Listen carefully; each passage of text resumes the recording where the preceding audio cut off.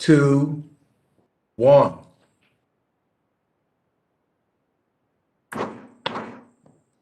The Committee on Foreign Affairs will come to order. Without objection, the chair is authorized to declare a recess of the committee at any point. Pursuant to Committee Rule 4, the chair may postpone further proceedings on approving any measure or matter or adopting an amendment. Without objection, all members will have 5 days to submit statements or extraneous materials on today's business. To insert something into the record, please have your staff email the previously circulated address or contact full committee staff. As a reminder to members, please keep your video function on at all times, even when you are not recognized by the chair. Members are responsible for muting and unmuting themselves, and please remember to mute yourself after you finish speaking. Consistent with House rules, staff will only mute members as appropriate when they are not under recognition to eliminate background noise. I see we have a quorum. As members were notified yesterday, we intend to first consider 8 measures and their amendments in block. Then we will move on to consider 4 measures and their amendments separately. Any roll call votes will be postponed until the end of the markup. Pursuant to notice, for purposes of markup, I now call up the measures and their amendments that were previously circulated to members' offices, which, without objection, will be considered in block, and each measure is considered as read, and the amendments to each are considered as read and are agreed to. Without objection, after remarks, the committee will vote to order the measures favorably reported in block, as amended if amended, and each member or amendments to each bill shall be reported as a single amendment in the nature of a substitute. The measures in the in block package are H.R. 1145, to direct the Secretary of State to develop a strategy to regain observer status for Taiwan in the World Health Organization, and for other purposes with a Meeks amendment in the nature of a substitute. H.R. 1500, to direct the Administrator of the USAID to submit to Congress a report on the impact of COVID-19 pandemic on global basic education programs with a Houlahan amendment in the nature of a substitute and a Perry amendment. H.R. 1158, to provide women and girls safe access to sanitation facilities in refugee camps. H.R. 1083, Southeast Asia Strategy Act. H.Res. 245, calling for continued and robust international collaboration and coordination to fight COVID-19 across Africa, with a Bass amendment in the nature of a substitute. H.R. 1079, Desert Locust Control, with a Smith amendment and a Perry amendment. H.R. 1934, providing United States international leadership in 5G, with a McCall amendment and with another McCall amendment. H.R. 1392, Protection of Saudi Dissidents Act of 2021, with a Connolly amendment and a Meeks amendment. I now recognize myself to speak on the in-block package. I support all of these bipartisan measures, and I'm grateful to all of our members on both sides for their hard work, and Ranking Member McCall. The legislation in our in-block is reflective of an overarching theme of this markup: global health. Over the last year, it has become apparent to the entire world that viruses do not respect borders, and that problems that develop on one side of the world can devastate people halfway around the globe. Since COVID-19 was first detected, trillions of dollars of global economic output have evaporated, and over 1 billion children have missed in-person schooling. According to the WHO, over 2.7 million people around the world have lost their lives to coronavirus. Of course, the old adage, 1 million deaths is a statistic, one death is a tragedy, is relevant to the COVID-19 pandemic. No figures can truly capture the suffering, heartbreak, and loss that the virus has caused. I can vividly remember when we were at the height of the pandemic in New York City, exactly 1 year ago today, when so many people in my community were saying their final goodbyes to loved ones or thinking about how they were going to pay their rent and the rent after they were laid off. Similarly, scenes have been repeated not just over all of our great country, but indeed around the entire world. Representative Karen Bass's resolution calling for decisive action to assist African nations is exactly the formula we should be putting forward in Africa, and indeed around the world.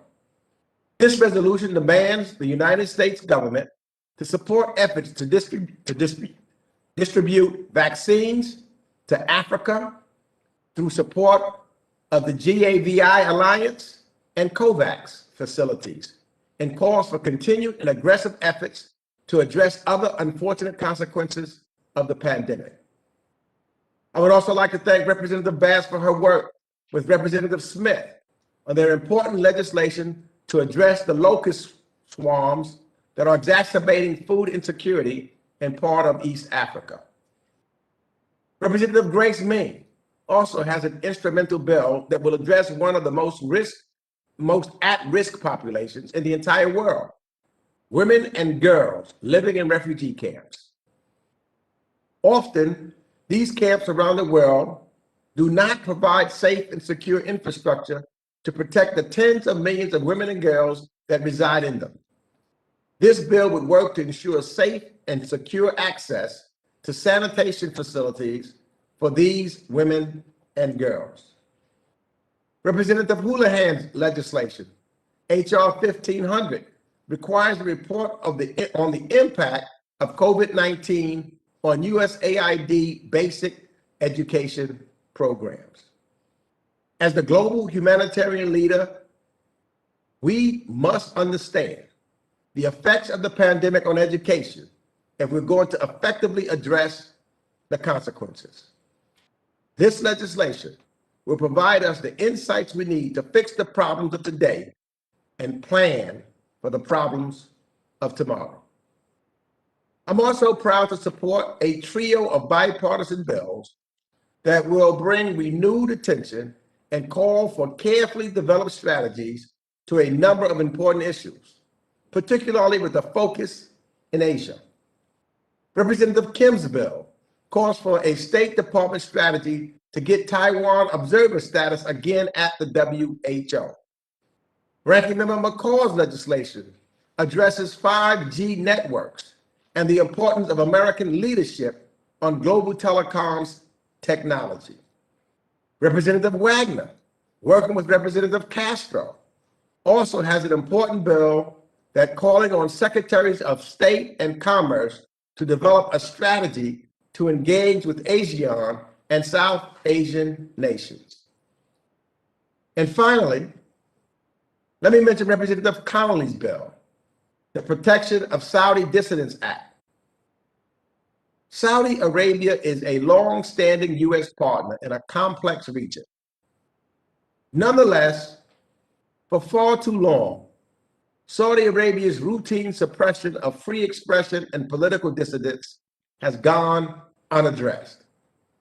This legislation imposes reasonable limits on U.S. weapons transfers to Saudi intelligence agencies shown to be involved in the killing of Jamal Khashoggi and other political repression until such repression and abuse of dissidents abates. To be clear, I want to be clear, the bill does not limit U.S. armed transfers for Saudi's defensive capabilities. And Mr. Connolly has graciously incorporated my amendment, which ensures that nothing in this legislation would deny the Saudi government the ability to defend its territory against attacks from external threats or hinder its ability to defend the United States military, diplomatic personnel, or facilities in the kingdom. I strongly support all the measures we are considering today in the en bloc, and I urge all members to join me to do the same. I will now recognize our ranking member, Mr. McCall of Texas, for his remarks. Thank you, Chairman Meeks. I want to thank you for holding this important markup and moving several important bills. I want to thank you for carrying on the traditions of this committee, working in a bipartisan manner. And I want to thank the staff on both sides of the aisle for their hard work leading up to this markup. I want to point out three bills from my Republican colleagues. One, Representative Smith's Desert Locust Control Act, Representative Wagner's Southeast Asia Strategy Act, and Representative Kim's bill directing the Secretary of State to develop a strategy to regain observer status for Taiwan in the World Health Organization. I think it's important to note, Mr. Chairman, that Taiwan actually warned the Chinese Communist Party and the WHO that COVID was transmittable human to human, and that warning went unheeded, sadly. And now we're in the situation we're in. I also want to thank Representatives Connolly, Shabbat, and you, Mr. Chairman, for working with me on what I think are strong amendments to help improve the Global Health Security Act. It's critical we apply the painful lessons learned from this pandemic so that we are better prepared in the future. I appreciate all of you for approaching such an important issue in a bipartisan manner. I also really want to thank Mr. Connolly for working with us on a compromise text that we got to within a matter of days for his Protection of Saudi Dissidents Act. And Mr. Chairman, thank you for your amendments because that's what got us to yes on this bill. It does not prohibit in any way Saudi's ability to obtain weapons to defend itself. The killing of Jamal Khashoggi, a prominent Saudi journalist, was an outrageous and gruesome crime. It was also a major setback for our relationship with Saudi Arabia. This amendment will help us better use our leverage to push improvements in the kingdom's human rights practices. It will also help preserve our strategic interests in the Middle East, including, as I mentioned, Saudi's ability to defend itself against an attack from Iran. I'm also pleased that we are considering my bill, the Promoting U.S. International Leadership in 5G Act. The Chinese Communist Party poses a generational threat to our country that we can no longer ignore. They are erasing ethnic groups in Xinjiang right now with the Muslim Uyghurs. They stole American national security data in the OPM hack, including mine, and are believed to be responsible for the Microsoft hack earlier this month. Now the Chinese Communist Party has designs to become the world's technology power, especially on 5G with their Huawei surveillance telecom program. To achieve their goal, the CCP is launching cyber attacks, stealing intellectual property, and spying on our companies and research institutions. Precisely why in Houston, in my state, the consulate was shut down because they were stealing from the Texas Medical Center biomedical research, including research on the vaccine, and from NASA. They've used to increase participation at standard-setting bodies like the International Telecommunications Union, or ITU, to embed their technology around the world. And with the full backing of the CCP, military companies like Huawei have gained significant global market share in 5G and are positioning themselves to gain even more. My bill will help the United States counter China's aggressive 5G expansion around the world by maintaining and, in some cases, increasing U.S. leadership and participation at critical international standard-setting bodies for 5G. Specifically, it will allow our government to better understand the security risk posed by the CCP's participation in 5G standard-setting bodies. Setting 5G standards and increasing cooperation between the United States and our allies and partners puts us in the driver's seat for the future, not the CCP. So, Mr. Chairman, with that, I look forward to a healthy debate on all the measures. And I want to say, I think we all agree that we need to exercise our Article 1 authorities. We'll be debating the AUMF. We just have a little different position on that. But as we always do, we'll debate in a very civil and educational way. And thank you so much for holding this markup. I yield back. I thank you for that, Ranking Member McCall. And yes, we will be very civil as we work out, as we always do. Thank you for that.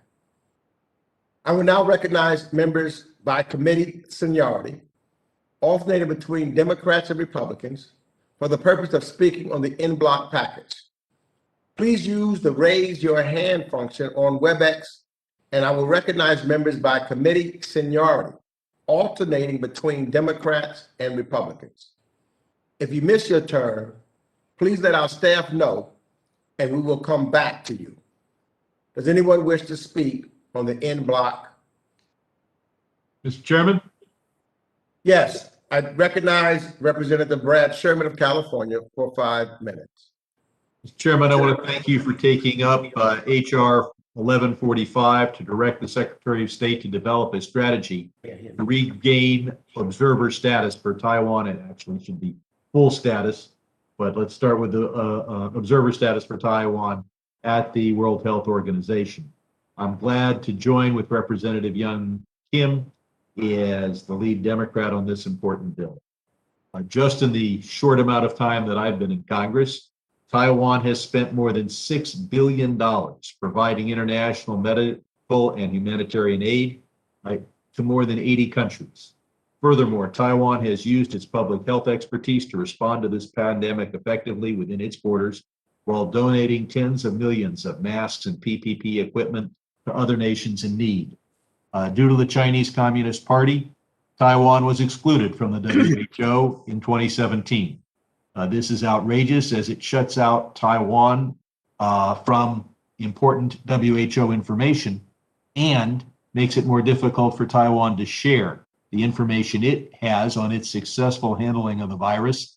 And as Mr. McCall points out, it was one of the first countries to ring the bell and to show us that indeed this disease is transmissible.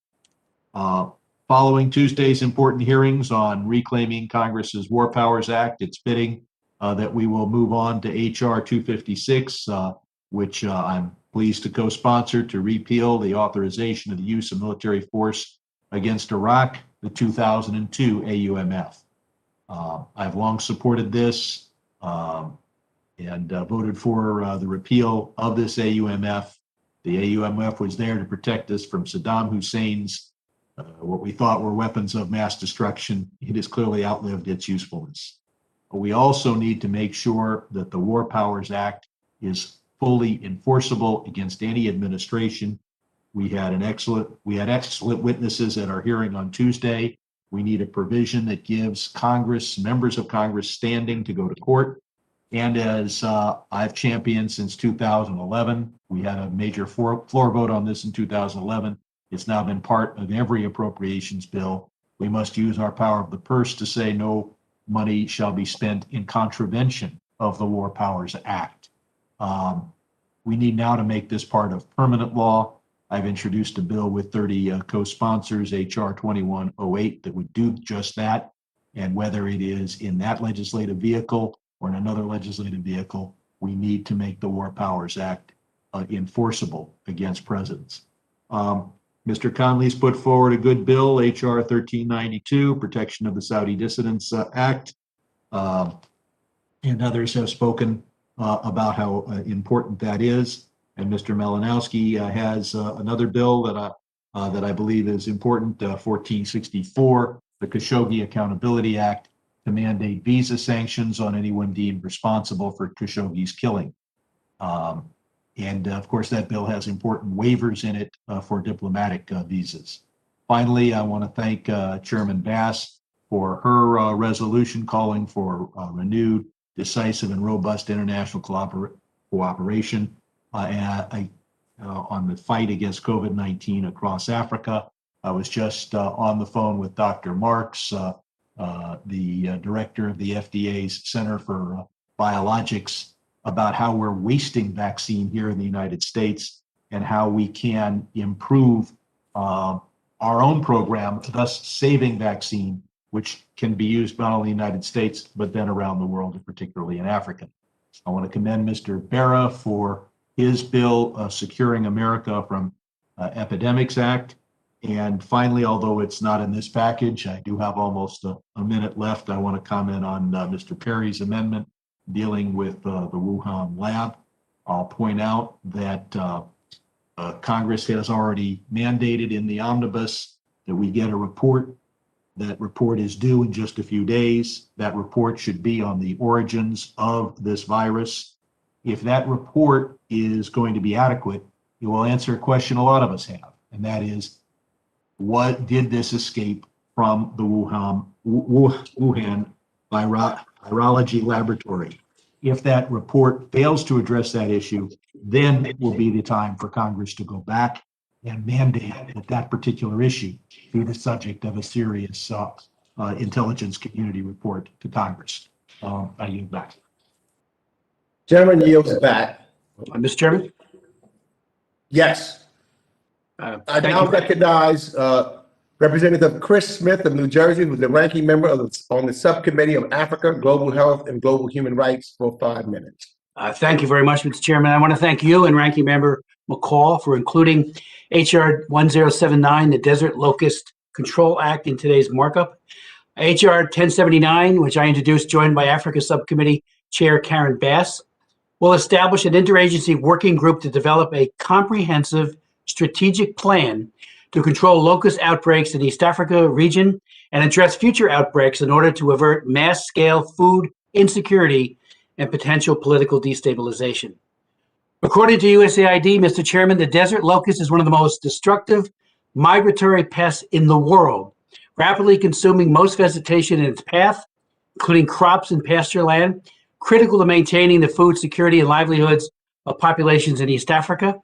Locust swarms are highly mobile and carried on the wind. Swarms can travel up to 100 miles per day, and even a relatively small 0.4% square mile size swarm can consume an amount of food sufficient for approximately 35,000 people in one day.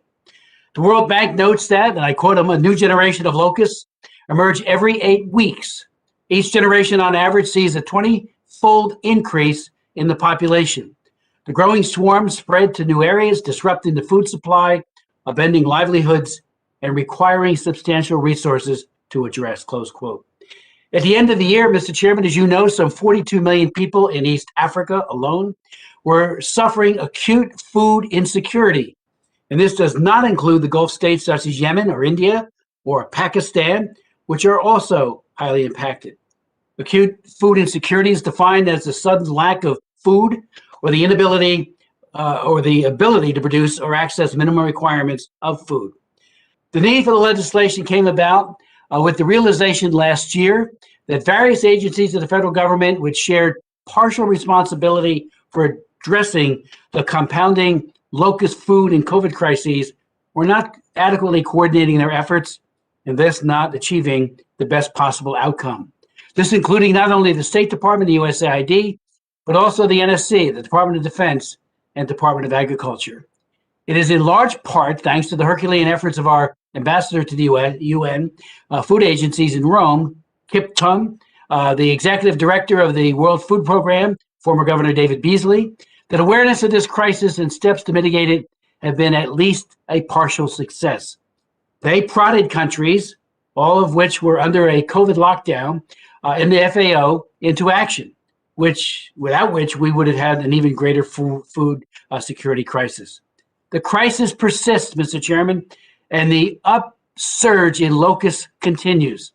The bill will help coordinate our government's response, and it will do it at a de minimis cost. And what are the costs of not acting?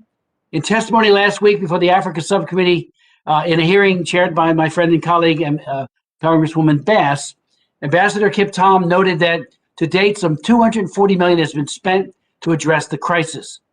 Of this, USAID provided some $26 million in assistance as of February 1st of this year for fiscal years 2020 and for 21. The German government has provided the largest amount of assistance to combat these locusts.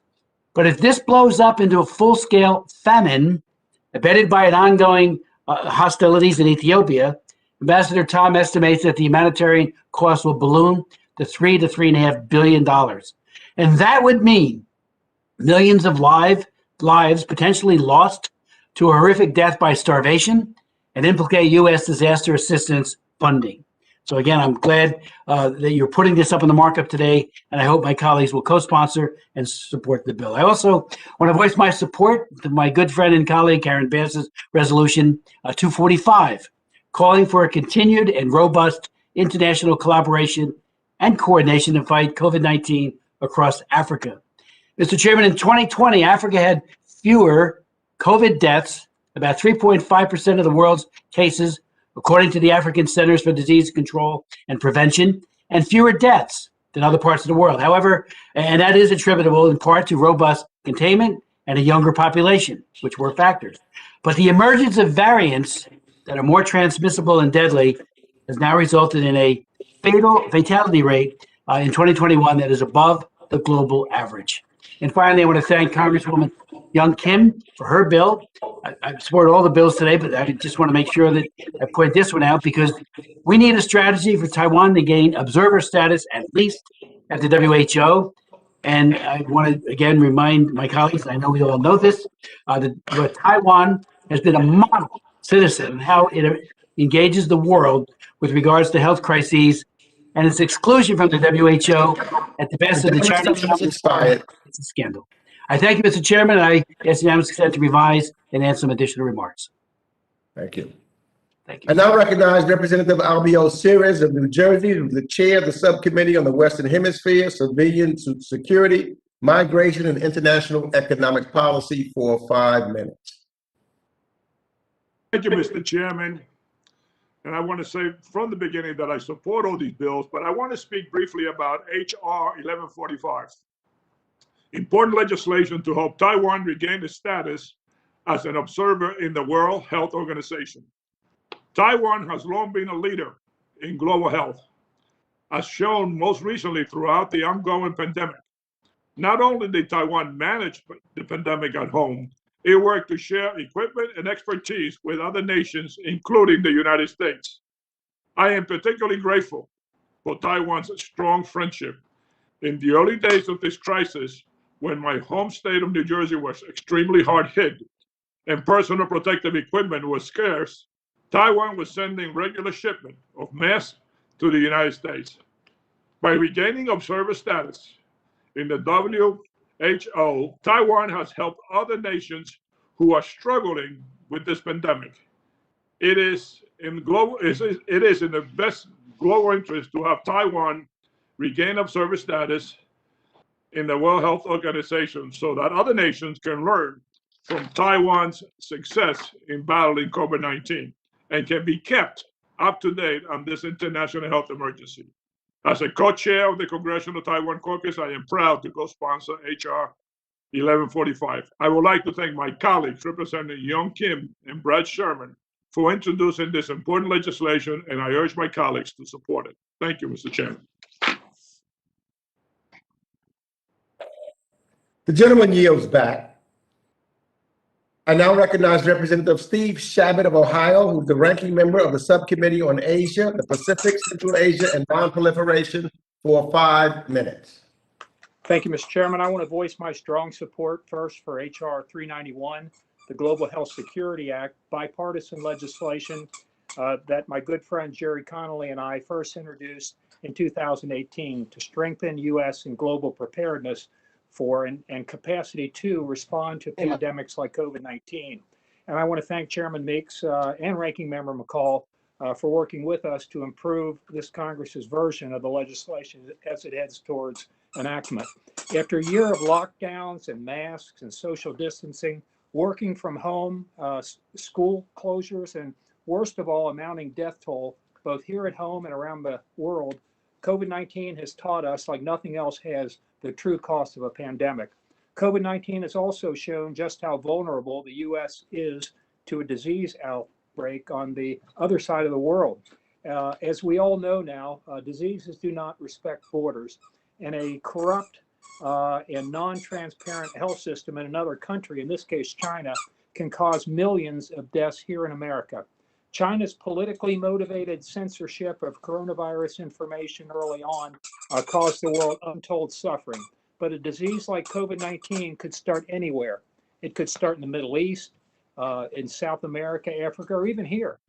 That's why we must help less prepared countries identify and contain future emergency deadly diseases when they originate and mitigate their impact before they have a chance to grow to pandemic scale. If I may say, our legislation was prescient in this regard. When we first introduced it back in 2018, COVID-19 didn't exist. However, we realized that Congress needed to support, direct, and provide oversight for the global health security work that had been done by the Obama administration and carried forward by the Trump administration. We also realized that the proper personnel needed to be in place to coordinate our response to emerging disease threats. Our legislation supports each of these goals, and so I strongly support this, would urge my colleagues to do so as well. I'd like to comment briefly on two other pieces of legislation that we have before us today.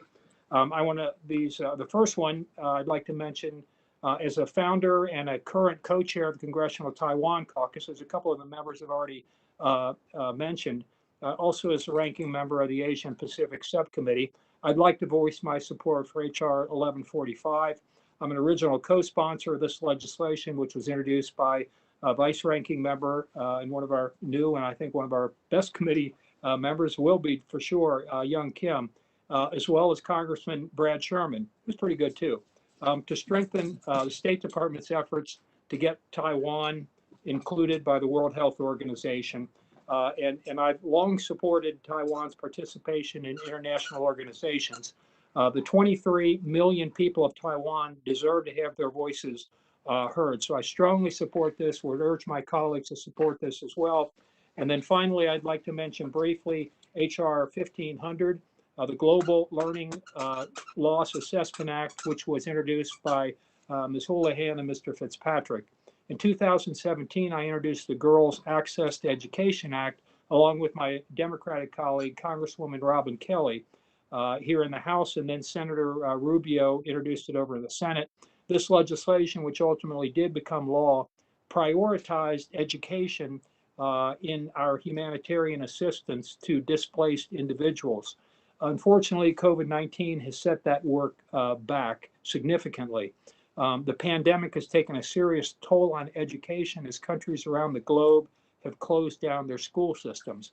Worse, millions of children, especially girls, have dropped out of school as a result of the pandemic and may never return to the classroom in some of those countries across the globe.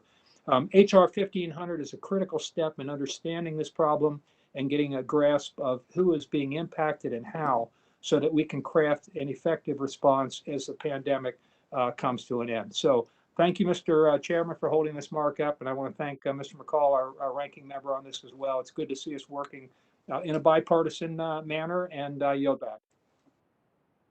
Thank you. The gentleman yields back. I now recognize Representative Jerry Connolly of Virginia, who's the president of the NATO Parliamentarian Assembly, for 5 minutes.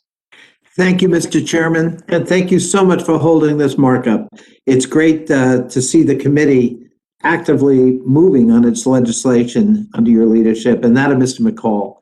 I want to join Mr. Shabbat as the co-chair of the Taiwan Caucus in expressing specific support for H.R. 745. I think it's vitally important that we include Taiwan in the international family, especially when it comes to international health issues during a pandemic. It's absurd not to include the Taiwanese expertise and experience.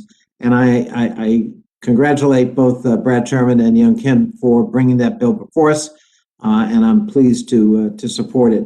I also want to thank you, Mr. Chairman, and you, Mr. McCall, for your bipartisan leadership in putting together an unblock package of legislation. And I particularly want to thank you for including the Saudi Dissidents Act. We had a lot of hurdles to overcome. We have managed, with your help and your input, to improve the bill and to make it something that is a strong bipartisan bill. I think that's very important. Jamal Khashoggi was my constituent. His brutal murder must not be forgotten, and there has to be justice. This bill will be a vehicle for moving us toward eventual justice. And I might add that it isn't just about Jamal Khashoggi, bad as that was. It's also about protecting dissidents.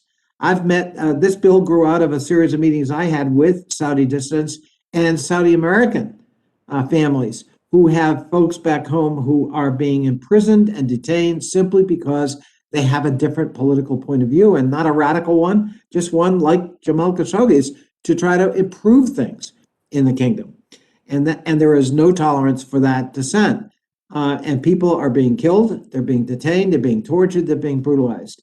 We as Americans, we as the House Foreign Affairs Committee cannot stand idle during that time. And just in the last 48 hours, if we needed a reminder of how important the subject is, we learned that the author of the UN report on the murder of Kamal Khashoggi, Agnes Koleba, has been threatened by Saudi officials.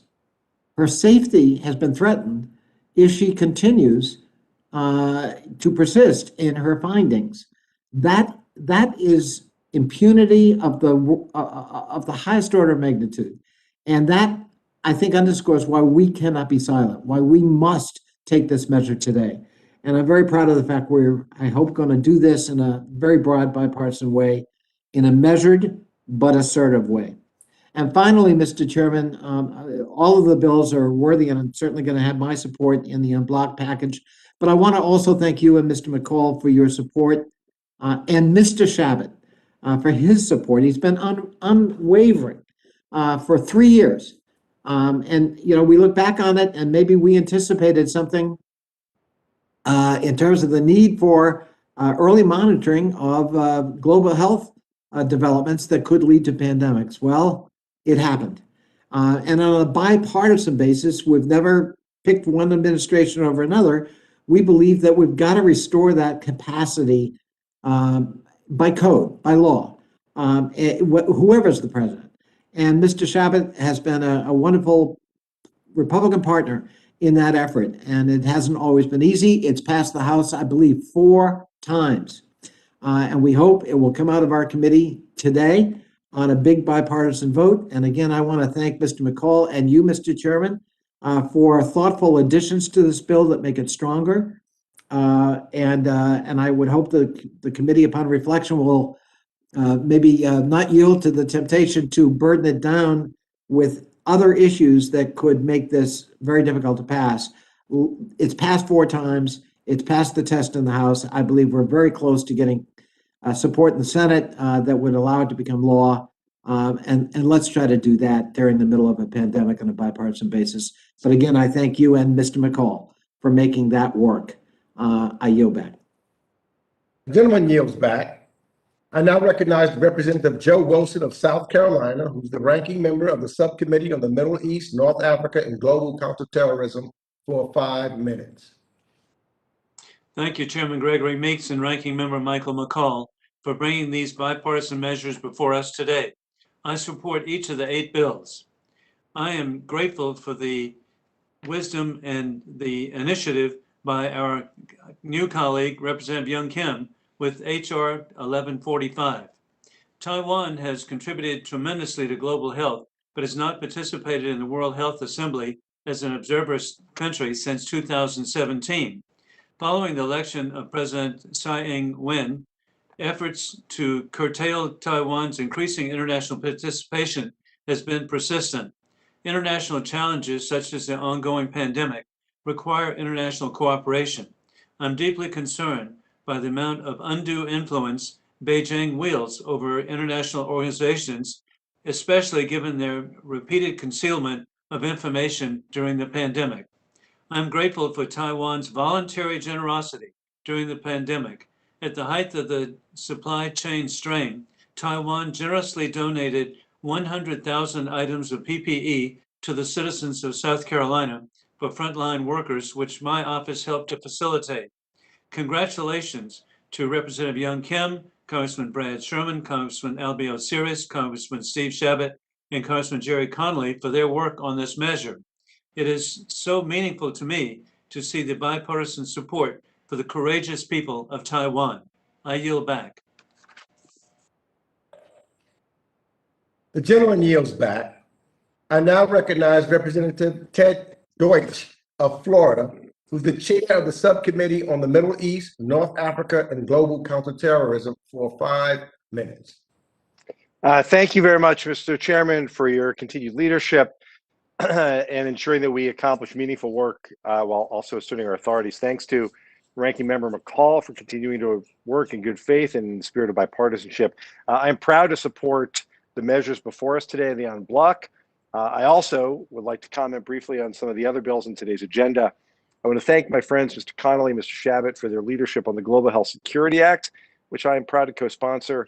With respect to our fight against COVID-19, we are not out of the woods yet. We cannot claim victory over this global pandemic until we stop its spread everywhere, not just in the United States, but everywhere. This will require years of sustained, vigilant U.S. leadership, harnessing the expertise of our government agencies and working with our partners overseas. Moreover, COVID-19 will not be the last infectious disease that threatens to become a global pandemic, and the Global Health Security Act will ensure we are prepared for years to come. Although it's unfortunate we cannot pass this into law before the emergence of COVID-19, it isn't too late for this legislation to make an important difference for all of us and for the world. I'd also like to commend Mr. Connolly and Mr. Malinowski for their work on the 2 bills pertaining to Saudi Arabia and the murder of Jamal Khashoggi, bills which I support. Just last week, I chaired a hearing on human rights in Saudi Arabia, where our witnesses described how the kingdom continues to brutally repress speech and dissent. As I said then, we cannot be afraid to speak truth to our partners, important partners, and we can never sacrifice American values. Saudi leadership must address American concerns about the treatment of our citizens and residents and stop its targeting of Saudi dissidents and political activists. 2.5 years after the murder of Jamal Khashoggi and after the release of the intelligence report, Congress should reinforce the message that the United States will not tolerate gross human rights abuses, including the targeting of dissidents abroad.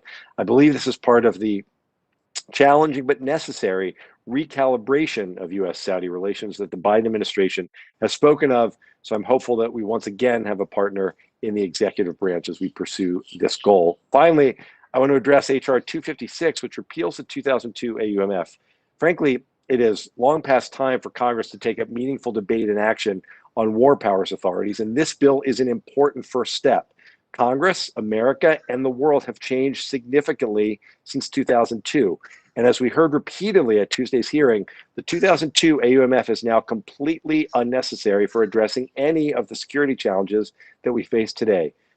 Some of our colleagues have argued that while they might agree in principle, they take issue with the process of repealing the 2002 AUMF without also taking up the replacement of the 2001 AUMF.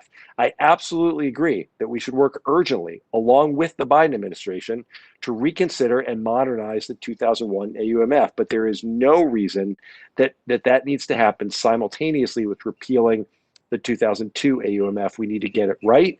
We can take these steps in succession, and I very much hope that we will. And so I'll just close by thanking and commending the chairman and the ranking member again.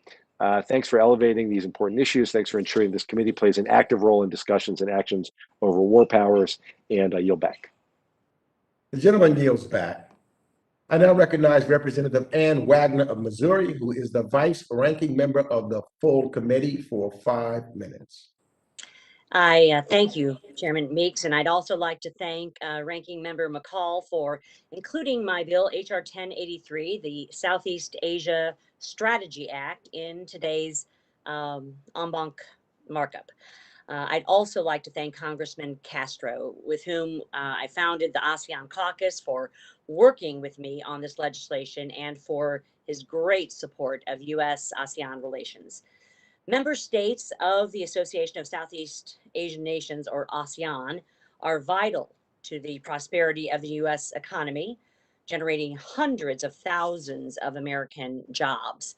H.R. 1083, the Southeast Asia Strategy Act, will deepen U.S. engagement in the region by requiring the United States to develop a coherent regional strategy that addresses all aspects of the relationship, from trade and humanitarian goals to diplomatic and security arrangements. U.S. Southeast Asia relations are at a critical juncture. People's Republic of China is working aggressively to expand its influence in this strategically important region, using predatory investment, threatening new military installments, and outright bullying to achieve its goals. But Southeast Asian countries do not believe that China and China's interests are well intentioned. Our partners seek assurances that the United States will continue to demonstrate strength in the region, and we must support our partners and allies as they stand up to China's erratic and aggressive behavior. The U.S. should be proactively crafting and implementing its Southeast Asia strategy, and this bill would require the administration to do just that. My legislation will ensure that the United States seizes its opportunity to engage meaningfully and productively with this dynamic and growing region. It will position the U.S. and its partners to safeguard freedom of navigation, promote mutually beneficial economic development, and strengthen the democratic norms that China seeks to undermine. Mr. Chairman, I want to thank you again for your great work on the U.S. Southeast Asian relations, and I urge my colleagues to support H.R. 1083, the Southeast Asia Strategy Act. And I yield back. The gentlelady yields back. I now recognize Representative Karen Bass of California, who is the chair of the Subcommittee on Africa, Global Health, and Global Human Rights, for 5 minutes. Well, thank you, Mr. Chairman, and let me thank the ranking member for this markup today. I also want to thank the ranking member of the Subcommittee on Africa as I join him in co-sponsoring H.R. 1079, the Desert Locust Control Act. I want to thank Ranking Member Smith. COVID-19 has forced us to acknowledge that the world's fates are intertwined and that the world can't be safe from this pandemic until everyone is. That is why I introduced H.Res 245, calling for continued and robust international collaboration and coordination to fight COVID-19 across Africa. I'm pleased that this resolution is bipartisan and hope that we can move forward together to continue to work in a bipartisan manner to fight COVID-19. Again, I want to thank the ranking member, McCall, and the Africa Subcommittee member, Smith, for supporting the resolution and showing that Congress can work together for the good of the American people and those around the world. This resolution reaffirms that decreasing the spread of COVID-19 and preventing future COVID-19 variants globally and in Africa is in the national interest of the United States. It also calls for continued and robust international collaboration and coordination to fight COVID-19 across Africa. Resources are increasingly limited in the United States and abroad. World economies are impacted due to the pandemic. I recently had a hearing on the effect of COVID-19 in Africa, and one of the witnesses was the director of the Africa CDC. He stated how he was worried about a vaccine war on the continent because of shipment delays. This will significantly impact the ability to fight the virus on the continent and weaken solid economies and destroy weaker ones. Botswana, for example, a pillar of democracy on the continent, has had to shift its focus from development to defense. Its citizens are worried that the pandemic will destroy its tourism economy, and the government is worried about maintaining its borders from outside countries with more severe COVID-19 cases. This week, I spoke with the ambassador from Botswana about the effects COVID-19 has had on his country, and he reiterated that several African countries allocated money for COVAX, and Botswana paid for 20% of its population to be vaccinated. But at this point, it doesn't look like this mark will be reached due to the supply. In another conversation I had with the ambassador from India to the US, about his country recently made a grant and aid delivery of 30,000 COVID-19 vaccines to Botswana on March 9th. The country has also made vaccines available to 30 other countries in Africa. Although there are reports that the Serum Institute of India is suspending major exports of the AstraZeneca COVID-19 vaccine to the continent, they have shown a good faith in humanity. It is time the United States do the same, and I'm asking my colleagues on both sides of the aisle to help ramp up our efforts to the continent. This is why we must also leverage resources and utilize multilateral tools available in an equitable and efficient manner. And this is why the United States must remain actively engaged and lead a sustained and robust COVID-19 recovery effort. In Africa, that means working with the African Union and the Africa CDC to collaboratively tackle the continent's health system challenges by equipping them to deliver science-based and quality health care. This resolution calls for the U.S. and international partners to work collaboratively to address the impacts of COVID-19 in Africa, the other impacts, including food insecurity, education challenges posed by the pandemic, global supply chains disruptions, equitable access to secure internet and digital connectivity, and good governance. We must seize this renewed sense of urgency to help build a true partnership with Africa by looking beyond a short-term recovery to mitigate the growing number of complex interconnected risks. I hope you will join me and my colleagues across the aisle and vote to support this resolution, reaffirming that decreasing the spread of COVID-19 and preventing future variants is in the national interest of the United States. Thank you, Mr. Chairman, and I yield back. Gentlelady yields back. I now recognize Representative Young Kim of California, who's the vice ranking member of the Subcommittee on Asia, the Pacific, Central Asia, and Non-Proliferation for 5 minutes. Thank you, Chairman Meeks and Ranking Member McCall. I am honored to speak in support of the bills included in this en bloc package before us today. That includes my bill on directing the State Department to implement a strategy to help Taiwan regain its observer status at the World Health Organization and its decision-making body, the World Health Assembly. In 2017, Taiwan was unjustly kicked out of the WHO by its leadership under pressure by the Chinese Communist Party, which prevented it from sharing and receiving vital information before and during the COVID-19 pandemic. Taiwan has long been a leader in global health security, collaborating with countries around the world in combating deadly disease outbreaks. Since 1996, Taiwan has invested more than $6 billion in international medical and humanitarian aid efforts in more than 80 countries. During the 2014 Ebola crisis, Taiwan donated over $1 million and provided 100,000 sets of personal protective equipment. Additionally, Taiwan was one of the first countries to raise the alarm during the initial spread of COVID-19, using its public health expertise to respond to the pandemic very effectively within its borders, while donating tens of millions of masks and PPE equipment to other nations in need.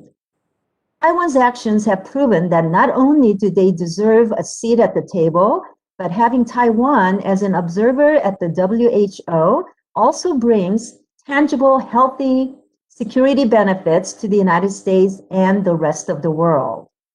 I want to thank Chairman Meeks, Ranking Member McCall, Asia Subcommittee Chairman Bera, and Ranking Member Shavat, all of whom are original co-sponsors of the bill, for including this initiative in today's markup and passing the first Taiwan-related initiative of the 117th Congress out of this committee. And I also want to thank my good friend, Congressman Brett Sherman, for co-leading this bill and ensuring that it received broad bipartisan support. Taiwan is a bipartisan issue, and I'm very encouraged by our committee's action today. Thank you, and I yield the balance of my time. The gentlelady yields back. I now recognize Representative Ted Lieu of California for 5 minutes. Thank you, Chairman Meeks, for holding this markup. And I want to, first of all, talk about the legislation related to Taiwan and directing the Secretary of State to have a strategy for putting Taiwan back into observer status for the World Health Organization. I note that unlike the Chinese government, which lied about the coronavirus at the beginning of the pandemic, Taiwan did everything right. They told the truth about the virus, which is that it can be transmitted by humans, and Taiwan relied on the science. They used mask protocols. They engaged in social distancing. They put in effective virus suppression measures. And because of what they did, Taiwan reopened their economy much sooner than the United States. The United States and the world has a lot to learn from Taiwan, and I fully support that legislation. I also rise in support of the two bills regarding Saudi Arabia. I just want to remind everyone that the Kingdom of Saudi Arabia lied to the United States for 17 straight days. They lied to us, they lied to the world about the murder of a U.S. legal permanent resident who was also an opinions columnist for the Washington Post. And what we know is that Saudi Arabia has not suffered a lot of consequences that other normal countries would have suffered for lying about murdering a legal U.S. resident. So I support both of those two bills related to Saudi Arabia. And then finally, I want to talk briefly about the AUMF. We shouldn't have forever wars, which means we shouldn't have AUMFs without sunsets that allow for these forever wars. And it's time that we repeal the 2002 AUMF. And I want to commend Representative Barbara Lee and all the others who have worked on this issue. And thank you again, Chairman, for holding this important markup. And I yield back. The gentleman yields back. I now recognize Representative Abigail Spanberger of Virginia, who's the Vice Chair of the Subcommittee on Europe, Energy, and the Environment and Cyber for 5 minutes. Thank you very much, Chairman Meeks, and thank you to Ranking Member McCall for your legislation, the Promoting U.S. International Leadership in 5G Act. It is difficult to overstate the long-term effects of the global transition to 5G, and it's also important that we take seriously the risks involved in this transition, especially those posed by the Chinese government and Chinese government-backed companies. According to a 2018 NATO report, Huawei's growing influence as a leading supplier of 5G technology could be exploited by China to engage in espionage, monitor foreign corporations and governments, and support Chinese military operations. As China works hard to take advantage of this moment, and the United States must redouble our efforts to support U.S. competitiveness and innovation in the telecom space and protect against threats to Americans and U.S. interests that are posed by foreign-backed 5G technologies and networks, and work with our allies and partners to pursue similar strategies to do this. My bipartisan legislation that required a national strategy on 5G, one that would protect U.S. consumers and assist U.S. allies in maximizing the security of their 5G telecommunications systems, was signed into law by President Trump. And I appreciated Ranking Member McCall's support for my legislation. And today I am happy to support your legislation, Mr. Ranking Member McCall. It is critical that the United States develop strategies to better engage in international standard-setting bodies to ensure that U.S. interests are integrated as the international community deliberates on the standards that will shape the future of the international telecom industry. By engaging diplomatically in these multilateral forums, the United States can enhance U.S. competitiveness and national security. Thank you for your leadership on this, Ranking Member McCall, and I look forward to continuing to work with you to ensure that the United States is leading the 5G transition and that we do our part to protect American security and economic considerations. I yield back. The gentlelady yields back. I now recognize Representative Chrissy Houlahan of Pennsylvania for 5 minutes. Thank you, Mr. Chair, and thank you to everyone on the committee for your support of my critical piece of legislation, H.R. 1500, the Global Learning Loss Assessment Act. And I'd also like to thank my colleagues, Representative Fitzpatrick, also from our home Commonwealth of Pennsylvania, and Representative Quigley for their work on this bill. Together through this legislation, we are requiring the U.S. Agency for International Development, or USAID, to submit a report to Congress on the impacts of COVID-19 on USAID-based education programs and global learning. Over the past year, COVID has disrupted the education of over 90% of the world's children. The Research Triangle Institute predicts that most students will return to school looking more like students in the middle or close to the end of their previous grade. And this disruption has compounded the global learning crisis that preceded the pandemic. Already, students were behind on literacy comprehension and much more, which makes the next few months incredibly important. My colleagues and I on this bill are clear-minded about what needs to happen. To shore up the increasing gaps in learning and preserve the massive gains the United States has made in global education rates, we need to understand the extent of the damage that this pandemic has caused. This bill will arm us with data that we need to move quickly, to invest effectively across our USAID programs, and to make our international basic education programs more resilient to crises like these. We cannot afford to ignore the devastating effects of COVID-19 on students around the world. Education loss will continue without intentional steps on our behalf, and inaction will most certainly lead to further loss. We must also recognize the disproportionate impact that this pandemic has had on vulnerable populations, particularly young girls. Education is key for the success and well-being of women and girls. It often provides economic opportunity that would otherwise not have been available. And I'm particularly concerned about the harrowing consequences that school-age girls are facing in the light of their school closures, including an increased likelihood of gender-based violence and unplanned pregnancies. Since the outbreak of COVID-19, emerging data and reports from those on the front lines have shown that all types of violence against women and girls has intensified during this time. The United States has been a historic leader on global education, investing in USAID and partner programs to pave the way for a more educated global society. And I believe our leadership here is even more important and should continue. Our work in this space helps us to build mutually beneficial relationships with countries around the world, and investments in education extend far, far beyond the classroom.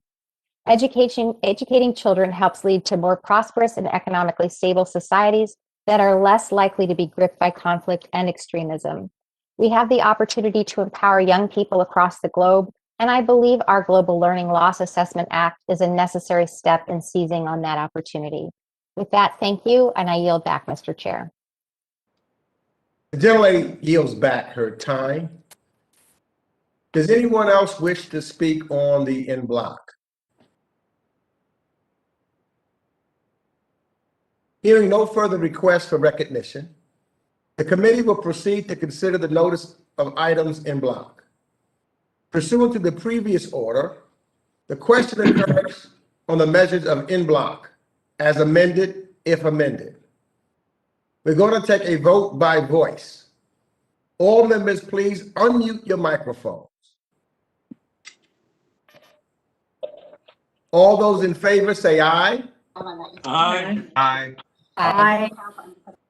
All those opposed say no. In the opinion of the chair, the ayes have it, and the motion to reconsider is laid on the table.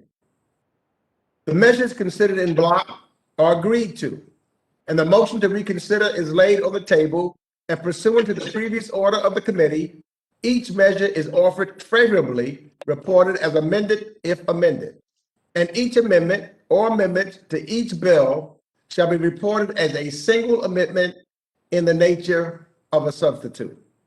Without objection, staff is authorized to make any technical and conforming changes. Now it's time to move on to the next item of business. We will be considering separately the following measures and their amendments. H.R. 391, Global Health Security Act of 2021.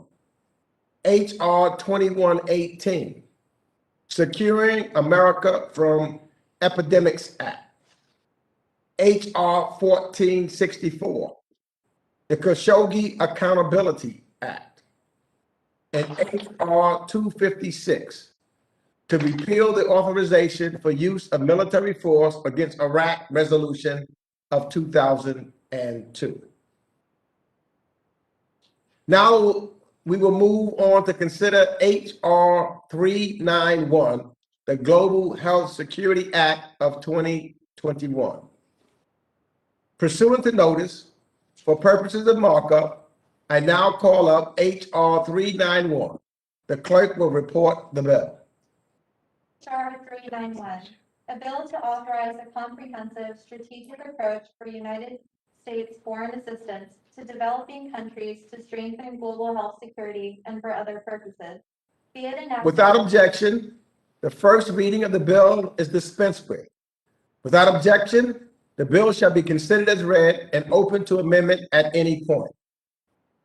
2 bipartisan amendments to this bill were distributed to members in advance, and I understand members are prepared to accept them. So without objection, the 2 bipartisan amendments are Connolly Amendment number 40, a McCall Amendment number 20, are supported by myself and Mr. McCall and Mr. Connolly, and are agreed to in block. At this time, I recognize myself to speak on the measure. The past year has taught all of us the importance of global health security. Never has it been so clear that the pathogens around the world can dramatically affect American life here at home. Representative Connolly has been a persistent leader on this issue in the past, and I so appreciate his work this Congress to further update this legislation. As the saying goes, 1 ounce of prevention is worth a pound of cure. And that is undoubtedly true in global health. Pandemics don't respect borders. They don't care about nationalities. And we have spent the last year seeing that play out with horrific results in the COVID-19 pandemic. Having a coordinated, whole of government approach to both preparing for and responding to these threats is critical. Even more so as we face a growing coronavirus outbreak. This measure today would institutionalize the best practices the United States has learned in global health security. The bill establishes an interagency review council to advance global health security and mandates a U.S. global health security coordinator to manage the U.S. response in these emergencies and to speak with one voice. It also requires a strategy and reporting to Congress, which has communicated throughout this latest coronavirus outbreak its conviction that global health security is in our national interest, not just in playing catch up, but in getting ahead of the curve. I support this important legislation and encourage everyone to do the same.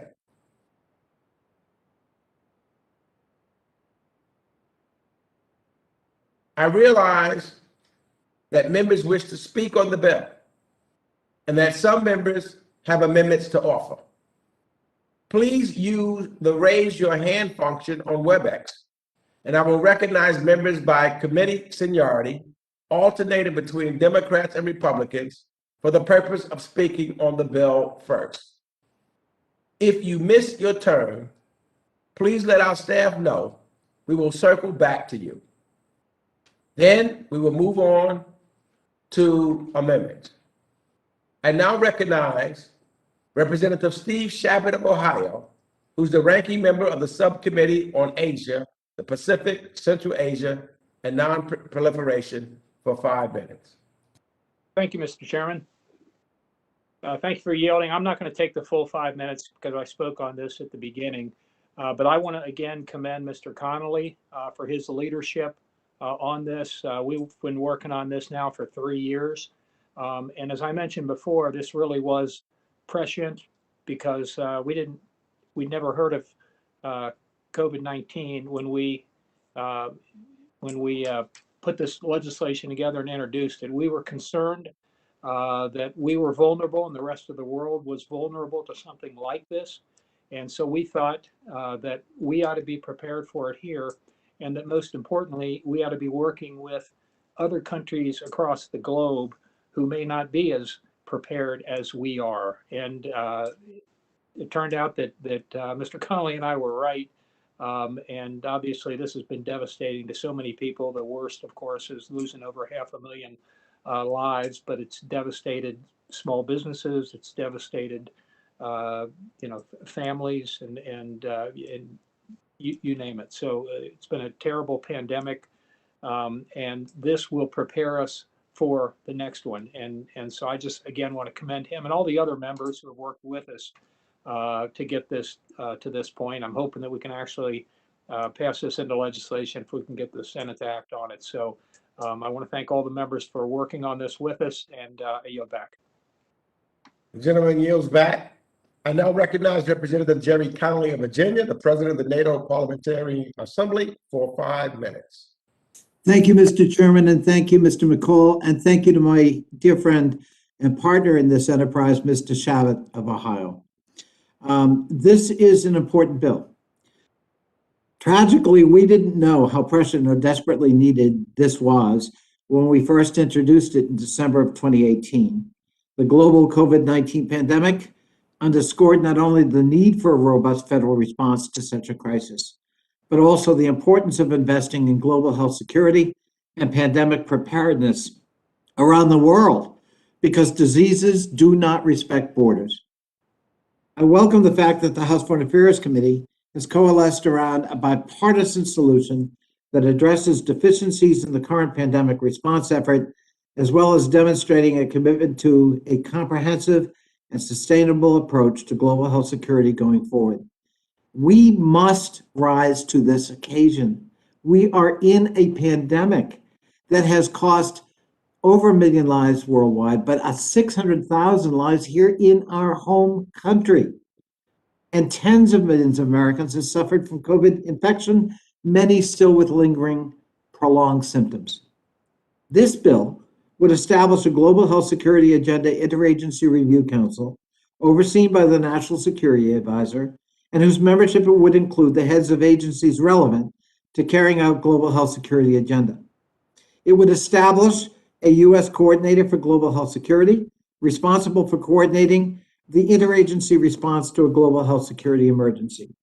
It would require the president to develop a global health security strategy with specific and measurable goals, benchmarks, and performance metrics that will improve U.S. leadership on global pandemic preparedness.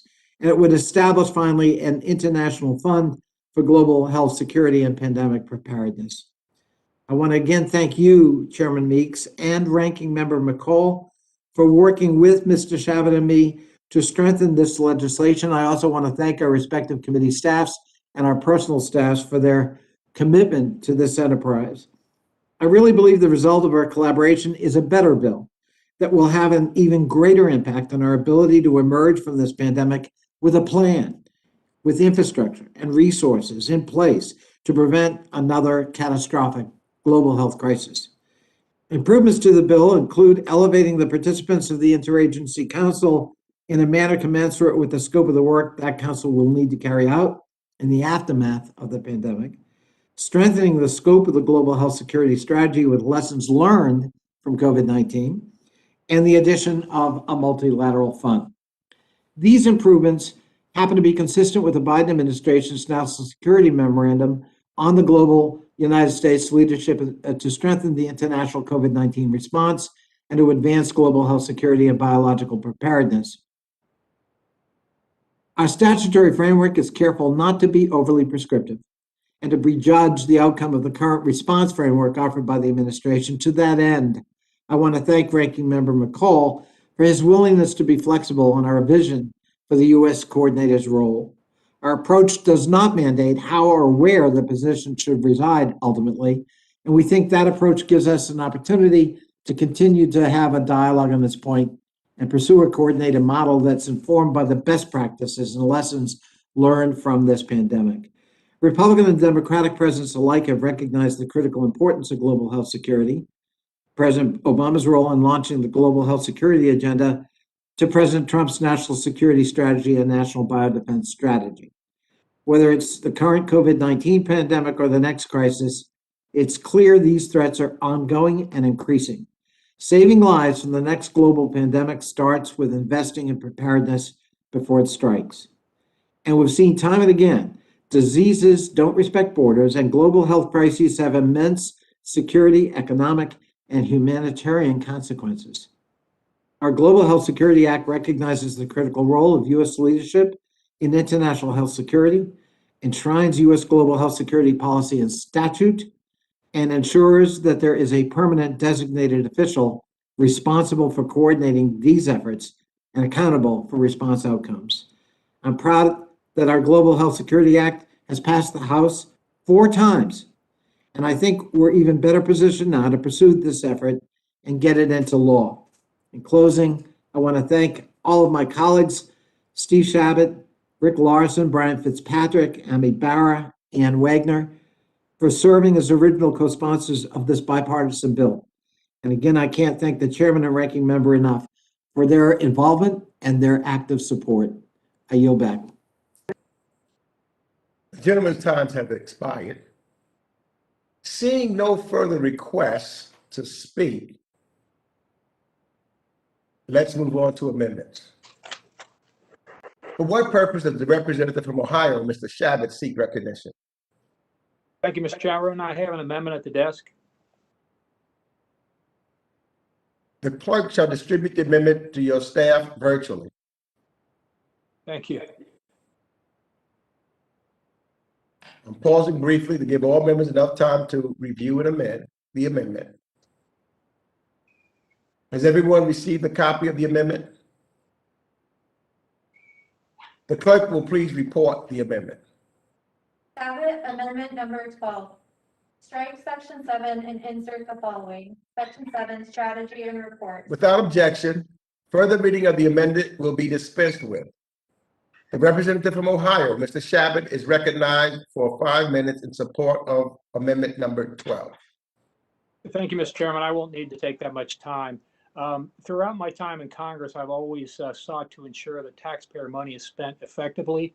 One way to do it is to include strategy and reporting requirements in legislation we pass to enhance our ability to do effective oversight. If adopted, this amendment would strengthen both the strategy and the reports required by the Global Health Security Act to enhance better oversight over U.S. efforts to advance pandemic preparedness and response capabilities around the globe. This amendment is a consensus product of bipartisan negotiations between myself, Mr. Connolly, Ranking Member McCall, and Chairman Meeks. And I'd urge that my colleagues support the amendment, and I yield back. Would my friend Mr. Chabot yield to me, Mr. I would Connolly? be happy to yield to the gentleman from the Commonwealth of Virginia, Mr. Connolly. I thank you, Mr. Shabbat. I just wanted briefly to say I support the amendment. I think it's a very thoughtful and substantive addition that strengthens the bill and strengthens our effort going forward, and I urge its adoption. Thank you for yielding. I'm happy to yield, and I yield back. The gentleman yields back. I now recognize myself for 5 minutes. I support Mr. Shabbat's amendment. Mr. Shabbat's amendment, along with the McCall and Connolly amendments to GHSA, represent a bipartisan group of changes to the bill, which I, the ranking member, Mr. Connolly, and Mr. Shabbat support. Mr. Shabbat's amendment includes greater detail in the global health security strategy required by the bill, adding pieces like commitments to transparency, avoiding overlap and duplication, and supporting public-private partnerships. The strategy also calls for working closely with allies and partners, a crucial component to maintain global health security. I encourage all of my colleagues to support this important amendment, and I yield back.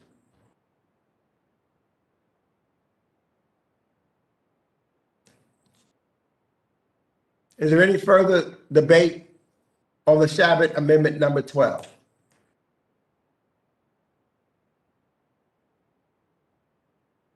I understand that there are a couple of amendments to the Shabbat Amendment.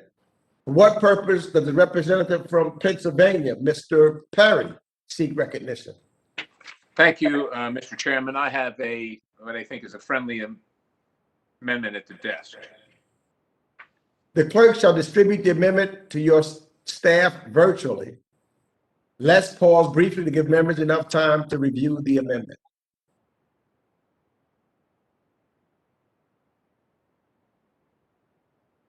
Has everyone received a copy of the amendment? The clerk will please report the amendment. Hearing amendment number 51.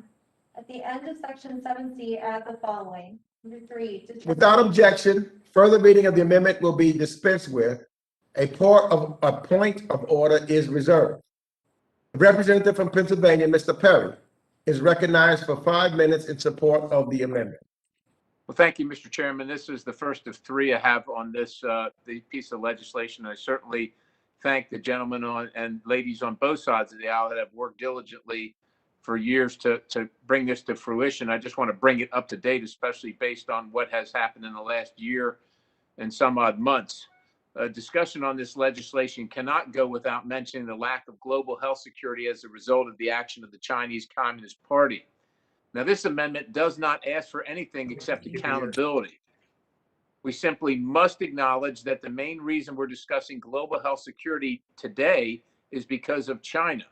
Understandably, there have been epidemics and/or pandemics in the past, including the outbreak of H1N1 in this country and the outbreak of Ebola in Africa.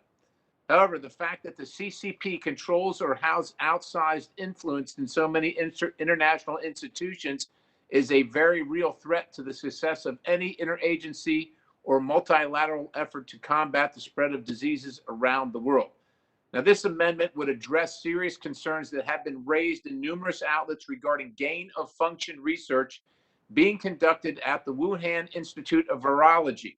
To be clear, gain-of-function research is the deliberate manipulation of a virus to make it more transmissible and fatal. In a letter I led to the HHS OIG last month, I noted that the Wuhan Institute was somehow eligible for NIH grant funding.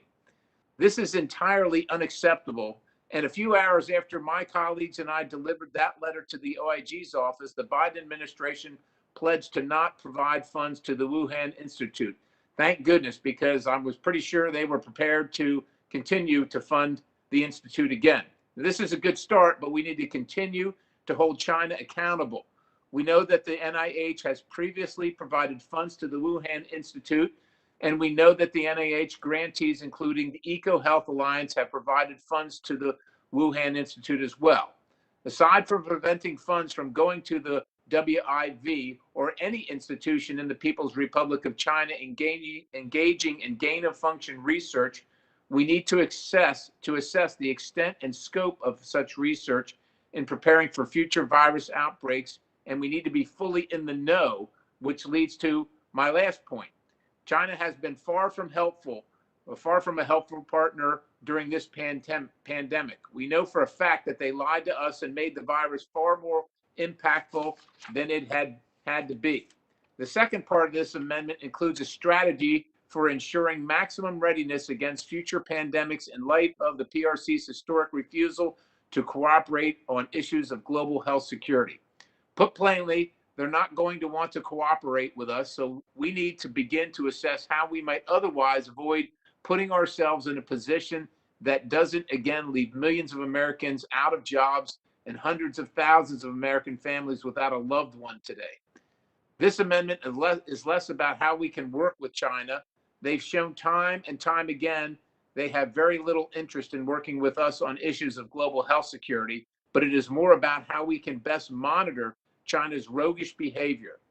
With that, I urge adoption of this amendment, and I yield back the remainder of the time, Mr. Chairman.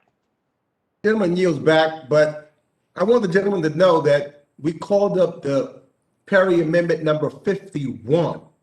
I think that you were articulating about the Perry Amendment number 48, if that's not correct. We called up 51 proposed amendment, which requires the president in collaboration with ODNI to make a determination on the likelihood that COVID originated in a Chinese lab. That's number 51. Mr. Chairman, I apologize for being out of order here. Somehow they ended up that way on my sheet, and I don't have them listed in the numbers that you have them listed in. So let me just let the record reflect that we are moving to now our call up, since you debated Perry number 48. Okay. I'll respond to number 48, and we will recall 51 after we debate 58. So I have to make sure now that everyone has received a copy of the amendment number 48 for their review.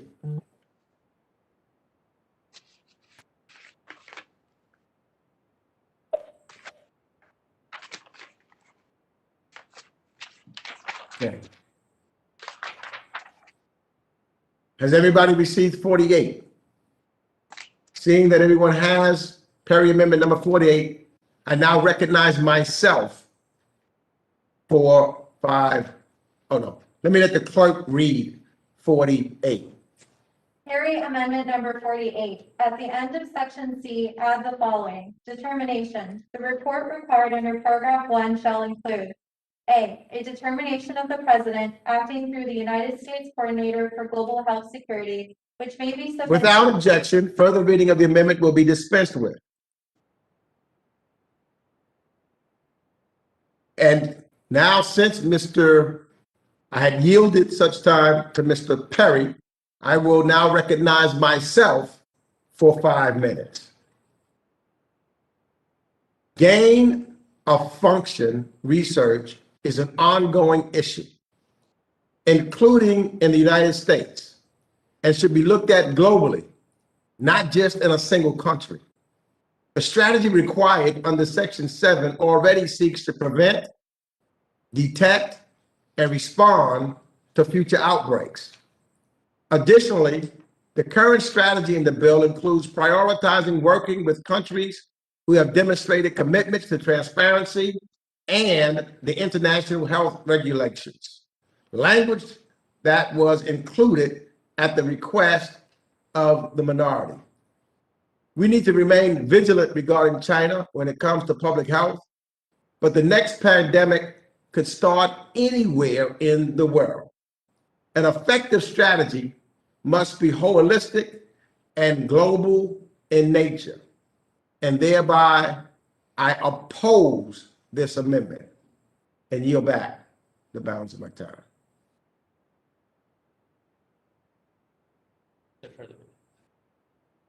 Are there any further debate on the amendment?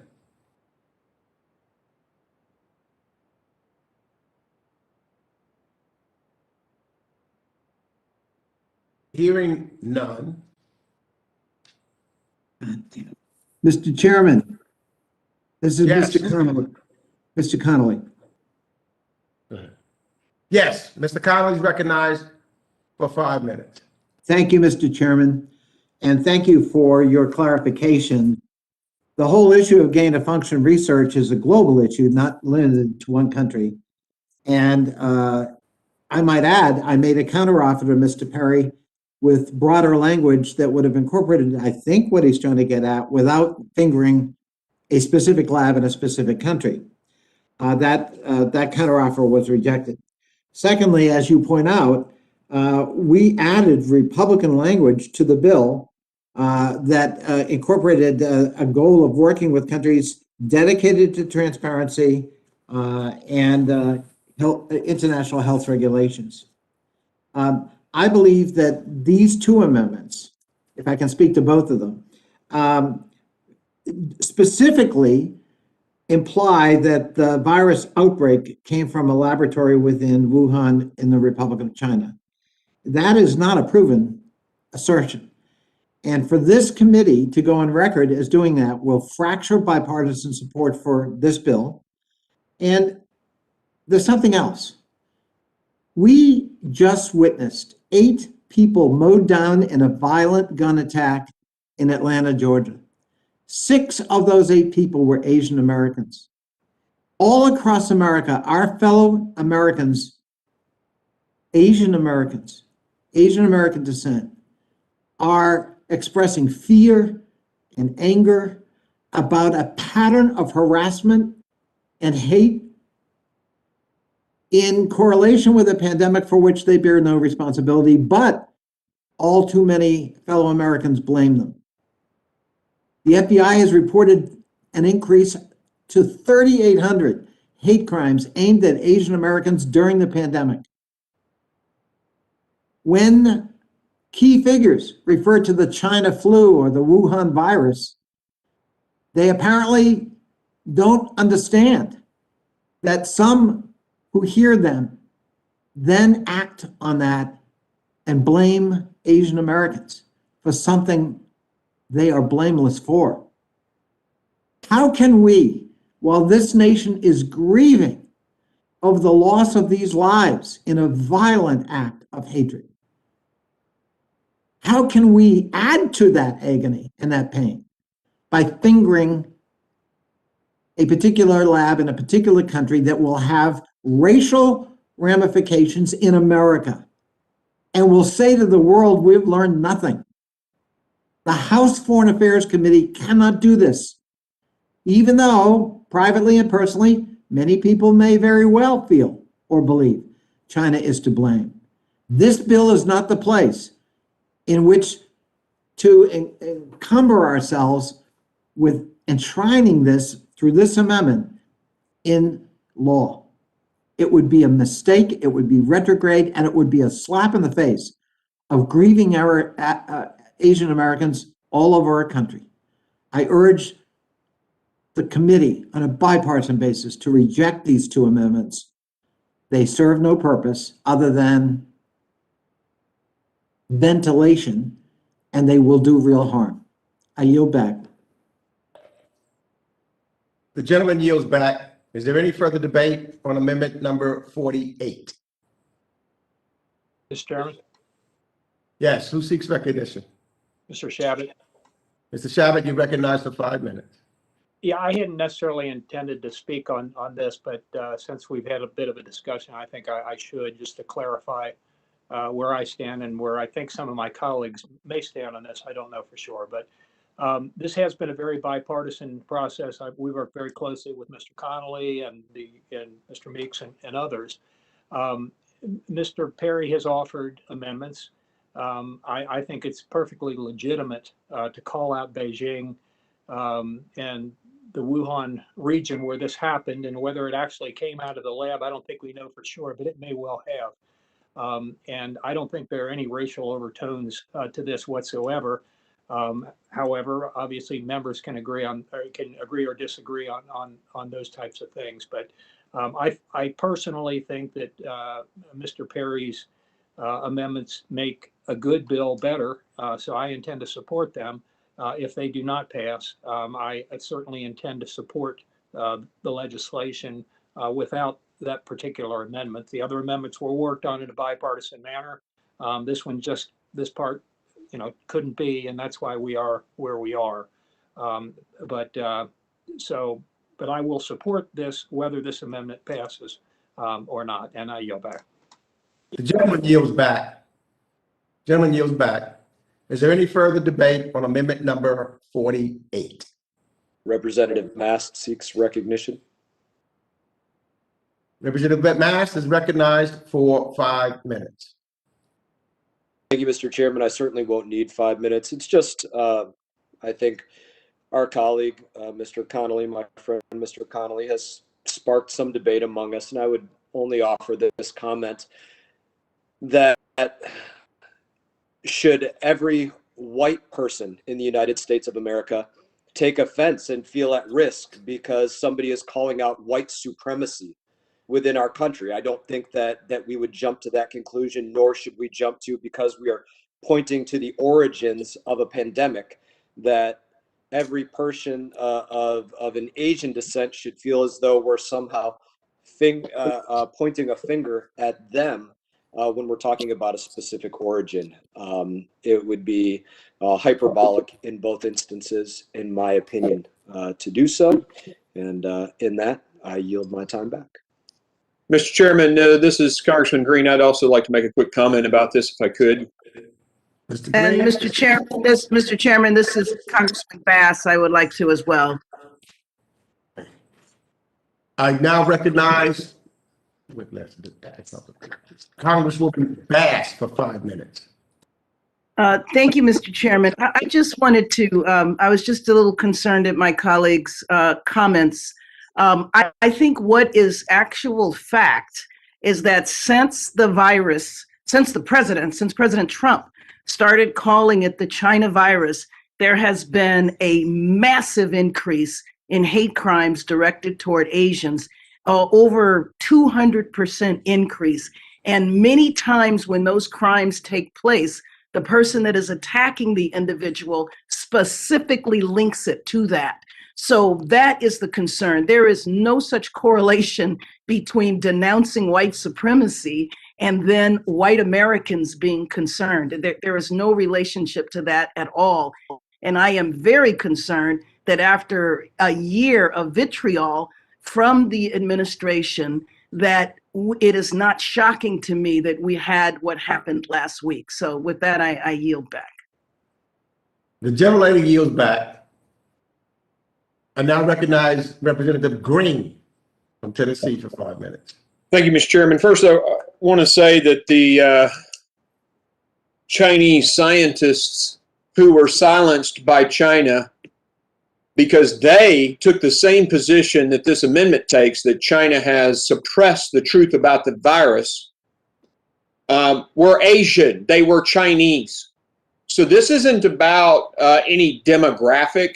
This is about the leadership of a country who even suppressed and disappeared their own Chinese, Asian people's scientists from telling the truth about of the origins of this virus and the truth about its spread and the truth about what was going on in the Wuhan lab and the Wuhan region of China. So making this somehow a racial thing, sure, it may serve some political agenda, but it has no purpose in this committee.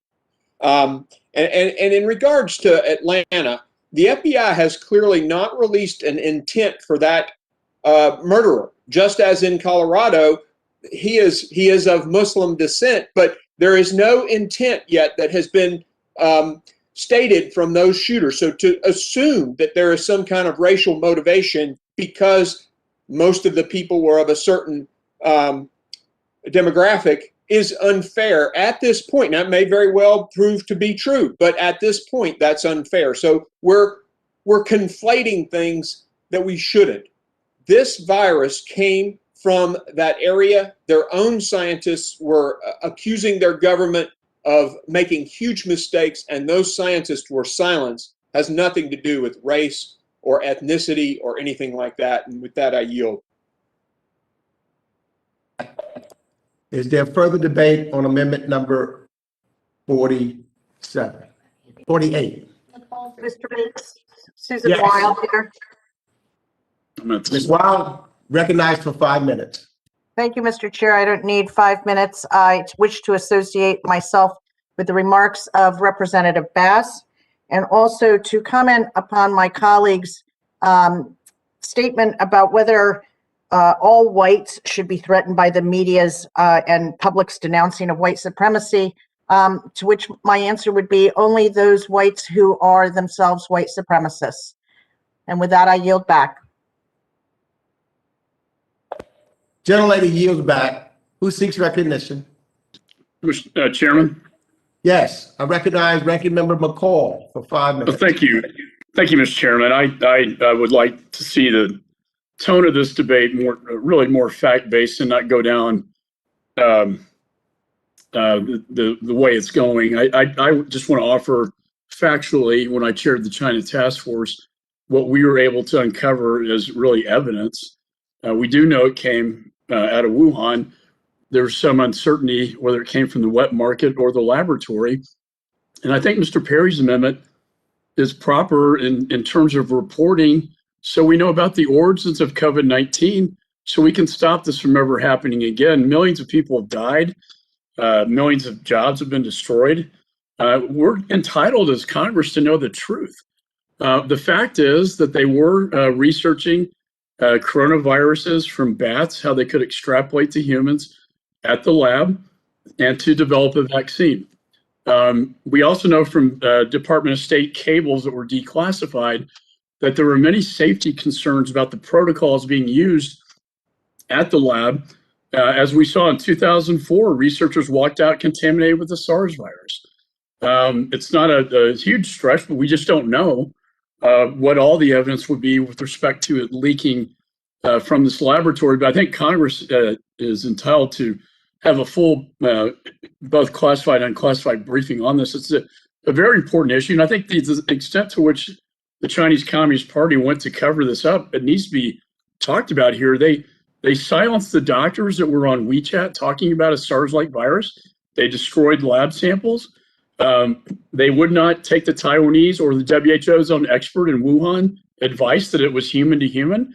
And instead, the Director General, Tedros, and the WHO did not issue that alert, the international pandemic alert, but rather chose to sit on it. And meanwhile, the big festival in January took place, and 5 million people exited Wuhan, traveled through mainland China, and then traveled internationally. That's precisely, Mr. Chairman, when this went from a contained local epidemic, or not contained, but local epidemic, to a global pandemic.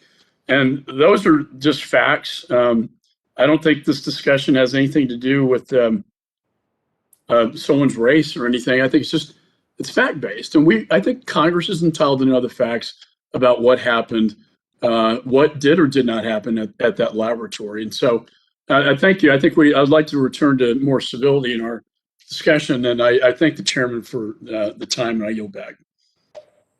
The gentleman yields back. Is there any further debate on amendment number 48, Perry number 48? Hearing no further request to speak, the question is on Perry amendment number 48. We're going to take a vote by voice. All members, please unmute your microphones. All those in favor, say aye. Aye. Aye. All those opposed, say no. No. No. No. In the opinion of the chair, the noes have it, and the amendment is not agreed to. And without objection, the motion to reconsider is laid upon the table. For what purpose does the representative from Pennsylvania seek recognition? Thank you, Mr. Chairman. I have an amendment at the desk. I believe it's number 51 on this occasion. The clerk should distribute the amendment to our staff virtually. Let's pause briefly to give all members enough time to review the amendment. Has everyone received a copy of the amendment? The clerk will please report the amendment. Carry amendment number 51. At the end of section 7C, add the following. Number 3. Without objection, further reading of the amendment will be dispensed with. A point of order is reserved. The representative from Pennsylvania, Mr. Perry, is now recognized for 5 minutes in support of the amendment. Thank you very much, Mr. Chairman. The greatest mystery surrounding the coronavirus pandemic will almost certainly never be solved: how it began. Whether it originated at a wet market in Wuhan or leaked from a laboratory as a result of gain-of-function research promoted by Chinese health authorities, we'll likely never know, because the CCP will do absolutely everything they can to avoid cooperating on the subject and having the world find out the truth. The lab theory was dismissed early on as a right-wing conspiracy less than 1 year ago. However, just last month, the Washington Post, not exactly an outlet known for advocacy of conservative viewpoints, published an article on the lab hypothesis in an op-ed. More and more questions continue to surround this hypothesis, especially in light of circumstances immediately preceding the pandemic. For example, in 2018, the State Department offered a briefing regarding the potential pandemic risk of research conducted at the Wuhan Institute of Virology, indicating that our government knew about the potential of coronavirus experts at the WIV, as well as biosafety concerns at the facility in general. The National Institute of Health, until recently, apparently made research grants available to the WIV and also made grants available to benefactors of the WIV, including the EcoHealth Alliance. It would seem unlikely that the NIH was unaware of the scope of the gain-of-function experiments occurring in Wuhan. More than a month ago, after sending a letter to HHS OIG office requesting specific information on the NIH's relationship with the WIV, I have not received answers to any of my questions. Now, this has been a very long year for the American people, and after a devastating pandemic that has left more than 500,000 dead and millions out of work, the very least they deserve are answers to the questions they continue to have. This amendment would offer that option by directing the president to offer an assessment on the likelihood that the coronavirus was leaked from a laboratory within the People's Republic of China. It allows for a classified annex to be applied to this requirement if the president judges it to be in the national security interest of the United States. It is true that a simple reporting requirement can't establish with certainty that this virus may have escaped from a lab.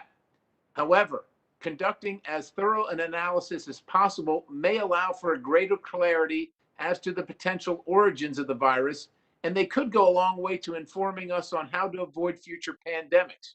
Knowing as much as possible about the virus or virus's origins is crucial to the future of global health security. And before I close, I just want to say, quite honestly, how disappointed I am in the tenor of this discussion that it has taken. And I hope we can remain on the subject at hand, which has nothing to do with race and has everything to do with the Communist Chinese Party, who revels and delights in the fact that we would not even reference them, that we're cowed, that we are suppressed at referencing their involvement in whatever happened, wherever it happened regarding China and around the globe. And the fact that we would conflate the horrific acts that were conducted around the country and somehow link them to our business of trying to get to the truth for this thing that has plagued not only the world, but the United States of America, is just very, very disappointing to me, to say the least. So again, we're just trying to get to the facts. I associate my comments or myself with the comments of the members on my side of the aisle in the last portion of the debate. And I appreciate the opportunity to try and make our country and the world a safer place, and acknowledge who hasn't been helpful, who hasn't been forthcoming and transparent. And that is the Communist Chinese Party. That's who it is. Not Chinese Americans and not the vast majority of Chinese people. But if we can't discuss it, well, China's going to win. And I'm not going to aid or abet that. And with that, I'm going to calm down, Mr. Chairman. I yield back the balance of my time and urge passage of this amendment as well. The gentleman yields back the balance of his time. As Mr. Sherman has noted in his opening, this is an unnecessary amendment, given that the fiscal year 21 omnibus bill contains a reporting requirement on the origins of the virus. We expect to receive this report from the administration in the next few days. Separately, it is critical that any approach to understanding the virus origins be unbiased and based on facts and appropriately scoped. And that is not the case with this amendment. Mr. Connolly's bill looks forward, seeking to increase pandemic preparedness, improve interagency coordination, and leverage support from others to address global health security, period. Thereby, I oppose this amendment and yield back the balance of my time. Would the chairman yield to me, Mr. Connolly? Yes, I yield to Mr. Connolly. Thank you. Rather than seeking separate recognition, I would just point out, first of all, references to the tragedy in Atlanta are about context. They're not accusing anybody on our committee of anything untoward, and certainly not Mr. Perry in terms of his motivation, which I'm sure is sincere. I am recalling for my colleagues, though, we act in a context, and the context right now is one of great fear in the Asian American community throughout our country. That's a fact, and you can talk to your own Asian American communities to confirm it. And therefore, doing something specific that points to China when we don't have to do it, I think in this context is harmful. Secondly, I offered a compromise, Mr. Chairman, in terms of language today. Here's the language. In lieu of both of Mr. Perry's amendments, we offered to say add an amendment that said the president, in coordination with the United States coordinator, shall include in the initial report required under paragraph 1 an evaluation as practical and appropriate concerns regarding gain of function research and the potential origins of pandemics, including the ongoing COVID-19 pandemic. That language would have absolutely encompassed what I thought Mr. Perry was seeking. But obviously, my friends and some of my friends on the other side of the aisle want to be much more specific in pointing the finger at China. I believe in the current context in America, that's a mistake. I think it would hurt the bill, and I think it's unnecessary. And that's why I opposed this amendment as well. Thank you, Mr. Chairman, for yielding. Claiming my time, and now yield back the balance of my time. Is there any further debate on the amendment? Hearing no further requests to speak, the question is on the Perry Amendment number 51. We are going to take a vote by voice. All members, please unmute your microphone. All those in favor say aye. Aye. Aye. Aye. All those opposed say no. No.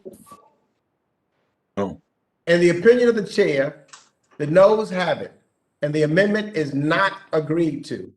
And without objection, the motion to reconsider is laid upon the table.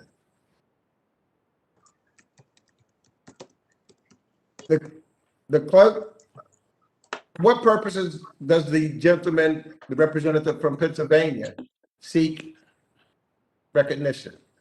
Thank you, Mr. Chairman. I have an amendment at the desk. I believe it's designated amendment number 5-4.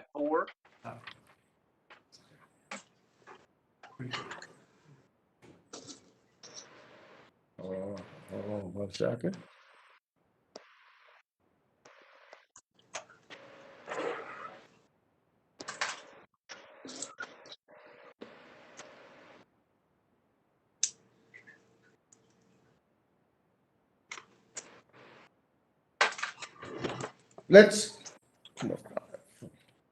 I believe that there should be the Shabbat amendment first. All right, Mr. Chairman, I'll yield. Mr. Shabbat. Hearing no further requests to speak, the question is on the Shabbat amendment, number 12. And we're going to take a vote by voice. All members, please unmute your microphone. All those in favor, say aye. Aye. All those opposed, say no. No. No. In the opinion of the chair, the ayes have it, and the amendment is agreed to. And without objection, the motion to reconsider is laid upon the table. Now, are there other amendments? Purpose of the representative from Pennsylvania seek recognition. Thank you, Mr. Chairman. I believe I have an amendment at the desk. I believe it's number 54, unless I stand corrected. Oh, you're right. The clerk shall distribute the amendment to your staff virtually. Let's pause briefly to give all members enough time to review the amendment. Has everyone received a copy of the amendment? The clerk will please report the amendment. Perry Amendment number 54, amendment to H.R. 391. At the end of the bill, add the Without objection, further reading of the amendment will be dispensed with. A point of order is reserved, and the representative for Pennsylvania, Mr. Perry, is recognized for 5 minutes in support of the amendment. Thank you very much, Mr. Chairman. I'm certainly grateful for the opportunity to speak on this amendment today, a proposal that would mandate the fulfillment of the recommendations listed in the 2020 China Task Force report. Mr. Chairman, we believe that global health security is an important goal, and we must also hold both our adversaries and our partners accountable when they undermine global health objectives and U.S. security interests. Specifically, this amendment would ensure that none of the funds made available to carry out this act, the Global Health Security Act, may be used to make contributions to the World Health Organization until the WHO undertakes organization-specific reforms.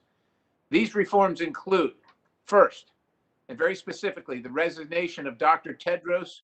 Dr. Tedros refused to declare a public health emergency of international concern on January 23rd, 2020. In fact, was this deciding vote against doing so, stymieing international cooperation to contain the spread of this pandemic. He knew that the PRC was withholding information and willfully promulgated the lies the communist regime in Beijing was spewing.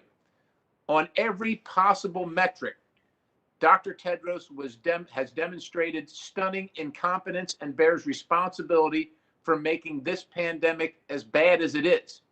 Next year, Dr. Tedros is up for re-election. However, I fear that the CCP who promoted Dr. Tedros to this current role may use their influence to maintain him in that position. We should take up the recommendations for reforms of the WHO by removing Dr. Tedros from his post before he has an opportunity to marginalize global health security even further. Second, we must make sure that Taiwan regains observer status in the WHO. On this topic, I don't think there is much opposition among committee members. Taiwan has more than proven themselves to be a reliable partner on issues of global health security, and at the very least, merit readmittance to the World Health Assembly as an observer. But note, this will never happen with Dr. Tedros in power. Both of these reforms go hand in hand. Third, we must continue to insist on an independent international investigation with like-minded partners, including Taiwan, into the CCP's lies during the early going of the pandemic and the WHO's actions in concealing the missteps taken by the PRC. Finally, we must ensure the World Health Organization undertakes international health regulation reform. It is clear that while many countries have still failed to ensure compliance by the 2005 IHRs, China routinely ignores the IHRs despite unquestionably having the capacity to fulfill its obligations. In doing so, the PRC has clearly highlighted the need for IHR reform. You got Article 6, Article 9, Article 10, and Article 12, all that need compliance and adherence to by the CCP. It's irresponsible. It is irresponsible to simply re-engage with the World Health Organization with no strings attached. We should be holding them to account and ensure that they fulfill these recommendations listed in the China Task Force report. To ensure accountability in international organizations when they fall short, I encourage adoption of this amendment, and I yield back the balance of my time.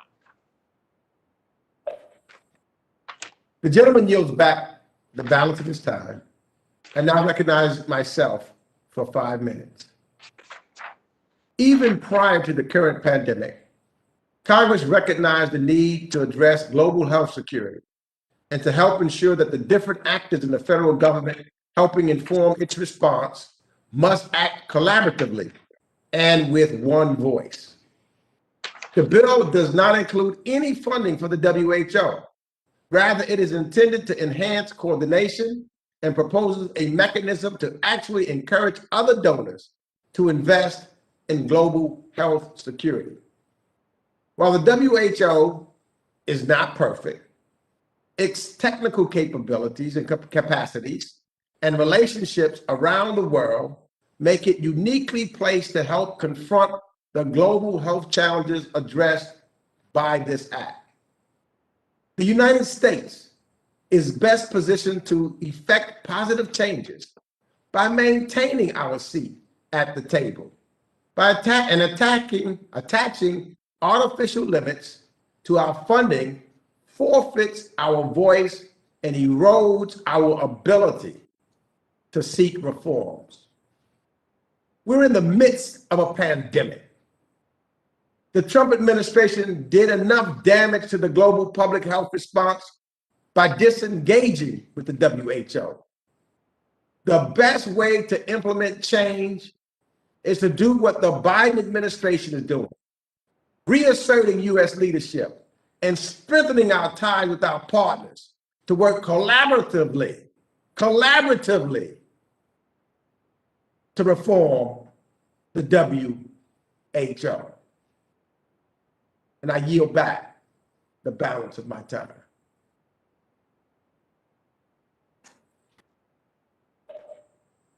Who seeks recognition? Mr. Chairman. Mr. McCall, you're recognized for 5 minutes. Oh, thank you, Mr. Chairman. And let me say I support this amendment, but let me just say, Mr. Chairman, whether or not this amendment passes or fails, I do think you and I and the committee should be looking, as we're doing with my 5G bill, the rise of the Chinese Communist Party within the United Nations. They almost got the intellectual property organization leadership, which would be laughable given their theft of IP. Just like we were doing with my 5G bill, I think we need to have a thorough examination of the leadership at the WHO. We know that Director General Tedros is very close to President Xi, and he utterly failed the world in the most important role that he has to notify the world about the threat of a global pandemic. When the issue was presented to him, and when his own expert in Wuhan was telling him it was transmittable, human to human, he cast the tie-breaking vote to not warn the world of an international global pandemic or the risk of it, or that it was human to human. I think he utterly failed in his most important mission in that job. And I personally would like to see him replaced. But I think as moving forward, when we have hearings on this committee, and particularly on the Asia Pacific, we need to really be examining the leadership of the WHO, because I think it's factual, it's correct, and it's important for the United States and the world to have a WHO that does its job without the influence of the Chinese Communist Party, but rather with the entire world, the best interests of the entire world, and to protect them from a pandemic in the future. So with that, Mr. Chairman, I look forward to working with you on this important issue, and I yield back. The gentleman yields back. Is there any further debate on the amendment? Hearing no further requests to speak. Mr. Chairman. Who seeks recognition? Barr, Kentucky. Recognized for 5 minutes. Thank you, Mr. Chairman, and I won't take the full 5 minutes. I just want to make the point that in our hearing with the Secretary of State, I mentioned this issue and expressed my concern with the administration's decision to rejoin the World Health Organization and re-engage without a plan to reform the institution. We know now after the WHO's recent report that the World Health Organization was aware that there were individuals in the Wuhan Institute of Virology who were sick in the fall of 2019. And they were aware of human-to-human transmission, and yet collaborated and conspired with the Chinese Communist Party to facilitate this disinformation that enabled the spread of a global pandemic. I think the issue of corruption at the World Health Organization, the legitimate issues of capture of Mr. Tedros and others at the World Health Organization, their close ties to the CCP and facilitating and enabling the spread of this virus points to, at minimum, a need to have major reforms. And what Mr. Perry's amendment seeks to do is simply say, look, if we are going to take the Biden administration's approach, and there is an argument for re-engaging in the WHO, and I take the Secretary of State's word that he earnestly believes that that is the best way forward, if that is the case. And if you take that position, if we as members of Congress agree with the administration's approach, at least we should want the administration to give us a plan for how they intend to reform the WHO through that engagement and re-engagement in the WHO. So I fully support Mr. Perry's amendment because it just simply says that if we're going to rejoin the WHO, we do so on the condition that there be reforms that make sure that this kind of misconduct at the WHO never happens again. That I yield back. Mr. Chairman. Recognition. Who seeks recognition? Chris Smith, Mr. Chairman. Mr. Chairman. Yes, I think also, so hold, let me go to the Democrat first. Representative Jerry Connolly of Virginia. Thank you, Mr. Chairman. Mr. Chairman, I oppose this amendment. I'm like Mr. Shabbat, I'm the co-chair of the Taiwan caucus. There's been no more relentless critic of the Communist Party in China and its leadership than myself. And I would gladly join in a bipartisan effort to look at, as Mr. McCall suggests, the nature of the communist government in China and its malign activities around the world. This bill is not about that. This bill is not about WHO. The fact that Mr. Tedros may have overly praised Chinese reaction in the early stages of the pandemic is regrettable, but he was not alone. Perhaps we conveniently forget President Trump publicly praised President Xi Jinping of China for his robust and strong crackdown in Wuhan in response to the virus. It was only later he changed his mind about it. And so, you know, maybe we need a new leader at WHO. The best way to decide that is to re-engage in WHO as a member.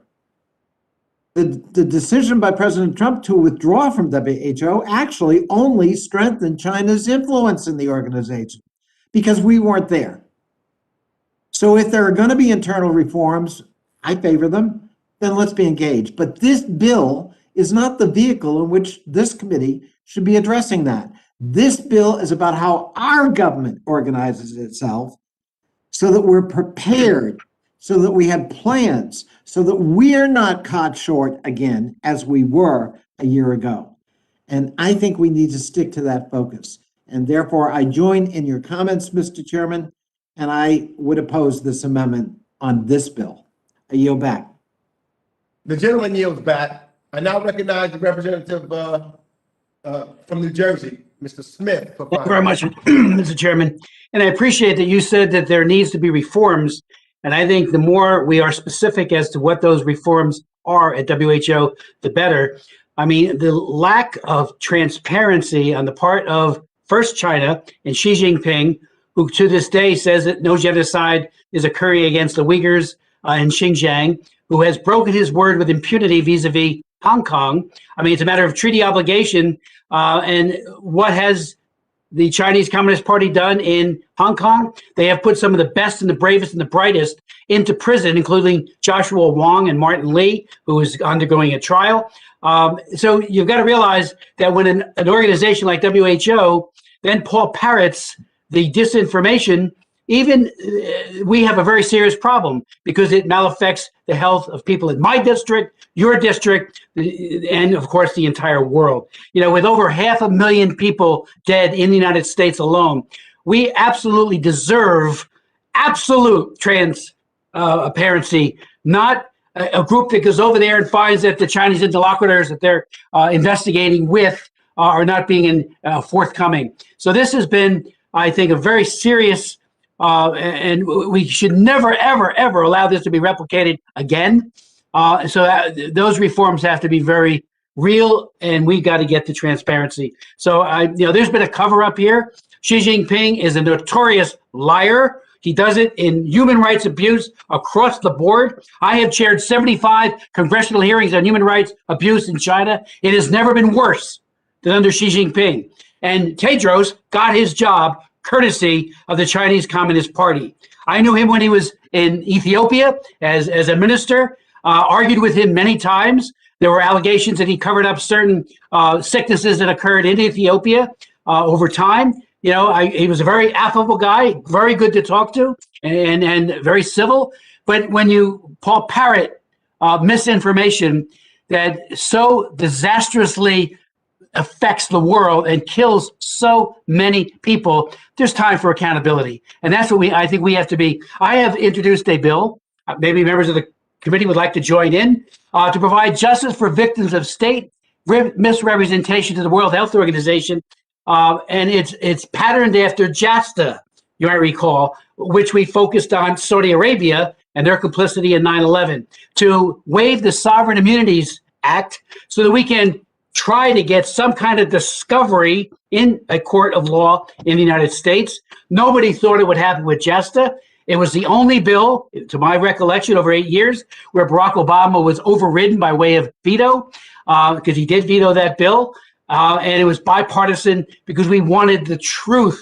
We're still not there in getting the truth about 9/11 and the Saudi Arabian complicity in that, but we have to have it here. There's just the loss of life, the morbidity, the economic losses are incalculable around the world, including in my district and yours. So transparency, Mr. Chairman, and we ought to really be dogged in demanding, don't Paul Parrott what this man says, Xi Jinping and his cronies in Beijing. Be independent. We wouldn't settle for this in a democracy. We absolutely can't settle for it in a Chinese Communist Party dictatorship. And I thank you, Mr. Chairman. Gentleman yields back. Is there any further debate on the amendment?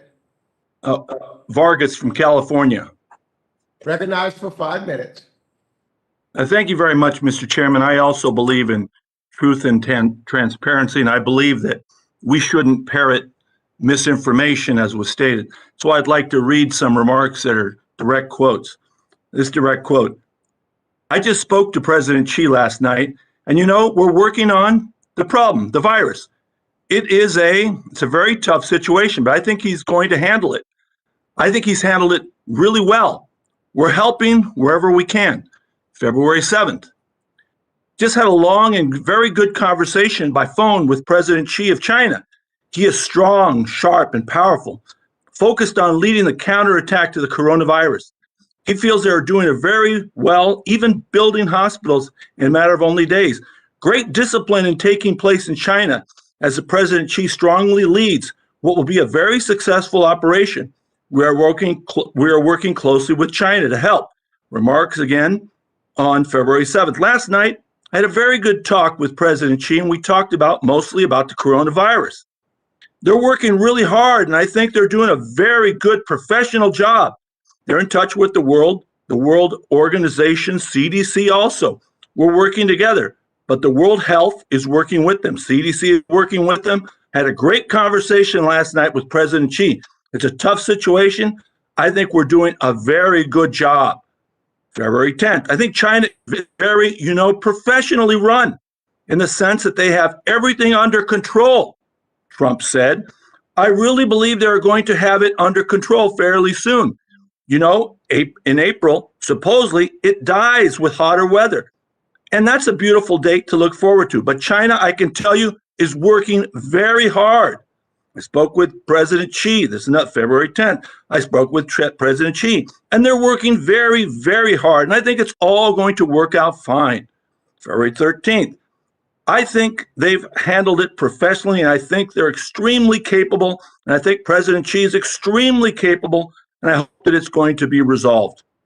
I won't go on and on, but I could because there's many, many more quotes here. So I do think that it's important to stop misinformation and not to parrot it, and that's why I wanted to read exact quotes. Thank you very much. Would my good friend yield for a second?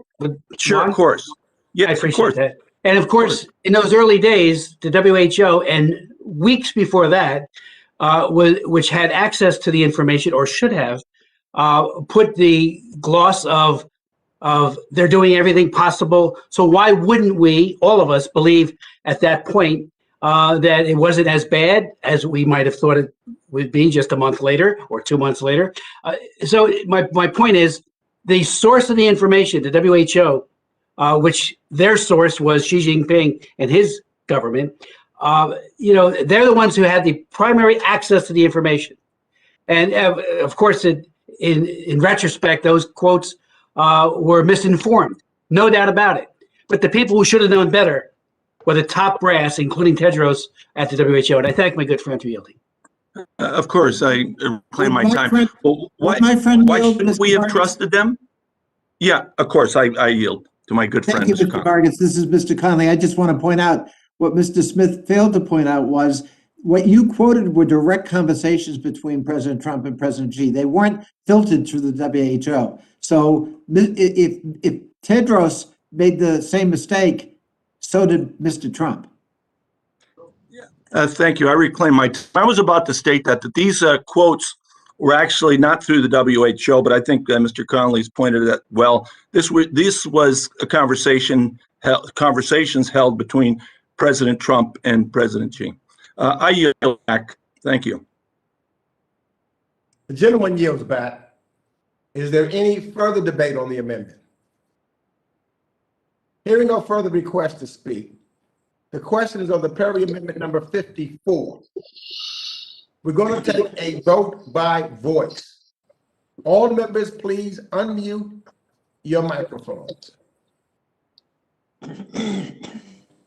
All those in favor, say aye. Aye. Aye. Aye. All those opposed, say no. No. No. No. In the opinion of the chair, the noes have it, and the amendment is not agreed upon. Is not agreed to, and without objection, the motion is reconsidered and laid upon the table. No other votes, seeing no further amendments, then without objection, the committee will postpone further consideration of H.R. 391. The committee will be taking a short recess and will then take up the SAFE Act, the Khashoggi Accountability Act, and H.R. 256. No. We stand in recess for 30 minutes.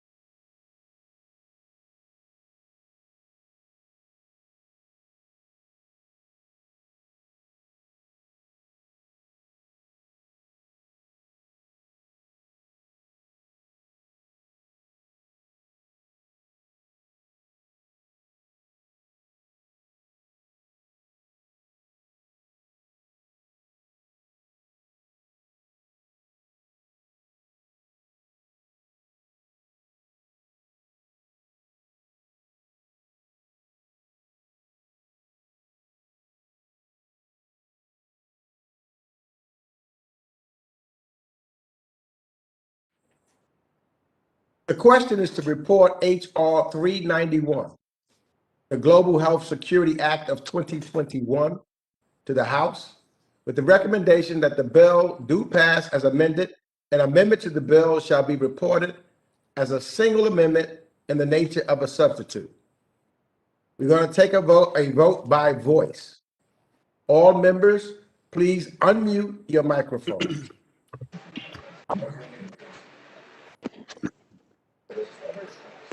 All those in favor, say aye. Aye. Aye. All opposed, no. Nay.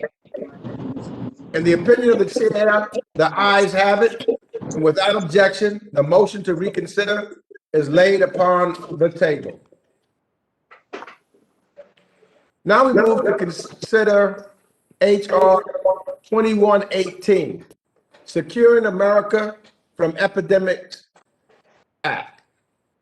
Pursuant to notice for purposes of markup, I now call up H.R. 2118. The clerk will report the bill. H.R. 2118, to authorize the United States participation in the Coalition for Epidemic. Without objection, the first reading of the bill is dispensed with. Without objection, the bill shall be considered as read and open to amendment at any point. At this time, I recognize myself to speak on the measure. The COVID-19 crisis has shown just how interconnected our world is and how important vaccines are to ending one of the greatest catastrophes of the 21st century. This bill addresses these vital issues. The scientists, researchers, and healthcare workers have stepped up in a big way and created a vaccine in record time. But vaccines by themselves don't end pandemics. Shots in the arms do. This means we need to have the means to mass produce vaccines rapidly, as well as the resources, the logistical know-how, and political will to get them out, not just here in the United States, but around the world. We must also ensure people around the world, the globe, have proper confidence in the vaccine. The collective resources of the private sector, of multilateral organizations, national governments, civil society, and health experts are all very important. This bill would authorize the United States to participate in the Coalition for Epidemic Preparedness Innovations, a private-public partnership that helps accelerate the development of vaccines against emerging infectious diseases, including Ebola and COVID-19. This has never been more important, I know, in my lifetime, and I'm getting old. By supporting CEPI, we demonstrate the value of leveraging the individual's strengths towards collective action, helping develop vaccines to stop future pandemics. Now, I encourage all of my colleagues to vote for this important legislation. I realize that there are members who wish to speak on the bill and that some members have amendments to offer. Please use the raise your hand function on WebEx, and I will recognize members by committee seniority, alternating between Democrats and Republicans for the purpose of speaking on the bill first. If you miss your turn, please let our staff know, and we will circle back to you. Then we will move on to amendments. Do any members wish to speak on the measure? Mr. Chairman, I'd like to speak. This is Congressman Vera. You're recognized for 5 minutes. Thank you, Mr. Chairman. And I want to thank both the chairman and ranking member McCall for including my legislation, H.R. 2118, the Securing America from Epidemics or SAFE Act. This legislation, as you mentioned, Mr. Chairman, would authorize our participation in the Coalition for Epidemic Preparedness Innovations, or CEPI. Last Congress, this committee, our committee, passed this.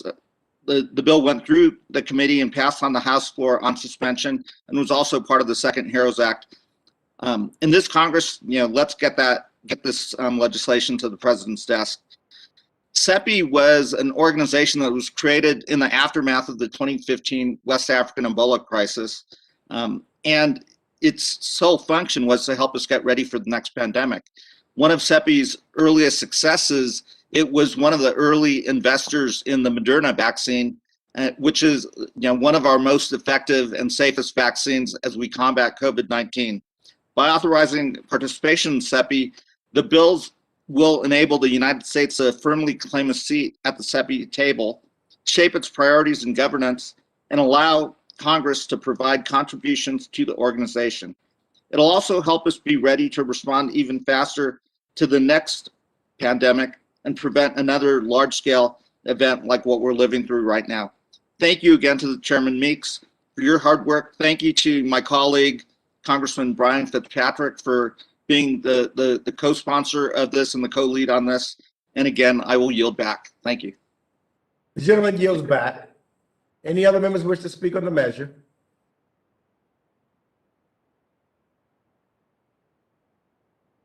Hearing no further requests, let's move on to amendments. For what purpose does the representative from Pennsylvania, Mr. Perry, seek recognition? Mr. Chairman, I have an amendment at the desk. The clerk shall distribute the amendment to your staff virtually. Let's pause briefly to give all members enough time to review the amendment. Has everyone received a copy of the amendment? The clerk will please report the amendment. During amendment number 53, add at the end the following. The authorization provided under section 3. Without objection, further reading of the amendment will be dispensed with. A point of order is reserved. The representative from Pennsylvania, Mr. Perry, is recognized for 5 minutes in support of his amendment. Thank you very much, Mr. Chairman. I'm proud to introduce this amendment before this committee today. It is a testament to the great friendship between Taiwan and the United States and a manifestation of what we've learned in the past year. Taiwan is a necessary U.S. partner in issues relating to global health security. From December 31st, 2019, Taiwan has proven that its voice is one worth having in international institutions. Today, we're also marking up a bill to one day secure Taiwan's position as an observer in the World Health Organization. This amendment to the Securing America from Epidemics Act continues the effort to ensure Taiwan's increased participation in international organization.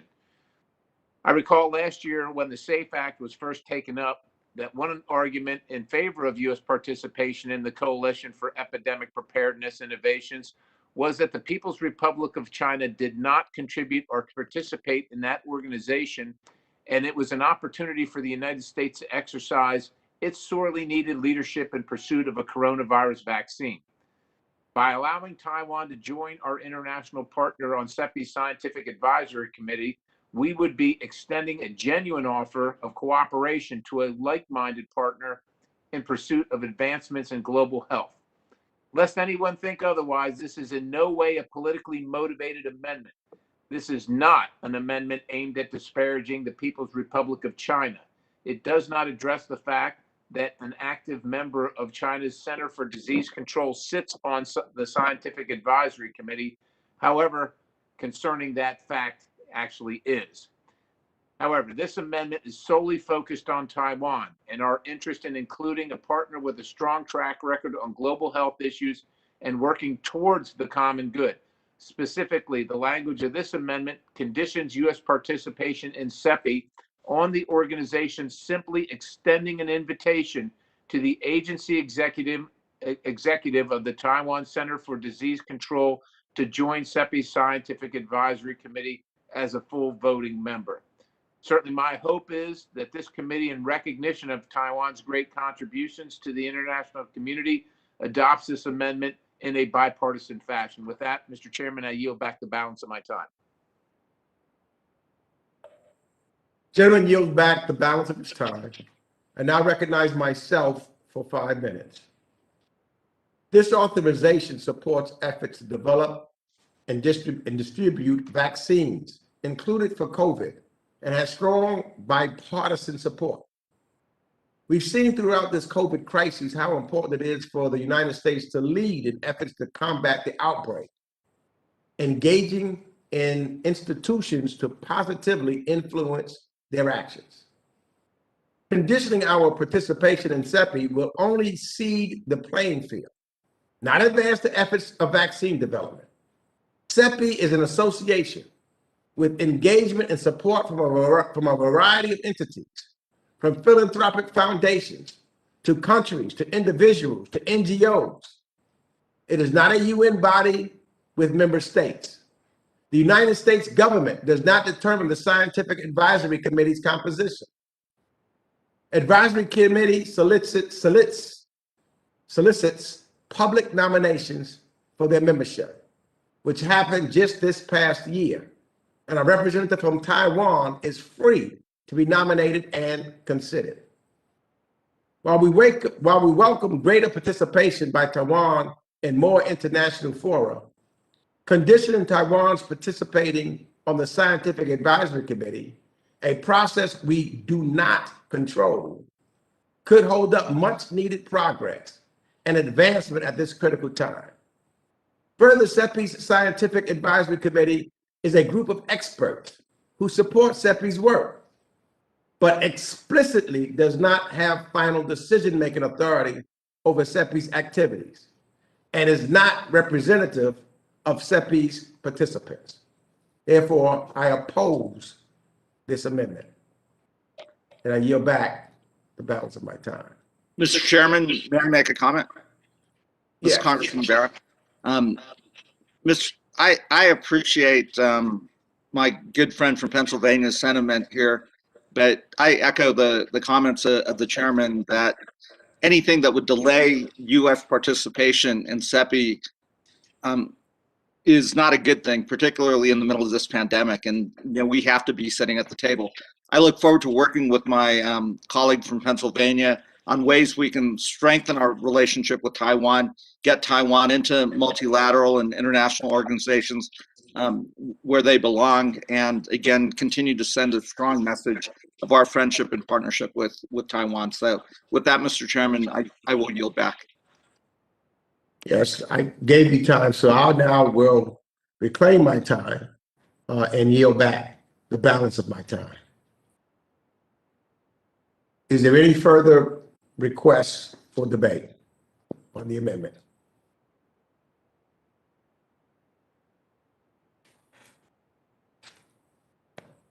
Hearing no further requests to speak, the question is on the amendment. We're going to take a vote by voice. All members, please unmute your microphones. All those in favor say aye. Aye. Aye. Aye. All those opposed, no. No. No. No. Say no. And the opinion of the chair. Titus votes no. In the opinion of the chair, the noes have it, and the amendment is not agreed to. Mr. And Chairman, a I motion request to a recorded reconsider vote. is laid upon the table. Mr. Chairman, I request a recorded vote. A roll call vote is requested. Pursuant to Committee Rule 4A2, further proceedings on the amendment shall be postponed. Are there any other amendments? Seeing no further amendments, then without objection, the committee will postpone further consideration of H.R. 2118 and move on to consider H.R. 1464. We now move on to consider H.R. 1464, the Khashoggi Accountability Act. Pursuant to notice, for purposes of markup, I now call up H.R. 1464. The clerk will report the bill. H.R. 1464, to impose sanctions with respect to foreign persons listed in the Office of the Director of Council. Without objection, the first reading of the bill is dispensed with. And without objection, the bill shall be considered as read and open to amendment at any point. 3 amendments to this bill will be distributed to members in advance, and I understand members are prepared to vote them. Without objection, the three amendments, Malinowski number 1 amendment, Malinowski number 2 amendment, and Omar number 26 are agreed to in block. We're going to take a vote by voice. All members, please unmute your microphones. All those in favor say aye. Aye. Aye. Aye. Aye. Aye. Aye. All those opposed say no. No. No. No. No. No. No. In the opinion of the chair, the ayes have it, and the motion to reconsider is laid on the table. At this time, I recognize myself to speak on the measure. The brutal murder of Jamal Khashoggi, a Washington Post columnist and U.S. permanent resident, shocked Americans, including myself. The Biden administration's release of the D&I report on the killing was a good step towards accountability, but further steps need to be taken.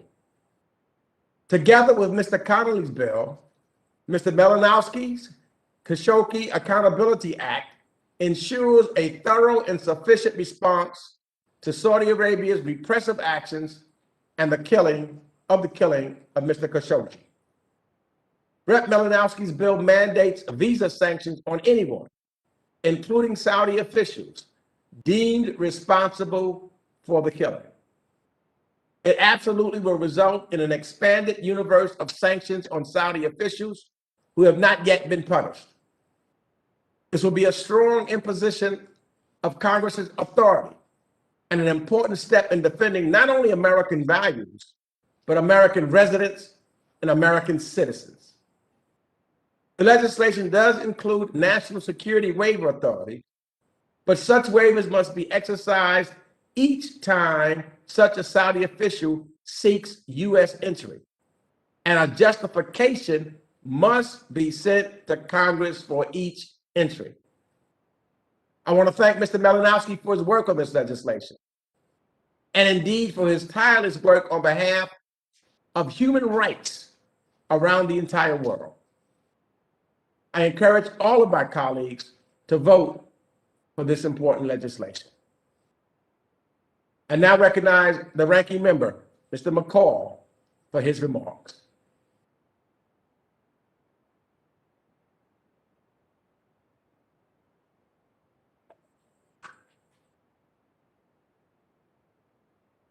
I realize that I do not see Mr. McCall, so I realize members wish to speak on the bill, and that some members have amendments to offer.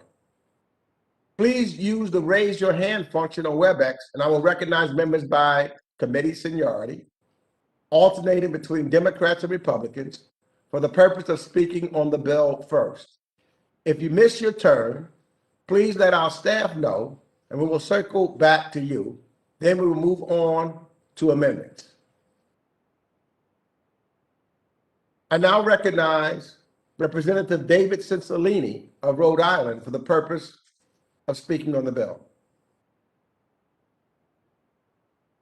5 minutes.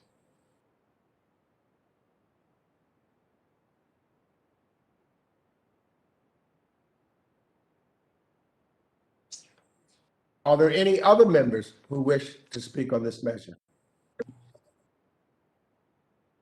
Mr. Chairman, if Mr. Chairman? Yes, Mr. Malinowski, you're recognized for 5 minutes. thank you. I heard Mr. Connolly also ask to speak and would be happy to let him go first if he'd like to. Then I sought to speak simply to thank you, Mr. Malinowski, for your leadership on human rights in general and your deep interest in the grisly murder of Jamal Khashoggi. I know that insisting on justice in this case is something vitally important to the Saudi community here, but to his family and to especially his fiancee, who needs closure. And we need not only closure on this terrible tragedy, but we need to bring people to justice. Your persistence in this matter is something I very much salute, and I want to congratulate you and thank you for this piece of legislation. With that, I yield back, Mr. Chairman. Gentleman yields back. Does anyone else would like to speak on the measure? I recognize Mr. Malinowski. 5 minutes. Thank you so much, Mr. Chairman. Thank you so much, Mr.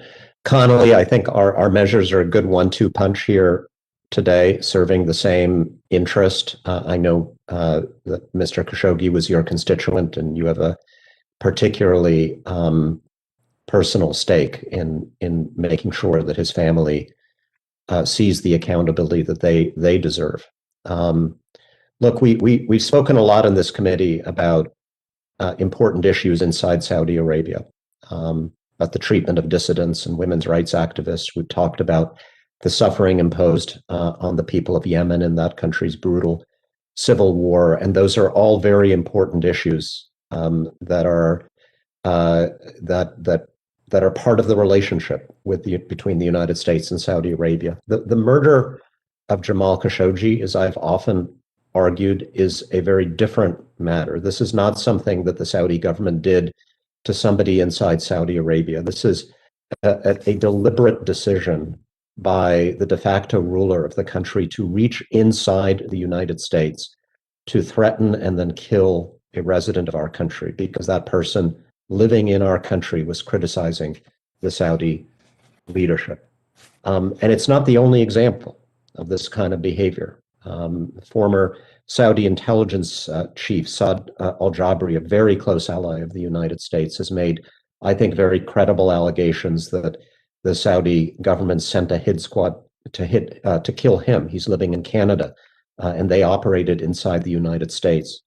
Just yesterday, the United Nations confirmed a story that a Saudi government official had threatened Agnes Callamard, who is the UN Special Rapporteur on Extrajudicial Executions, threatened that she would be taken care of, quote unquote, if she continued her advocacy on the Khashoggi case. Now, the Biden administration very, very commendably released the report identifying the Crown Prince MBS as being the author of this crime. And in addition, the administration laid out a much needed policy of zero tolerance for this kind of extraterritorial repression, Saudi Arabia and other countries reaching into the United States to go after their enemies. This bill makes good on that pledge. It's very measured. It basically gives effect to existing US laws, no more. For example, Section 7031 of the Consolidated Appropriations Act, current law says that if the Secretary of State has credible evidence that a foreign government official is responsible for a gross human rights abuse, that official shall be denied entry into the United States unless the Secretary of State issues a waiver. This bill simply gives effect and clarity to that provision of law. It is identical to legislation we passed in the House in 2019 overwhelmingly. A second key provision in existing law, it's been in place for over 30 years, says that, this is under the Arms Export Control Act, says that if a foreign government is engaged in a consistent pattern of trying to threaten, intimidate, harass persons in the United States, then we can't sell arms to that country. This legislation simply asks the State Department to make a determination to us in 6 months as to whether Saudi Arabia is still at that point engaged in such a consistent pattern. Again, this is about threatening and killing people inside the United States of America, not really talking about human rights inside Saudi Arabia. I don't want to blow up our relationship with Saudi Arabia. We have interests in maintaining that relationship, including helping them defend themselves and defending our troops. But Saudi Arabia also has an interest in preserving its relationship with the United States. In fact, they need us a lot more than we need them. This legislation, just as Mr. Connolly's, is about shifting the burden of preserving this relationship where it belongs onto Saudi Arabia, so that we are not constantly asked to overlook Saudi Arabia's sins against us for the sake of our relationship with them. That is the definition of an unhealthy and unbalanced relationship. We are trying to restore that balance. I thank the chairman for his support. I see my colleague Andy Kim as well, who is co-sponsor of this bill. Thank you, Andy. And also very pleased to have been able to work with Ranking Member McCall to bring the legislation to fruition. Thank you all. I yield back. Gentleman time has expired. I now recognize Ranking Member McCall for 5 minutes. Thank you, Mr. Chairman. And I want to thank Mr. Malinowski and you for working with us. I want to thank the staff that worked tirelessly around the clock to continue the bipartisan spirit of this committee and to reach a compromise agreement on Mr. Malinowski's bill. It's an attempt to really balance our concerns about the gruesome murder of Khashoggi versus geopolitical interest in the region and the threat from Iran. I think our relationship with the Saudis covers many strategic interests, including the very real and deadly threat of Iran. Iran attacked Saudi Arabia in September of 2019, and Iran-backed Houthis are attacking Saudi almost every day. We can strongly, but I believe strongly, as Congressman Malinowski mentioned, I think we can strongly advocate for human rights in the kingdom and for Saudi's nationals abroad without leaving Saudi Arabia and Americans living in Saudi Arabia vulnerable to these threats. With these changes, and again, I want to thank the gentleman from New Jersey for working really almost to the last minute to get a good result, so we can call this bipartisan. With these changes, I believe this measure now allows us to help the Saudis defend themselves against these threats, and that was my biggest concern. This sound measure recognizes the importance of human rights while preserving our strategic relationship with the kingdom, and I'm grateful for the teamwork here. And I think, as Congressman Malinowski stated, the events of what happened to Khashoggi were horrible. But I also think we need to look at, again, the alliance of Israel with Saudi, our partnership with the Saudis.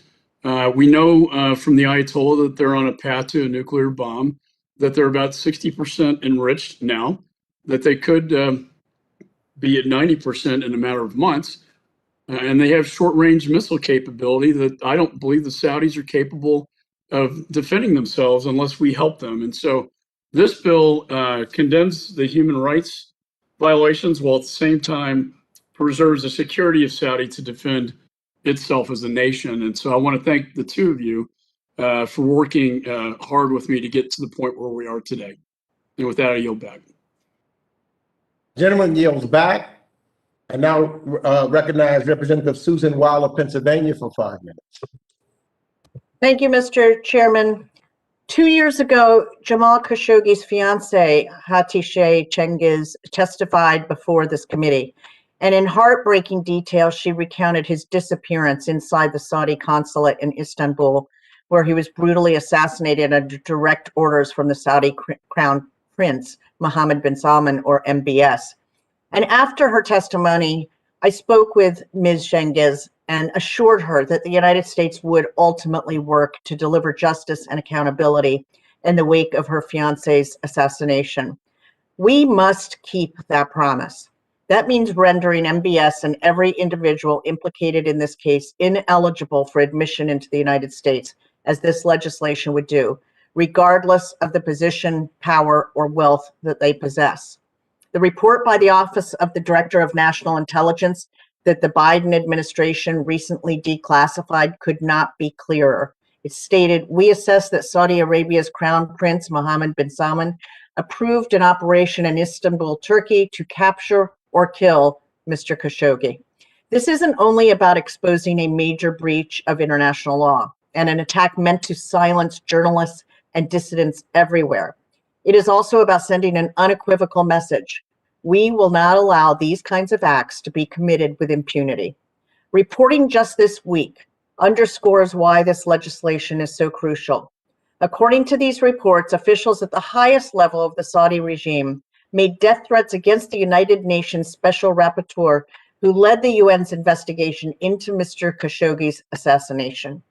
Even in the midst of global outrage, the Saudi regime continued to engage in gangster-like tactics against anyone working to expose the truth about the regime's actions.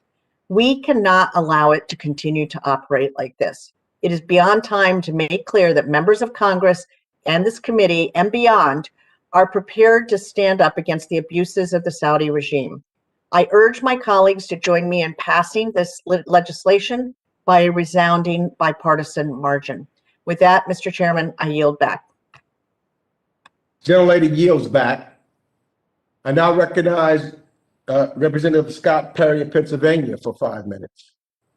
Thank you very much, Mr. Chairman. And I just want to just add to the conversation, while I think that certainly accountability and responsibility in this matter, which is indeed horrific and did indeed shock me and the rest of the world, this accountability, this responsibility is absolutely in order.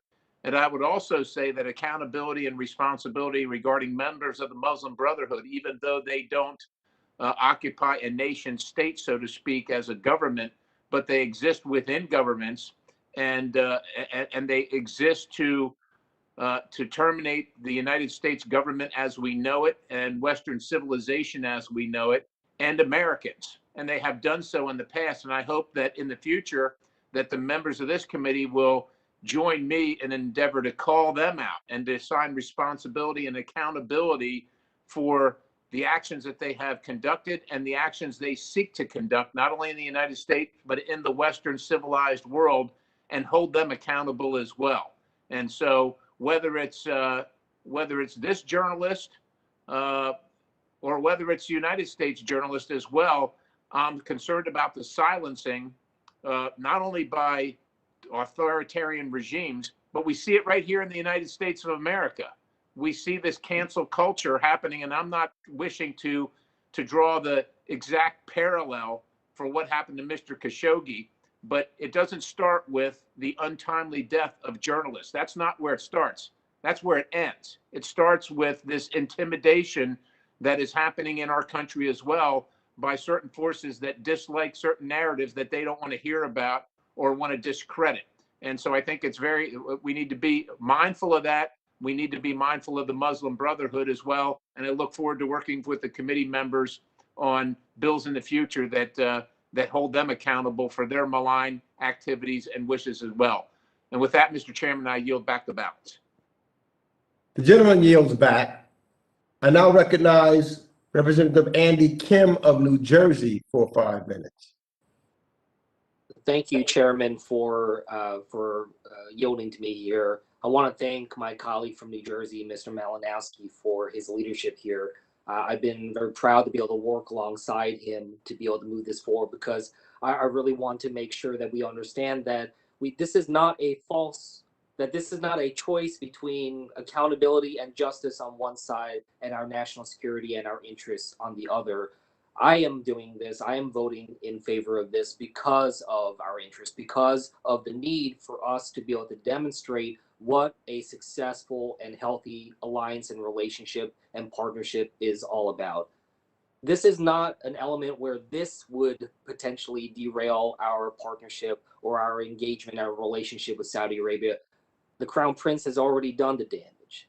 The damage has been done to our partnership, and this is an effort to try to heal that, to try to put forward steps for us to be able to heal and see whether or not we can repair this in the way that is necessary for us to be able to move forward.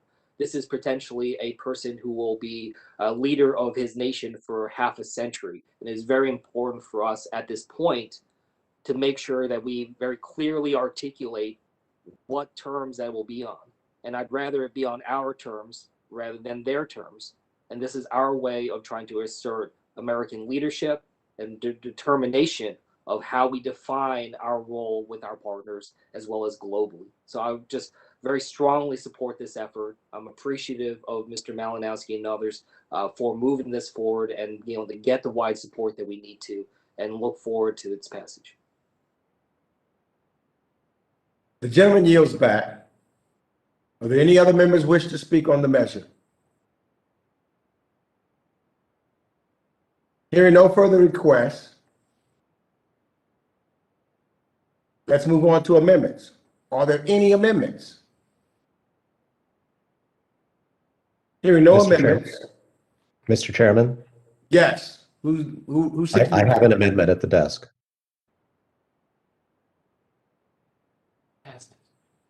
You have an amendment at the desk? I'm trying to find it. I think we passed your amendment. Oh, did we pass it? Yes, sir. Ah, you're right. Sorry, I was following the old script. I apologize. Not a problem. So we're going to now move to final passage.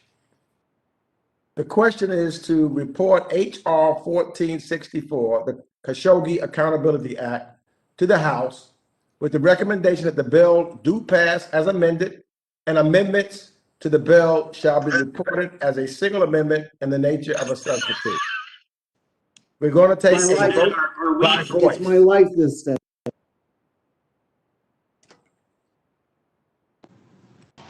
Oops, Mr. Connolly, oops. We're going to take a vote by voice. All members, please unmute your microphones. Now, Mr. Connolly. Sorry. All those in favor say aye. Aye. Aye. All opposed, no. No. In opinion of the chair, the ayes have it, and the motion to reconsider is laid upon the table. The measure is ordered favorably reported as amended and without objection. Amendments to the bill shall be reported as a single amendment in the nature of a substitute. Without objection, staff is authorized to make any technical and conforming changes. Now, we move on to consider H.R. 256 to repeal the authorization for use of military force against Iraq resolution of 2002. Pursuant to notice, the purpose of markup, I now call up H.R. 256, and the clerk will report the bill. H.R. 256, a bill to repeal the authorization for use of military force against Iraq resolution of 2000. Without objection, the first reading of the bill is dispensed with. Without objection, the bill shall be considered as read and open to amendment at any point. At this time, I recognize myself to speak on the measure. Earlier this week, we heard from a bipartisan panel of former executive branch attorneys who are among the foremost experts on authorizations to use military force. All of them, whether Republican or Democrat, testified that this committee should repeal the 2002 authorization for use of military force against Iraq and not replace it. The conversation about the 2002 AUMF did not begin this week, however, or this year, or even in the last decade. This committee has held numerous hearings on this issue. The text we are considering today has already been passed by the House as an amendment to the NDAA. I am always the first to emphasize the importance of dialogue, conversation, and negotiation. But we must also be able to distinguish between issues that need more discussion and issues that are ready for action. The 2002 AUMF is ready for action. It was passed to authorize a war against Saddam Hussein almost 20 years ago, when I had first arrived to Congress. The text of the resolution makes the purpose clear. It authorizes the president to, one, defend the national security of the United States against the continuing threat posed by Iraq, and two, enforce all relevant United Nations Security Council resolutions regarding Iraq. These resolutions are long since expired. Iraq is a security partner of the United States. Saddam Hussein is long gone. No current operations depend on the 2002 AUMF. Those operations would continue under the 2001 AUMF, which is the AUMF we passed to deal with terrorists. Some members may look to the whereas clauses of the 2002 AUMF, which mention debunked links between Saddam Hussein's regime and terrorist groups. But again, the text is what makes the purpose clear. Each clause builds a case against Saddam Hussein's regime.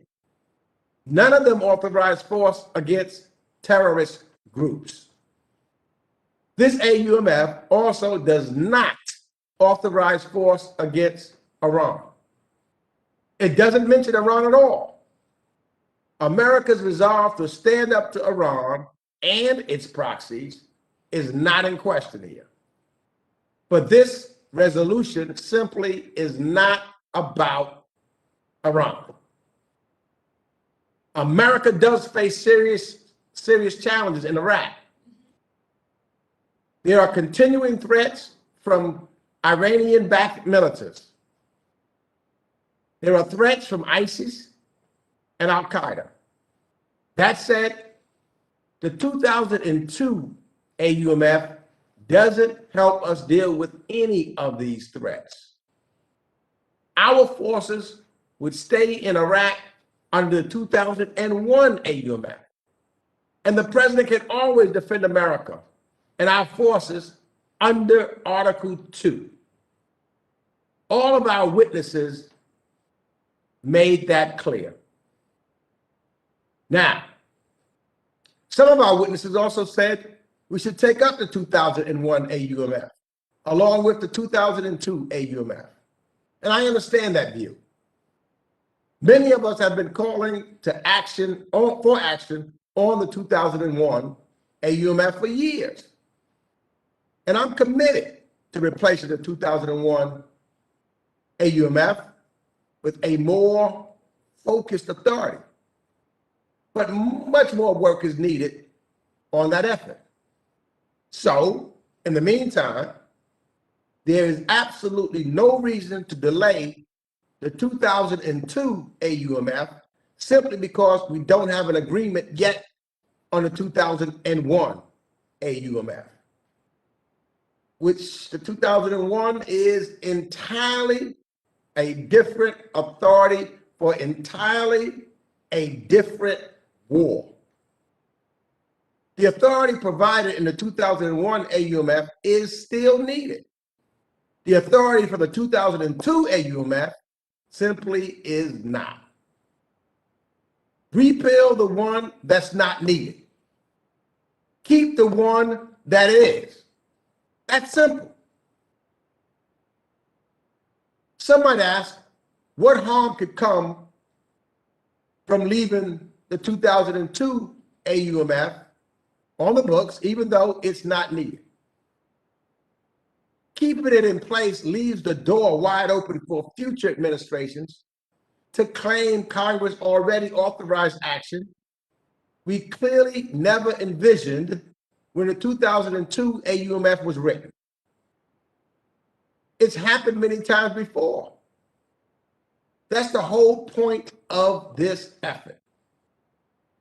If you agree the president should come to Congress before taking action beyond his Article 2 power, we can't leave unneeded AUMFs on the books.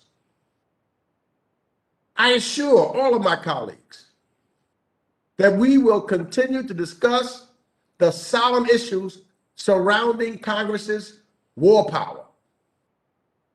including the 2001 AUMF and the War Powers Resolution. Those laws will need to be carefully reformed. But the 2002 AUMF, it's different. It doesn't need to be reformed. It simply needs to be repealed. I urge all of my colleagues to support this important bipartisan legislation and to repeal the 2002 AUMF in this historic committee vote. I now recognize Ranking Member McCall for his remarks. Thank you, Mr. Chairman, and I appreciate the excellent hearing and discussion we held on Tuesday to begin exploring serious war powers reform. I think we all agree we've abdicated our Article 1 responsibilities, and we need to look at updating these very old authorized uses of military force. I think we have kind of the same goal in mind. I think we just have a different way of getting there. For that reason, I oppose rushing the standalone repeal just 2 days after having this conversation without the due diligence I think is required. And as insightful and as helpful as the witnesses were, I think, in fact, Professor Goldsmith agreed that if we repealed 2002, we need to concurrently have an updated authorized use of military force. But I also think we need to consult with more than just 3 professors who have not had access to intelligence or targeting decisions for years. Doing this the right way, I think, involves consulting with the Department of State, the Department of Defense, the White House, the intelligence community, the government of Iraq, and our coalition partners and allies to fully understand the impact of just an outright standalone repeal. And I understand the desire, and I think the chairman makes some good points. I understand the desire to repeal 2002 AUMF as well as the 2001. But I believe we must do this as part of a comprehensive, updated replacement to provide clear authorities against the terrorists who still plot to kill Americans at home and abroad. And we were reminded of that with the recent proxy Shia militia attacks against our servicemen and women. I believe the threat is not gone, it's just evolved. The 2002 AUMF clearly addresses terrorist threats arising in Iraq, and while people can disagree about whether it should still be used, it has been used for that purpose by every prior administration since 9/11, both Republican and Democrat. The Obama and Trump administrations even used identical language to describe the scope of the 2002. Quote, the statute, in accordance with its express goals, has always been understood to authorize the use of force for the related dual purposes of helping to establish a stable, democratic Iraq and of addressing, most importantly, terrorist threats emanating from Iraq. I think this could be updated to terror threats emanating out of Iran. There are terrorist groups that are very active today, as we heard in our classified hearing, and I appreciate the chairman putting that together, inside Iraq that threaten our diplomats, our soldiers, and our partners who can't be targeted under the 2001 AUMF because they're not associated with the forces of Al-Qaeda, the Taliban, or ISIS. A rushed standalone repeal of our Iraq force authority sends a message of U.S. disengagement that could destabilize Iraq, embolden Iran, and strengthen Al-Qaeda and ISIS. I think it sends the wrong message that could cost life. That danger could be eliminated if we took up the task of repeal and replacement together, as was discussed at our hearing. Real AUMF reform requires Congress and the administration working together on actual text to replace the aging 2001-2002 AUMFs to provide authorities needed to keep the American people and, most importantly, our deployed troops safe from terrorists. I look forward to working with you, Mr. Chairman. I think you'll see, honestly, there's a lot of bipartisan support, and we've had our discussions.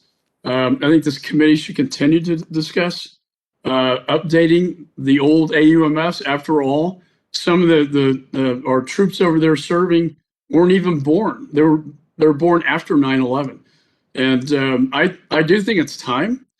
And I'm willing to go down a discussion of repealing the 2001 and 2002 AUMFs, but only if we can update it with a AUMF that really addresses the modern day threats.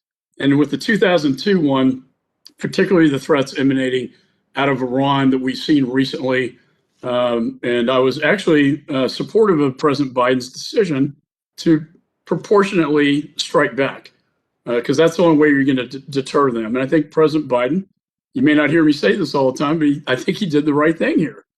And I know that got some on the other side of the aisle upset, but I think it was a right message to the terrorists who attacked our green zone and servicemen and women, including in Erbil. And so let me close. I look forward to having this great debate. Nothing is more serious on this committee than issues of war and peace, and this is right to the heart of it.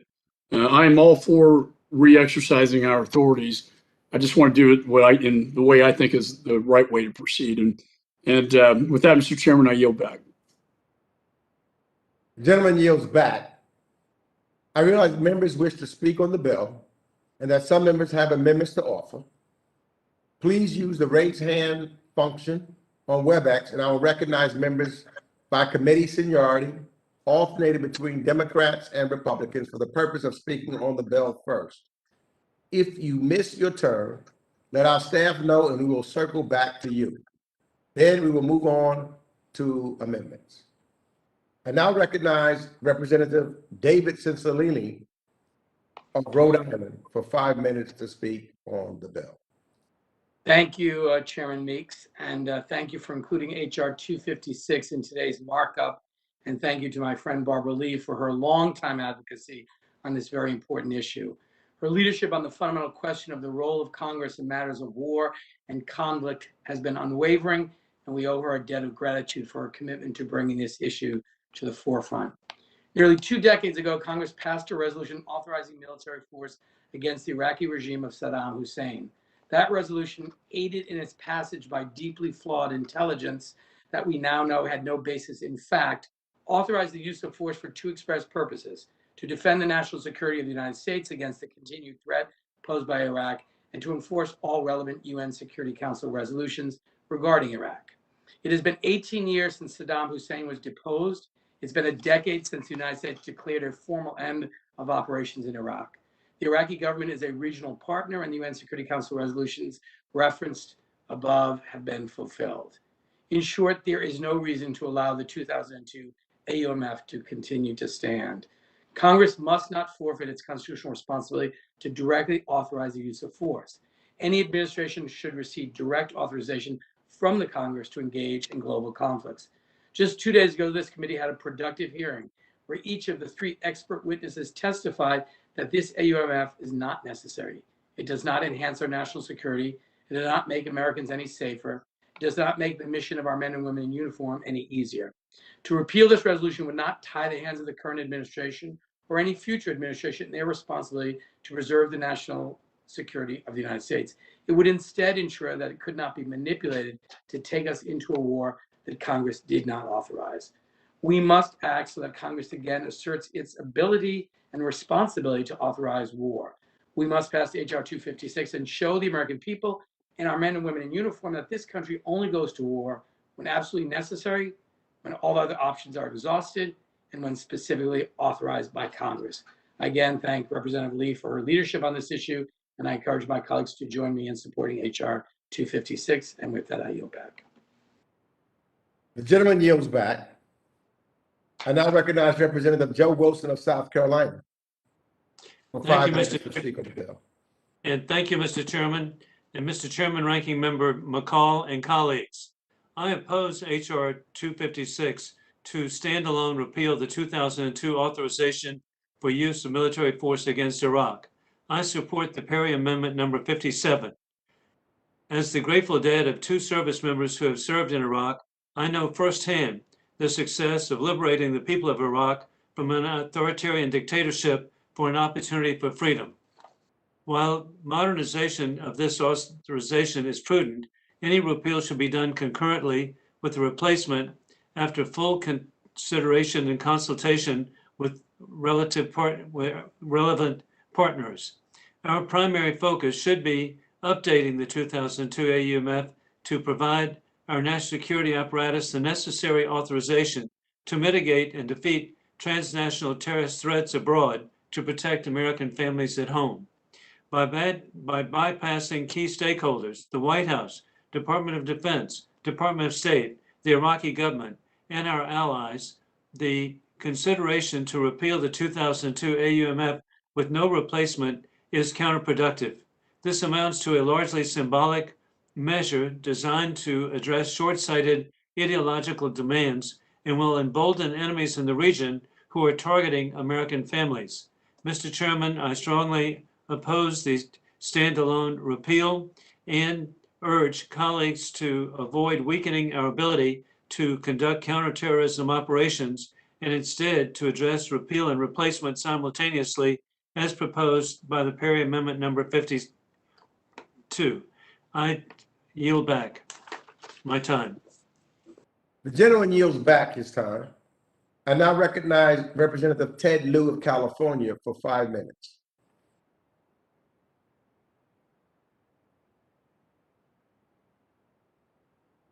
I now recognize Representative Susan Wild of Pennsylvania for 5 minutes.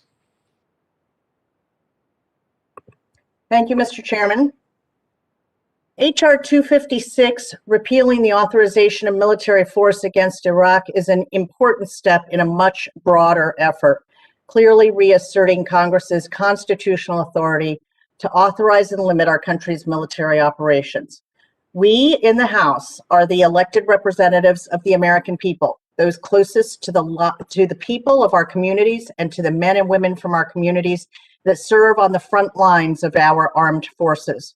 For far too long, presidents of both parties have overreached beyond their role as defined in the Constitution, using existing AUMFs to prolong or extend conflicts beyond what Congress had authorized. It is past time that we reclaim the authority that the framers clearly established in our hands. There are no more consequential decisions than those which place our service members in harm's way. After putting their lives on the line for their country, the very least they should be able to expect is that every decision affecting them will be taken with the greatest care and consideration, and always according to our Constitution. With that, Mr. Chairman, I yield back. The gentlelady yields back. I now recognize Representative Brian Bass of Florida for 5 minutes. Thank you, Mr. Chairman. Let me start by saying I agree with almost everything that you said in your opening remarks about this piece of legislation. You and I, the has been done on right now. Our previous colleague just spoke about giving our service members, of which I am a veteran, the assurance that we take the greatest care and consideration in our decisions. That hasn't been done. I would challenge anybody to prove me wrong. We've heard from a professor from Harvard, Yale, and NYU. Can any of the 10 freshmen that just joined Congress, that have been a part of no other hearings, I would yield my time to any of the 10 freshmen right now who can tell me that they spoke to a member of the Joint Chiefs of Staff, one of our military secretaries. Happy to yield to any one of our 10 freshmen that heard from one of them on AUMF.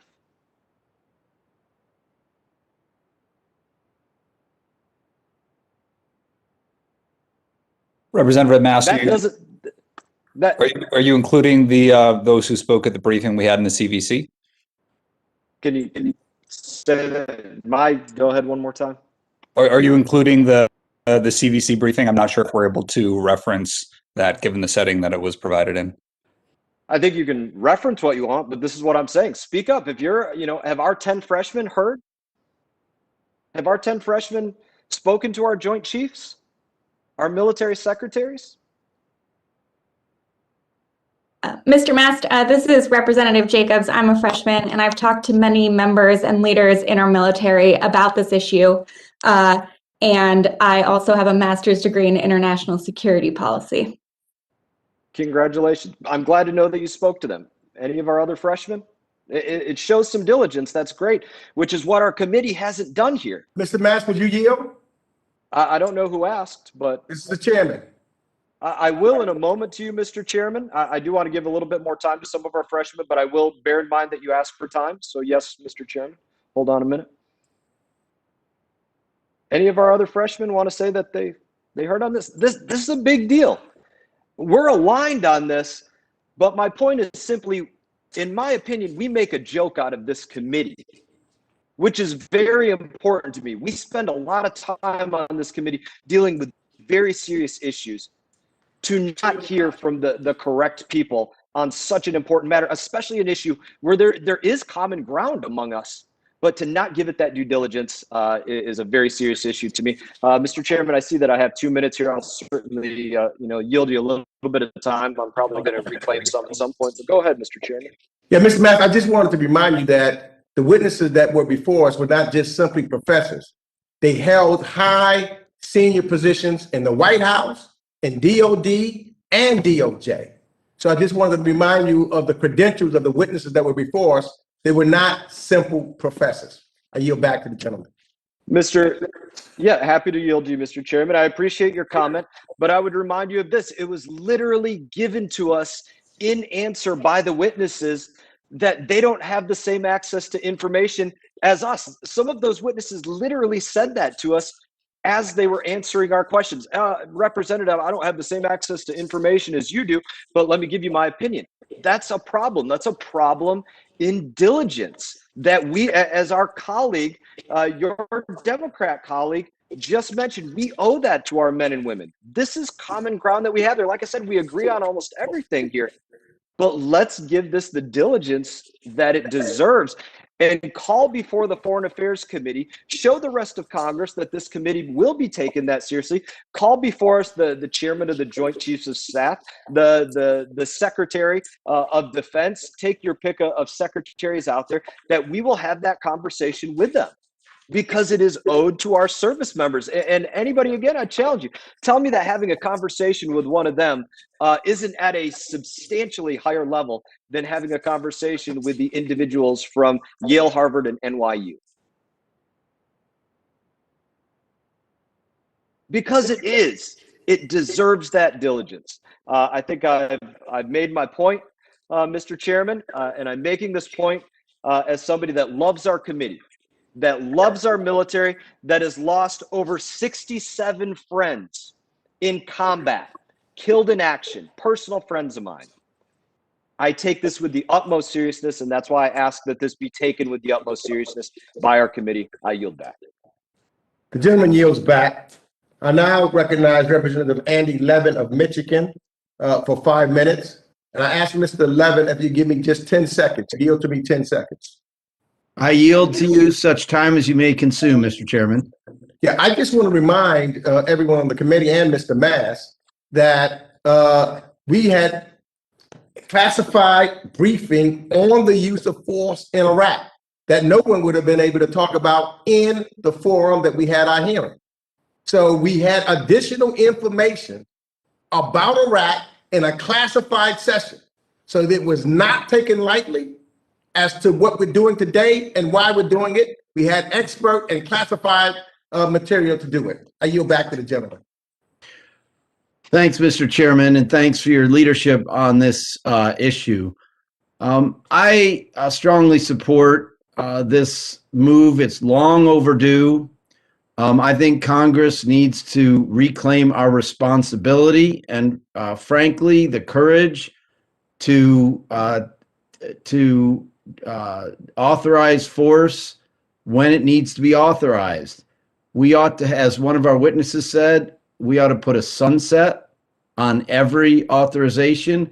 In my view, every person in our country who serves for 2 years in this House ought to have to vote on whether we ought to continue authorizing force for a given reason. Here, we're not talking about eliminating all AUMFs in this moment. We're talking about repealing the 2002 AUMF, which was for a very specific purpose, and it's been stretched beyond belief. It's not needed anymore, and it's not appropriate for us to just fail to do our duty, frankly. And so I appreciate the ranking member's comments very much, and I think he has a case to make about, if perhaps in discussions of the 2001 AUMF, he might say, well, we ought to negotiate something in its place. I think the administration is interested in talking to us about, what new authorization might be necessary. But that doesn't apply to this one. So I think it's incumbent on us to do this. We ought to have done it a long time ago. Doesn't need any further study. Everyone knows what it says. And this is a matter of basic, our form of government, that we're the branch that declares war. We're the branch that raises the funds for war, and then the president is the commander in chief to carry it out.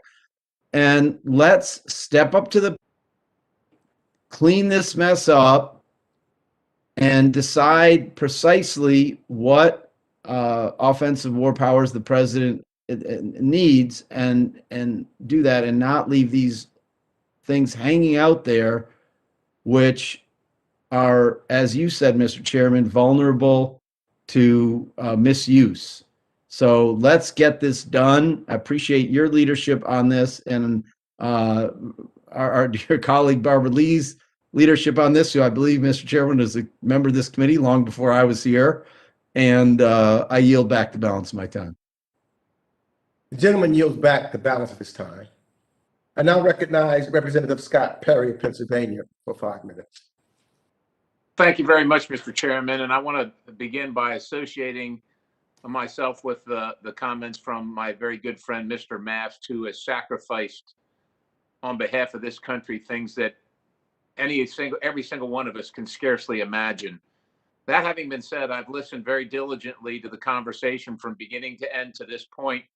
Democrat, Republican, conservative, liberal, anything in between. Quite honestly, I almost agree with every single bit of it. But there's a but coming.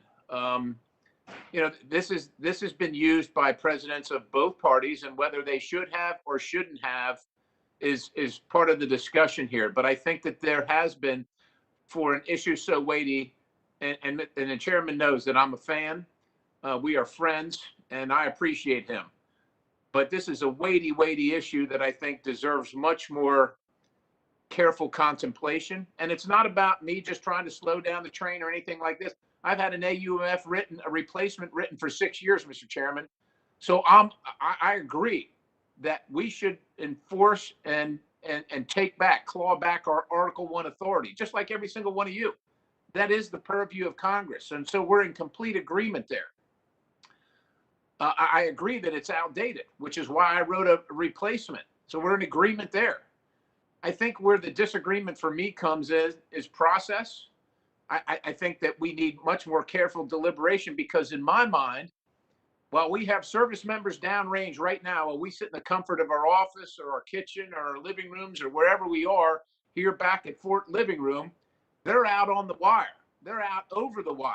They are in contact. And we're going to send a message to the world today that we're just going to throw down our arms. All us people in our nice shirts and our sitting in comfort, we're just going to walk away and embolden the enemy that, well, the next time somebody attacks us or something like that, we're going to have to discuss it.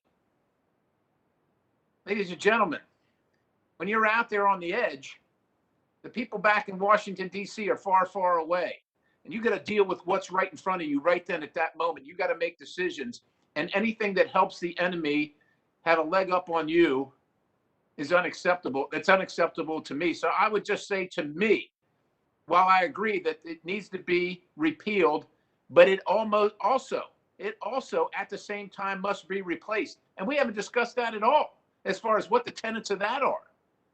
So we're walking away.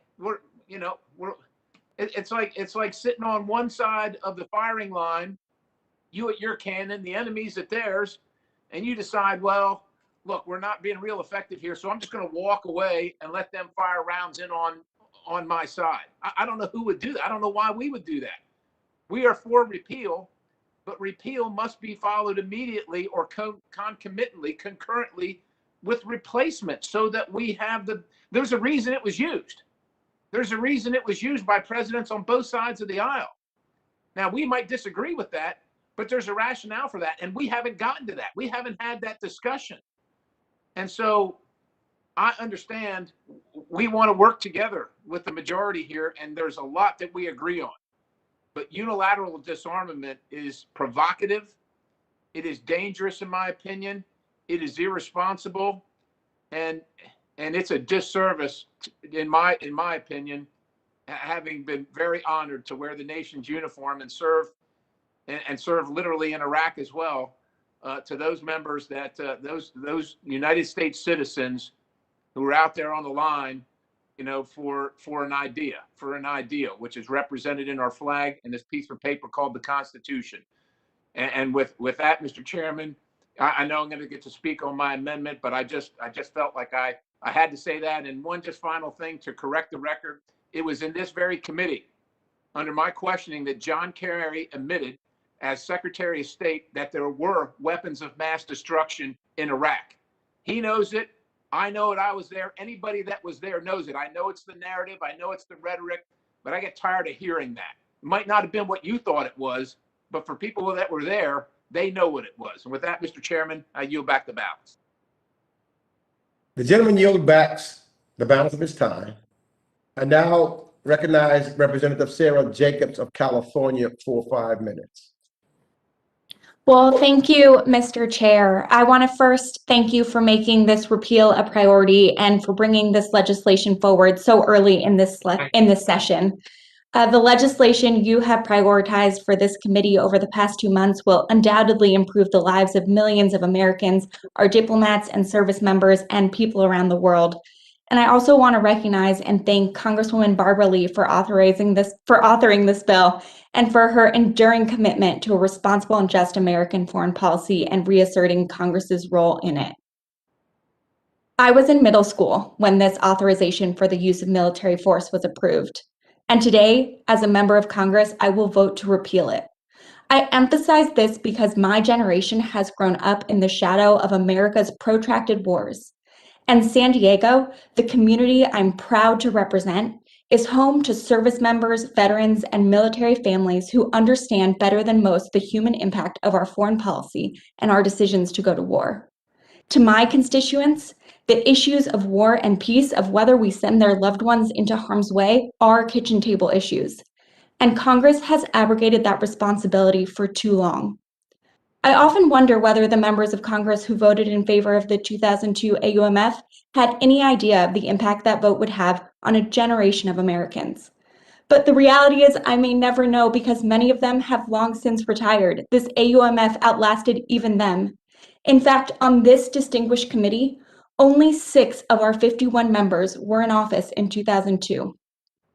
And as just one young American whose life was shaped by the decisions made by this body 19 years ago, I want to especially thank you, Mr. Chair, for being the last remaining member of this committee to have voted no. Today, we have a chance to at last turn the page. This repeal is an important first step in reasserting Congress's rightful and primary role in authorizing war. And to my colleague, Mr. Mast's concerns, I want to thank you for your service to this country. But it's not the military generals, nor the president, nor any professor's job to tell us what to do. The principle of civilian control of the military places ultimate authority over U.S. armed services in the hands of civilian leadership.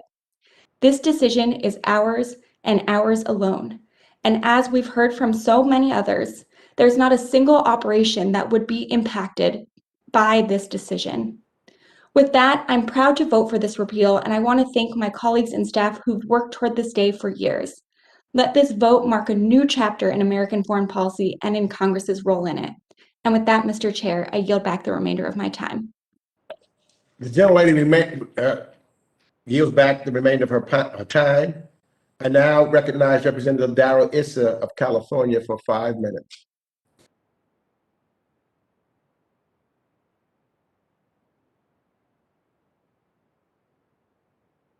Thank you, Mr. Chairman. Sorry, took a minute to unmute. I want to associate myself, surprisingly, with several of the earlier speakers. And as Congresswoman Jacobs said, there aren't too many of us who were here for that vote. And Mr. Chairman, you and I were. I stand with those who want to see an end to open-ended use of military force. And I would like to see a sunset clause put in any future use of military force. Later today, I'll be offering an amendment that would modify this legislation to simply put a ending date not later than January of 2023, with a requirement that the president extend by specific request for no more than 90 days at a time. I believe it's a middle ground that could cause all of us to realize that this and every other outdated use of military force should in fact be given a terminal date. And if a president wants to, and I believe this president wants a new use of military force authorized, then he can negotiate in good faith with both sides of the aisle between now and January of year after next. If we do that, I believe we can come to common ground. Having said that, I'm not in a position to vote for an immediate elimination of this before the administration has been able to weigh in on whether they would use this the way the previous administration and the Obama administration did.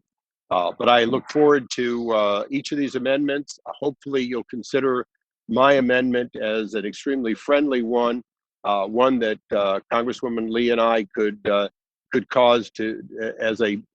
consider as a base for future use of military force, so that we never again have a no sunset use of military force. And with that, Mr. Chairman, thank you. I won't use my whole 5 minutes, and I yield back. The gentleman yields back. I now recognize Representative Spanberger of Virginia for 5 minutes. Thank you so much, Mr. Chairman. Thank you for bringing up Representative Barbara Lee's legislation to repeal the 2002 Iraq War AUMF. I appreciate Representative Lee's strong leadership on this issue. Last Congress, I, like so many on this committee, voted with a bipartisan majority of the House to repeal the 2002 AUMF. In this Congress, I am an original co-sponsor of this bipartisan legislation, and I am hopeful that it will pass out of committee today. Since coming to Congress, I've been very clear on this topic. Congress, we must take the steps to reassert congressional authority in decisions of war and peace. It's required by the Constitution, and it's fundamental to our ability to represent our constituents, particularly service members we represent. I've joined with members in my own party and members across the aisle and across the political spectrum to introduce legislation and make the case to the American people in interviews and in joint op-eds that there is not only an interest in Congress reclaiming our constitutional authorities, but we have a recognition that we must finally take steps to do so. Repealing the outdated, inactive 2002 AUMF is a first step. And we heard that clearly from the witnesses who testified at our hearing this week. They affirmed that repealing the 2002 AUMF is a priority, a principled first step, and importantly, a step that would not impact ongoing military and counterterrorism operations, which are authorized under the 2001 AUMF. But repealing the 2002 would prevent our country from entering into another potentially protracted engagement without Congress having a voice. And for too long, we have seen men and women fighting and dying under authorities voted on decades ago, a generation ago. And the American people, especially the American men and women in uniform, deserve to see us take a vote on these issues.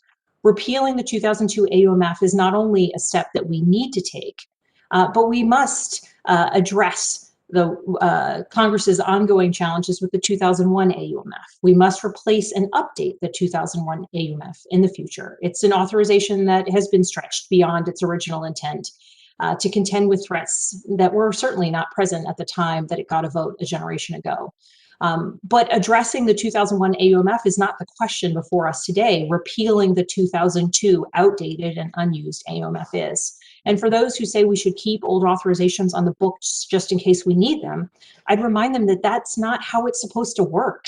If there's a new threat, then those decisions to initiate new actions should be deliberated and should involve Congress. And the president has authorities provided by the Constitution and by the War Powers Resolution, but no president should be able to reach for irrelevant authorities that are just left on the books to engage in military action.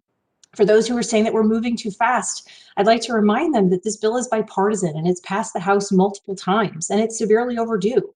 And let's remember that the 2002 AUMF was enacted by Congress prior to the 2003 invasion of Iraq that toppled the government of Saddam Hussein, and US military deployments for related purposes ended back in 2011.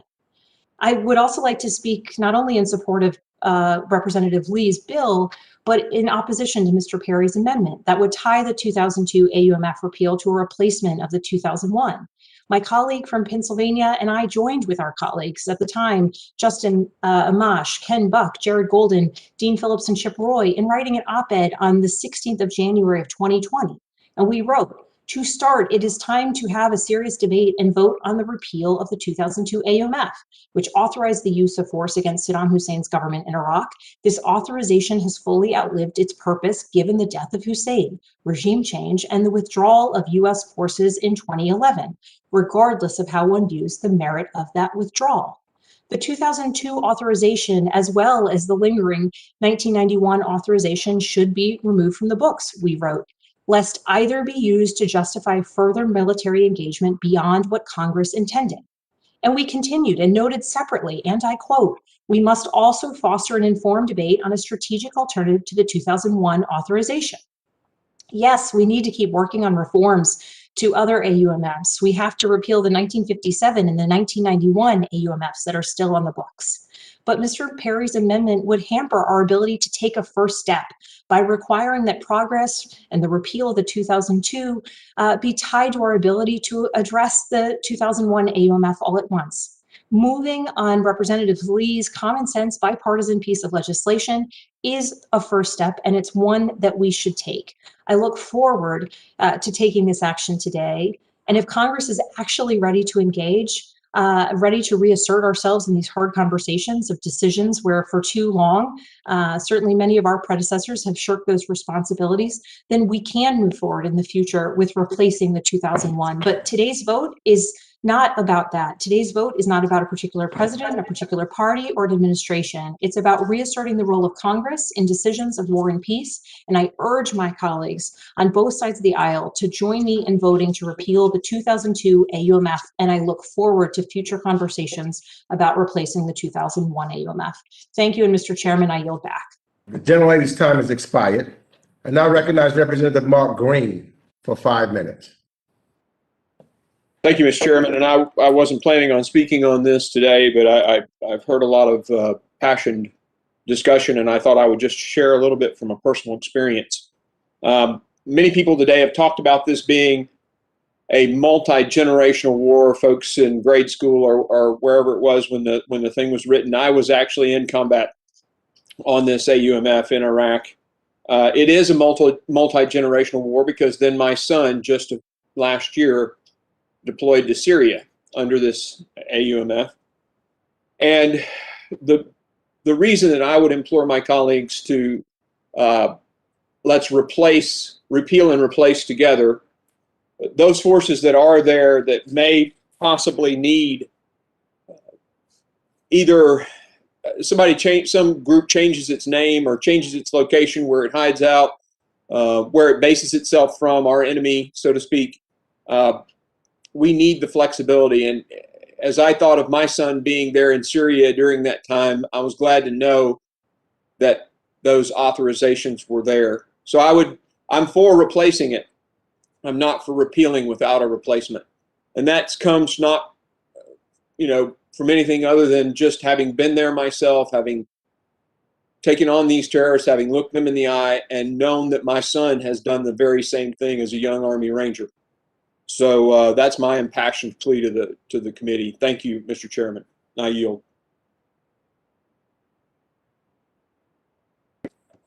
The gentleman yields back. I now recognize Representative Jerry Connolly of Virginia for 5 minutes. Thank you, Mr. Chairman, and thank you for having this markup and including maybe the most consequential issue any Congress ever faces, the issue of war and peace. Since World War II, Congress has frankly abrogated its responsibilities under Article 1 of the Constitution. We have yielded to encroachment after encroachment, assertion of power, and accretion of power to the executive branch that the Constitution never foresaw. And lives were lost because of that. It is time that Congress reasserted its Article 1 powers, explicit and imputed. The Commander-in-Chief's role has expanded far beyond the imagination of any of the writers of the Constitution. When they wrote the Constitution, granted it was a different period of time, but they were deeply suspicious of too much power being vested in an executive. They had just, after all, successfully revolted against an absolute monarch, George III. They were not about to repeat that experience by imputing or even devolving powers to an all-powerful chief executive, especially in matters of war and peace. They envisioned in Article 1 the Congress playing the primary role and the chief executive essentially executing the direction of the Congress. Where to deploy troops, how many troops to deploy, what engagements we might have, what hostilities we might be engaged in. Now, we live in a more complex world. Challenges require sometimes instant reaction. But in the case of both Iraq and Afghanistan, we've been involved in the two longest wars in our history. They began with an authorization of the use of military force in response to a very specific set of circumstances. And unfortunately, once again, the executive has encroached on that authorization and used it to rationalize and justify many, many actions not envisioned by Congress just a dozen years ago. It is time to repeal the AUMF and thoughtfully to consider what and how we replace it. We can't do that on the fly, but we most certainly can start by repealing an outdated and I think dangerous authorization, dangerous in its expanded use, dangerous in the commitments and entanglements and military hostilities that we might be engaged in without any of it having been contemplated by the original Congress that authorized it in the first place. So prudence dictates we take action. The American people want us to take this action. And it is, in the process, a very healthy rebalancing of powers that have gone way out of whack between the legislative and executive branches about the most significant decisions we ever make, those of war and peace. I support the motion with respect to the AMF, and I yield back. Chairman yields back. I now recognize Representative Andy Barr for 5 minutes. Thank you, Mr. Chairman, and I want to thank all my colleagues for all of the thoughtful comments and opinions offered today, and especially want to thank my colleagues who have either served the country before their service in Congress in uniform or in other capacities.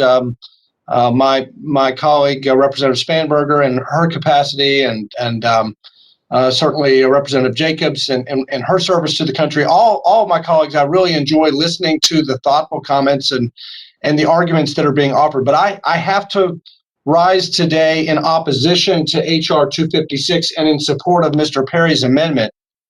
And I'll offer a couple of thoughts for consideration to my colleagues about why. Certainly, I can't speak from the same position of authority on this as General Perry or Representative Master Green, having served in uniform in Iraq. And I also understand that the AUMF of both 2001 and 2002 are certainly arguably outdated, probably are outdated, and they need to be updated. Perhaps we need a consolidated single replacement for both. I also fully well aware that the American people, including my constituents, are weary of a protracted war and that we may need AUMF reform in general. I agree with Representative Connolly that we need to reassert our Article 1 powers. And Mr. Chairman, you made a point at the outset that these were entirely different wars. The wars related to the 01 AUMF and the Iraq War, the 02 AUMF. They are different in some respects in that they're different types of enemies, perhaps, but there's a connection, and the connection is that it's all the global war on terror. So my view is that we need to be very clear about what we're doing today by repealing the 02 AUMF, admittedly outdated, without a replacement at the same time. What we are doing is we are repealing we are withdrawing the authority that we as Congress has given to the Commander-in-Chief to protect Americans against threats in and emanating from Iraq. We are voting to cut off the president's power to protect Americans who are in harm's way without a replacement. I see this as a vote to disregard the terrorist threats that remain in Iraq, such as the Shia threat, the Shia militia groups that we see active right now, the Iranian proxies, the remnants of Sunni radicals in Iraq, including ISIS, jihadist groups that are connected to ISIS. I understand that this is a protracted war, as Representative Jacobs pointed out, but these are protracted threats. The threats remain, and we still have service members in harm's way. I do agree with Ranking Member McCall when he says this sends a very bad signal. We have to remember what happened when President Obama totally disregarded the threat of the rise of ISIS. I think this is an analogous wrong message that we send. I agree with my colleagues who support this bill that we need to repeal the 2002 AUMF. We just can't do it without doing anything, replacing it right now, immediately, because of the remaining threats.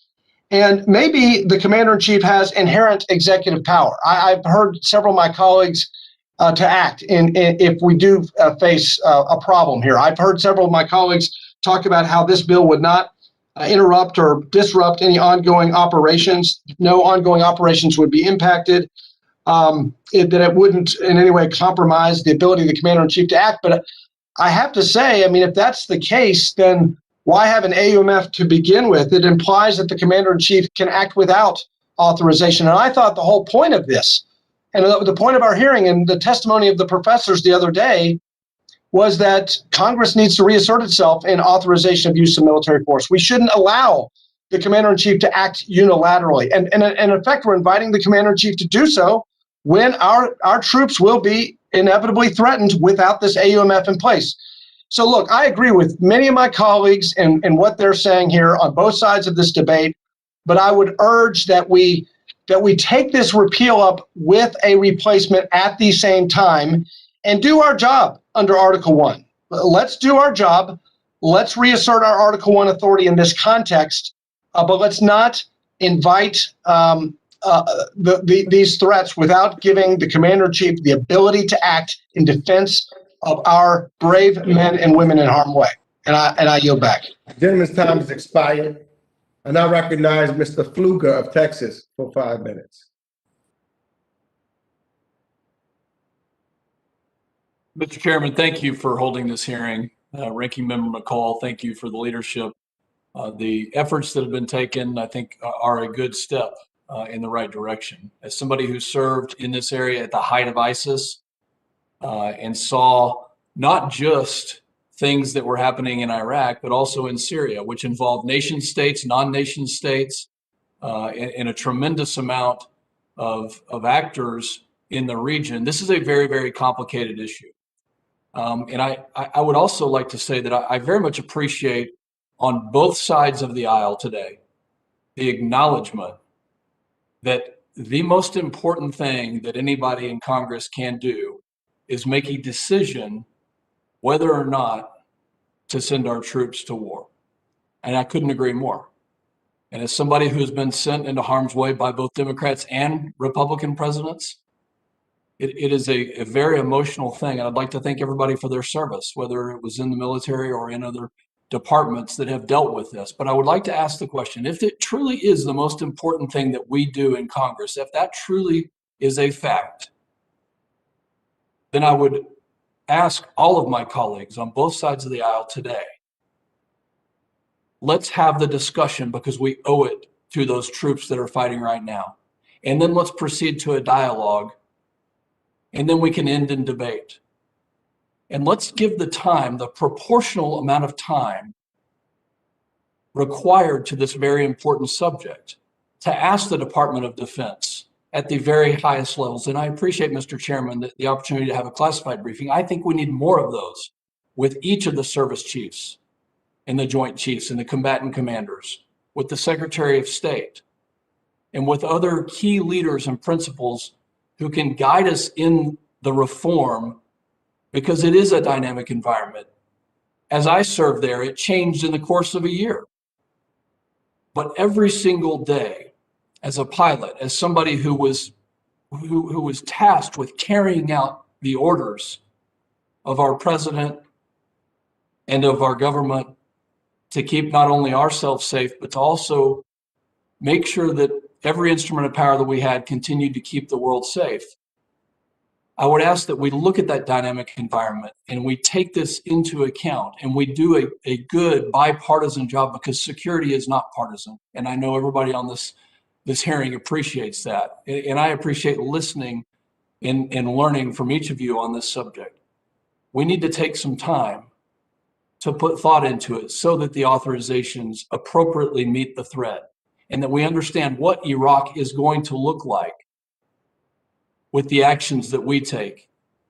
And Mr. Chairman, I would just implore everyone here to consider how important it is to send our troops into harm's way and to give it everything we have, which means sitting as a bipartisan committee in classified briefings together without TV cameras so that we can have that debate and we can come up with the solutions that we need. And Mr. Chairman, with that, I yield back. The gentleman yields back. I now recognize Representative Peter Meyer from Michigan for 5 minutes. Thank you, Mr. Chairman. I wish to associate myself with the remarks of both yourself, Chairman Meeks, and also Ranking Member McCall, in strong agreement and how positive it is that there's bipartisan support on this issue. As many have noted before, I think we share broadly a sense of where we need to go. We just are on different sides in terms of how to get there. I just want to clear something up. The 2002 AUMF has not been used in the sense of being the operative authorization for any military action undertaken in and around Iraq, roughly since the time I left Iraq in 2011. If we had repealed this AUMF in 2012, it would not have constrained American operations. It would not have hampered our ability to defend ourselves. The majority of the operations that have taken place since then, whether it was ISIS using the 2001 AUMF or some of the attacks, or some of the I shouldn't say attacks, some of the operations we've seen more recently that have been predicated on the Article 2 self-defense provisions, while they may have tangentially referenced 2002 as a backstop, they were not solely predicated on that 2002 AUMF. So the idea that we would be left defenseless, I find disingenuous. And that's exactly why we have Article 2 self-defense provisions, so we are well equipped to defend ourselves. And I actually don't think this bill goes far enough. In addition to the outdated and irrelevant 2002 AUMF, we still have authorizations on the books, as my colleague Ms. Bamberger said, from the original Gulf War in 1991 and 1957 around some Middle East operations. In fact, I'm proud to co-sponsor legislation with Ms. Bamberger, Mike Gallagher, Jared Golden, in order to do everything we can to not only repeal 02, but also 91 and 57. And in preemptive response to Mr. Mast's question, I have not asked the chairman of the Joint Chiefs of Staff nor the Secretary of Defense their thoughts on the 91 or 57 repeals for the simple fact that they are irrelevant to current operations. Perhaps in not holding 6 months of hearings to check, I might be hamstringing our efforts to check communist influence in the Levant or to liberate Kuwait if it's reinvaded by Iraq. But if that happens, there's a very easy solution to those outlandish hypotheticals, and that's we pass a new AUMF. Or we can engage in Title 50 operations, or we could find justification under Article 2 self-defense provisions. Or frankly, we could probably find a way to finagle it into the 2001 AUMF, because in this hypothetical scenario, there's just about no way that we haven't been able to find that Sunni terrorist nexus to justify operations. We've used it to justify going after groups that didn't even exist on 9/11. We've used it to go after groups that have actively fought Al-Qaeda. So we could probably figure out a way to shoehorn other threats in as well. But at the end of the day, it's the 2001 AUMF that's been the basis for our offensive operations in the Middle East and Central Asia. And I strongly agree and second all of the efforts or all the comments on this committee talking about the need to reform it. And I think it should be reformed in a thoughtful, forward-looking way. But the 2002 AUMF in comparison is simply dead letter. And in response to the idea that by doing this, we may be emboldening the enemy, I think we're fooling ourselves if we think evildoers are tenting their fingers, watching this hearing and seeing weakness. In fact, not only do we not need the 2002 AUMF to drop a hellfire on Qasem Soleimani, but I think this whole conversation that we're having, the vibrancy of this discussion, shows the strength of our commitment to thinking in a thoughtful way. The passion in this debate, I think, is incredibly healthy. It projects that we as a committee are stepping up, we're committed to stepping up, and that we're not stepping back. And I think the best way to do this is to discard these irrelevant AUMFs so we can step forward and strengthen our nation for that long term. Therefore, I will proudly be voting to support this bill, Congresswoman Lee's bill to repeal the 2002 AUMF. And with that, Mr. Chairman, I yield back. The gentleman yields back. Do any other members wish to speak on this measure? Hearing no further requests, let's move on to amendments. For what purpose does the representative from Pennsylvania, Mr. Perry, seek recognition? Thank you very much, Mr. Chairman. I got an amendment at the desk. The clerk shall distribute the amendment to your staff virtually. Let's pause briefly to give all members enough time to review the amendment. Has everyone received a copy of the amendment? The clerk will please report the amendment. Amendment number 52. At the end of the bill, adds the following. Effective date. Without objection, further reading of the amendment will be dispensed with, and a point of order is reserved. The representative from Pennsylvania, Mr. Perry, is recognized for 5 minutes in support of his amendment. Thank you very much again, Mr. Chairman. And like many of my colleagues, I was a little surprised to see a clean repeal of the 2002 AUMF on the schedule for today's markup. It seems to me a bill of this magnitude and the implication can carry for U.S. strategy in the Middle East would have required feedback from numerous key stakeholders in the security arena, including DOD, Department of State, et cetera. To unilaterally pursue this measure, I think would be, as I said before, grossly irresponsible. It therefore begs asking if due diligence was undertaken to buffer the integrity of this proposal. Yeah. Did the architects of this bill consult with the intelligence community in bringing this repeal before us today? Are you Verizon? Did they consult with the Department of Defense? Did they consult with the Department of State? I'm not sure I have really any indication that any of that happened. And I guess it doesn't have to bring a bill, but I think it speaks to what maybe is lacking. who did the architects of the bill consult? All indicators point to the leftist wing of the Democrat Party, disappointed that the president chose to launch a strike in Syria last month. And let me just say, many of us were not critical of that. In the last administration, anytime President Trump lifted a finger, everybody acted like World War III was going to start.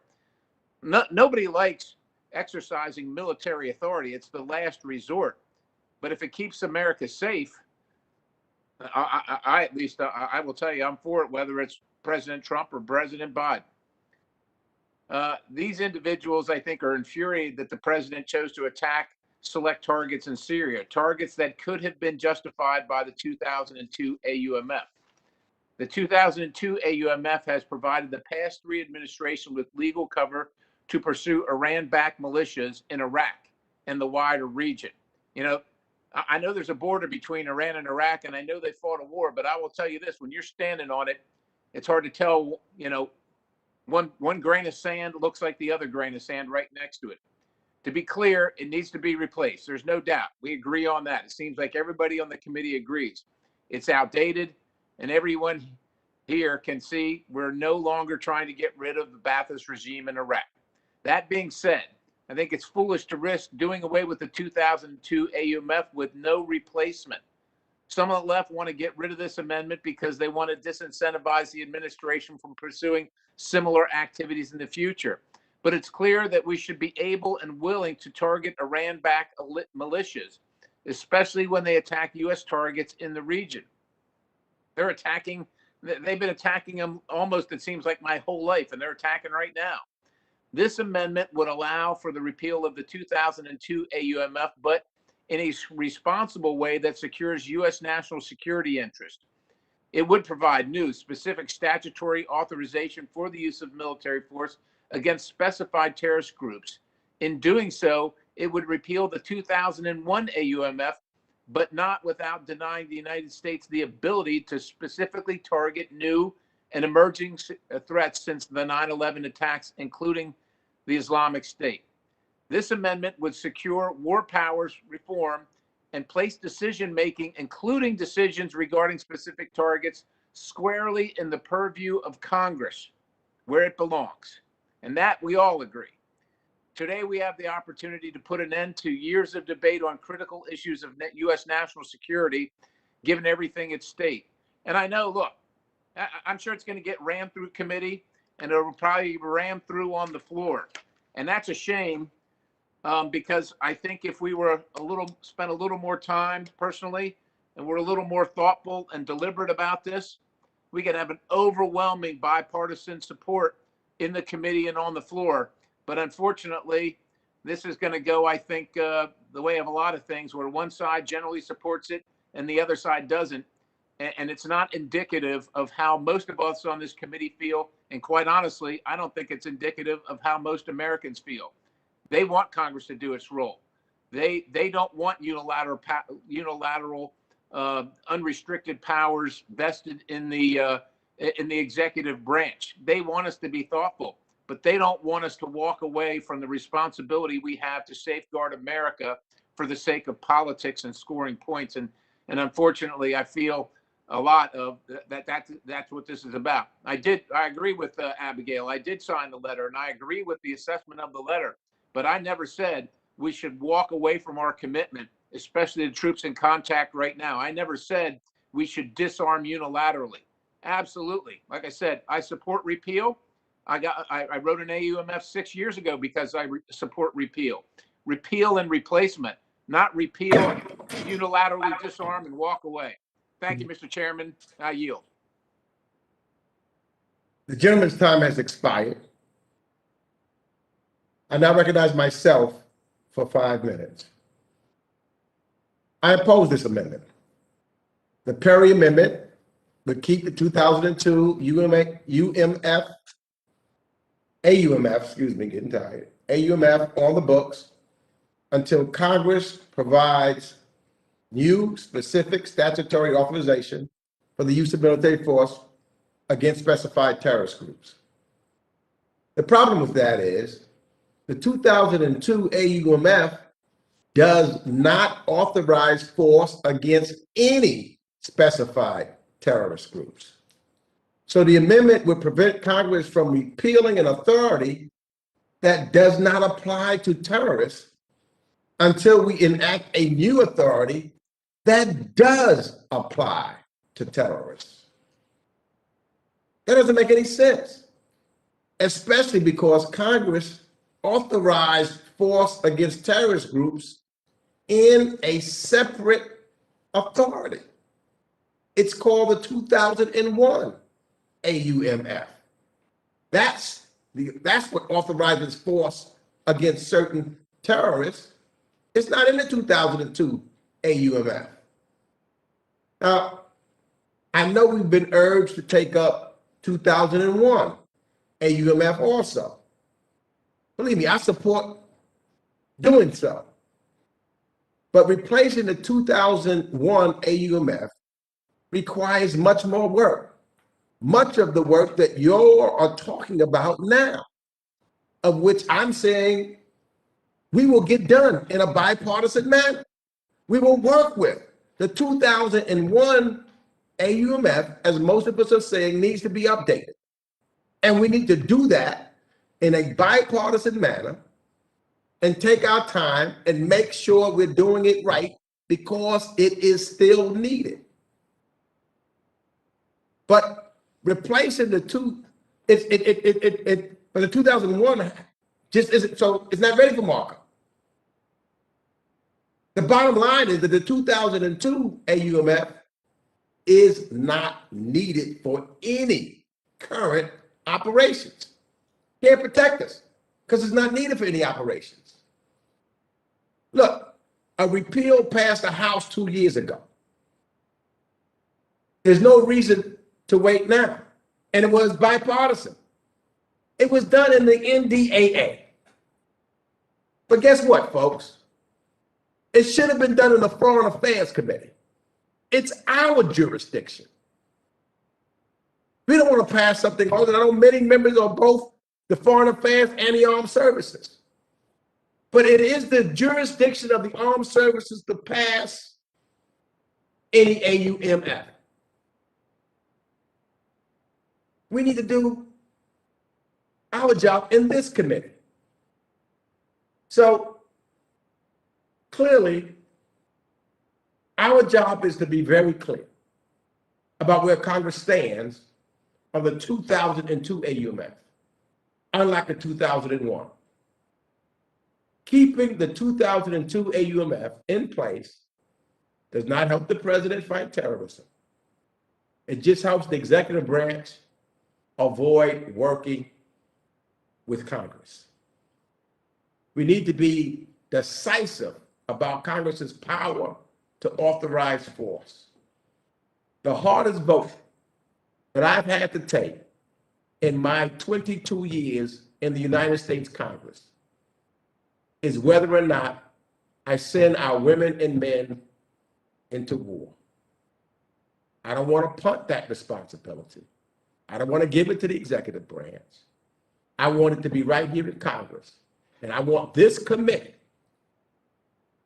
to lead in that regard. And for that reason, I oppose Mr. Perry's amendment. Is there any further debate on the amendment?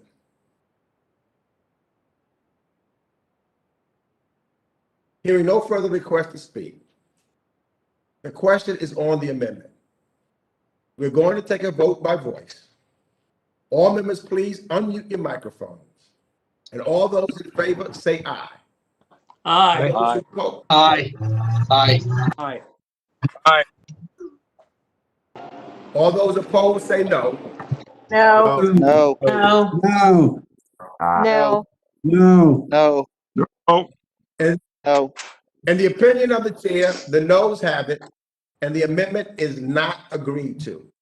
And without objection, Mr. Chairman, I request a to recorded vote. reconsider is laid upon the table. Mr. Chairman, I request a recorded vote. A roll call vote is requested. Pursuant to Committee Rule 4A2, further proceedings on the amendment shall be postponed. Are there any other amendments? Mr. Chairman, this is Congressman Issa. I have an amendment at the desk.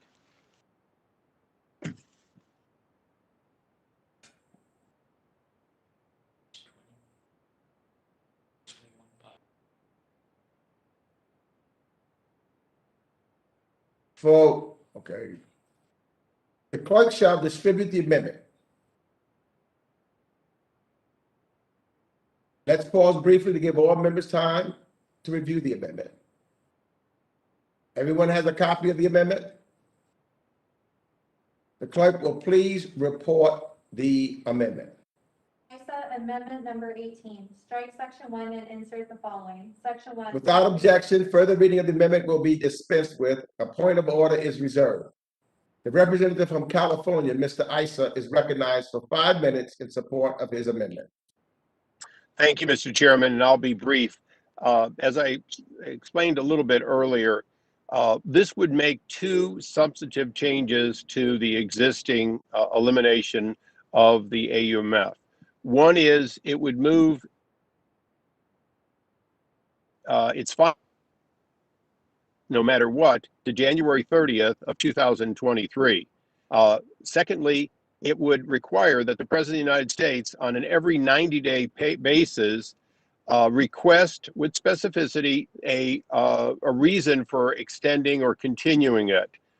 I believe that the current administration would likely extend once or twice while we work together to fashion a new AUMF if they needed one. However, if they continued to use it every 90 days, they would have to come to the realization that less than 2 years from today, that ability would disappear completely. I think this puts the administration in the right position to have to come to Congress if they anticipate some portion of this legislation or this authorization continuing to be used. If they truly do not believe that they will need it, then this would be almost moot, because this would 90 days after enactment of the act, the AUMF would be canceled, since the president would not have asked for a specific 90-day extension. I think this finds some middle ground between both sides, where Ms. Lee would like to have this be upon enactment, but if we don't get an enactment, in the last Congress we did not, then get an immediate enactment. If, on the other hand, we're willing to allow the administration the possibility of a short extension based on a specific need, with the recognition that if they don't need it, then Congresswoman Lee's vision would happen just 90 days later, and likely would allow for the Senate to enact this bill. So I fashioned this after listening to what I thought were the arguments over the last 2 years by both sides, and believing that this legislation that I voted for in my first term in Congress truly does need to have a sunset certainty, and this would allow for us to get sunset certainty. And with that, Mr. Chairman, I would yield if you for whatever time you need. The gentleman yields back. I now yield 5 minutes to myself.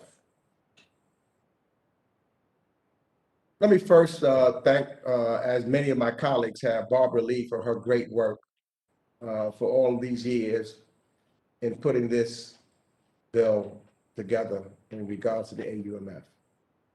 And I respect Rep. Issa's interest in sunsets.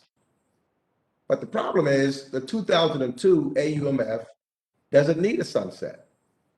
It just needs to be repealed.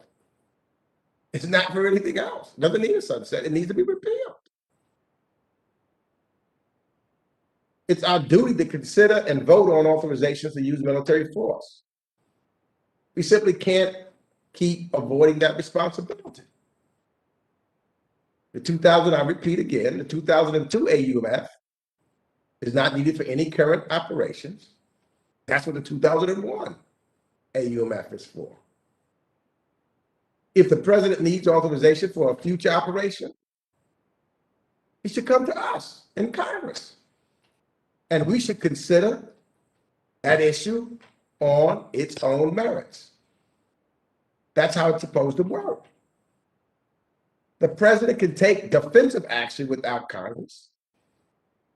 But if he wants to take offensive action, he needs to work with Congress. And we need to do our jobs and work with them. Letting the president just to continue to extend the 2002 AUMF for any purposes he sees fit is exactly how Congress ended up on the sideline on issues of war and peace in the first place. I'm cutting my remarks short there because that is the reason I urge my colleagues to oppose this amendment. I know there are any other members wish to speak on this amendment. Hearing no further requests to speak, the question is on the amendment. We're going to take a vote by voice. All members, please unmute your microphones. All those in favor say aye. Aye. Aye. Aye. All those opposed, no. No. No. No. No.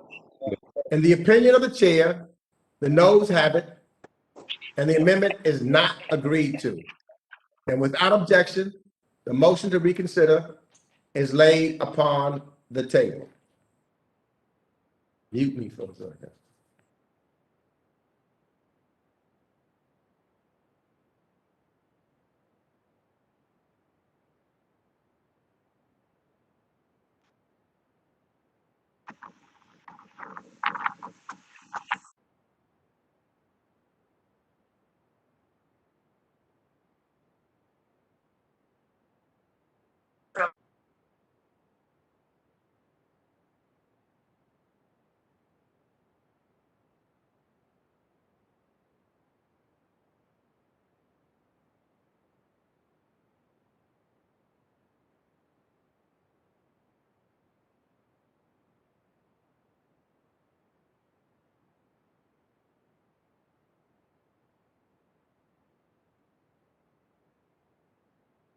The committee will now resume consideration of the amendment to H.R. 2118. The other measure on which roll call votes were requested and postponed. The question is on the amendment designated number, what was that designation? HR 53. We're going to do 53 to H.R. 2118, Securing America from Epidemics Act. A recorded vote is ordered. All members, please make sure you are visible to the chair and unmute your microphones when your name is called. As you cast your vote, please be sure to say your name for the record first, and then for your vote. For example, Representative Jones votes no. The clerk, will you please call the roll? Representative Sherman. This is a vote on final passage? This is, yes, on the amendment to H.R. 2118. Oh, this is a vote on the amendment offered by which member? Perry. Sherman votes no. Representative Sherman votes no. Representative Cis. Siri votes no. Representative Cis votes no. Representative Connolly. Connolly votes no. Representative Connolly votes no. And then we have a question for you, Congresswoman, from a constituent from Montgomery County. Representative Deutsch. Deutsch votes no. Representative Deutsch votes no. Who are allergic to both the Moderna and the Pfizer vaccines. I don't see Representative Bass. but given the disorganization of vaccine distribution, so what to do to be sure that's the vaccine. Can everybody mute in the clerk? Can somebody mute until your name is called by the clerk? Representative Keating. You have to unmute, Representative Keating. I see you, but I don't hear you. I will come back to you. Representative Cicilline. Cicilline votes no. Representative Cicilline votes no.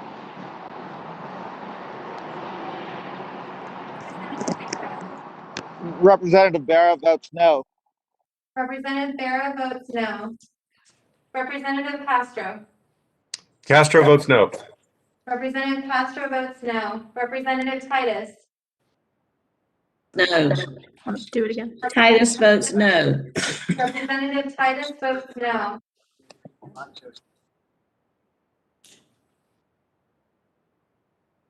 I don't see Representative Blue.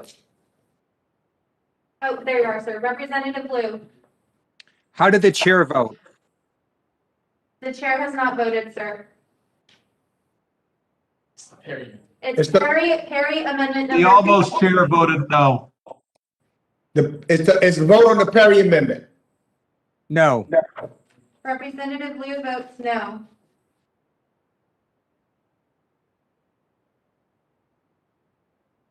Representative Wild. Wild votes no.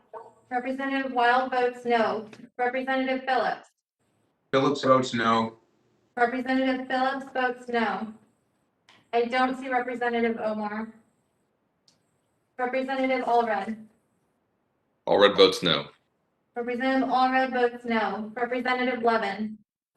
Levin votes no. Representative Levin votes no. Representative Spanberger. Spanberger votes no. Representative Spanberger votes no. Representative Houlahan.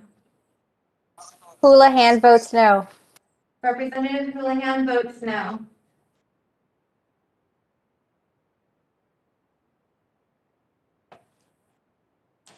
Representative Malinowski. Malinowski, no, and not because it's from Mr. Perry. Representative Malinowski votes no. Representative Kim. No. Representative Kim votes no. Representative Jacobs. Representative Jacobs votes no. Representative Jacobs votes no. Representative Manning. Manning votes no. Representative Manning votes no. Representative Costa. Costa votes no. Representative Costa votes no. Hopefully we can do it by voice. I could show you. Go by it. Representative Vargas. Vargas, no. Representative Vargas votes no.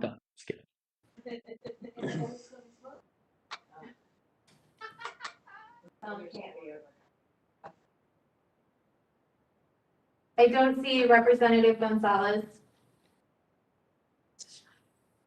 Representative Schneider. Schneider votes no. Representative Schneider votes no. Ranking Member McCall. McCall votes aye. Ranking Member McCall votes aye. Representative Smith. Smith votes aye.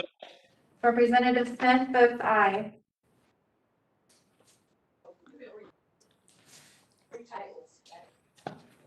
Representative Shabbat. Shabbat votes aye. Representative Shabbat votes aye. Representative Wilson. Mr. Wilson votes aye. Representative Wilson votes aye. Representative Perry. Even if it is Perry, Perry votes aye. Representative Perry votes aye. Representative Issa. Aye. Representative Issa votes aye. Representative Kinzinger. Kinzinger, aye. Representative Kinzinger votes aye. I don't see Representative Zeldin. Zeldin votes aye. I'm so sorry, sir. One more time. Zeldin votes aye. Thank you. Representative Zeldin votes aye. Representative Wagner. Wagner votes aye. Representative Wagner votes aye.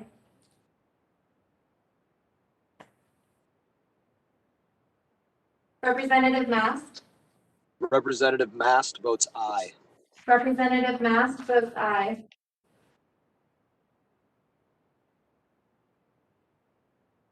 Representative Fitzpatrick.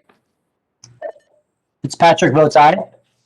Representative Fitzpatrick votes aye. Representative Buck. Buck votes aye. Representative Buck votes aye. Representative Burchett. Burchett votes aye. Representative Burchett votes aye. Representative Green. Green votes aye. Representative Green votes aye. Representative Barr. Barr, aye. Representative Barr votes aye.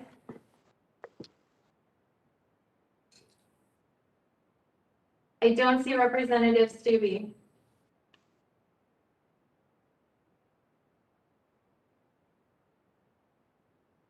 Representative Muser. Muser votes aye. Representative Muser votes aye. I don't see Representative Tenney. Representative Pfluger. Pfluger votes aye. Representative Pfluger votes aye. Representative Maliotakis. Maliotakis votes yes. Representative Maliotakis votes aye. Representative Meyer. Meyer votes aye. Representative Meyer votes aye. Representative Jackson. Representative Jackson. I'm sorry, one more time, Representative Jackson. Representative Jackson, yes. Representative Jackson votes aye. Representative Young Kim. Representative Young Kim votes aye. Representative Young Kim votes aye. I don't see Representative Salazar. And I'm going to go back through to make sure I didn't miss anyone here. First, I'll start with Mr. Chairman. Chair Meeks. Chairman Meeks votes no. Chair Meeks votes no. Mr. Chairman, Yes. Representative Keating, have I been recorded? Representative Keating, I do not have a vote for you yet, sir. Keating votes no. Representative Keating votes no.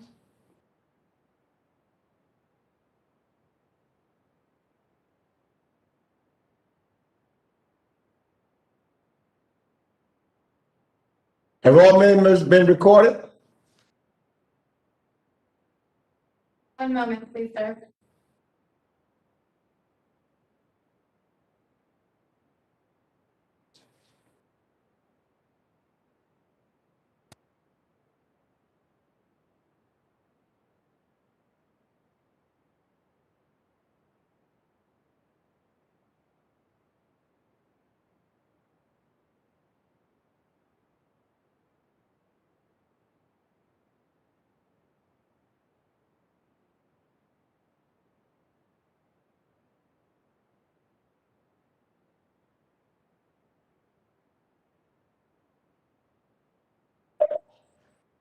Chair Meeks, all members have been recorded.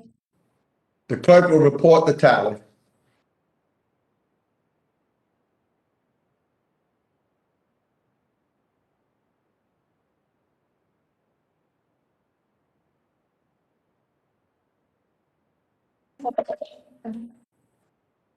Chair Meeks, on that vote, we had 24 noes and 21 ayes. The amendment is not agreed to. Without objection, the motion to reconsider is laid upon the table.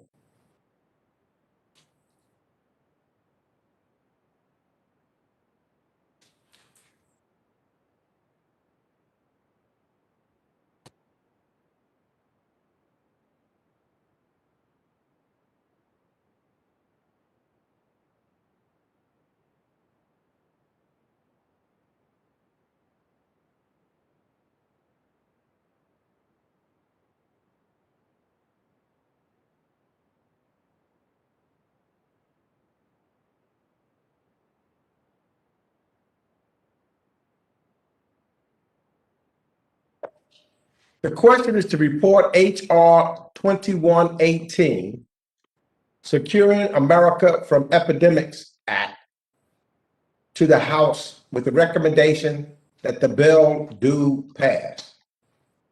We're going to take a vote by voice. All members, please unmute your microphones. All those in favor say aye. Aye. Aye. Aye. Aye. Aye. Aye. All opposed, no. Aye. In the opinion of the chair, the ayes have it, and the motion to reconsider is laid upon the table. Now be carried on.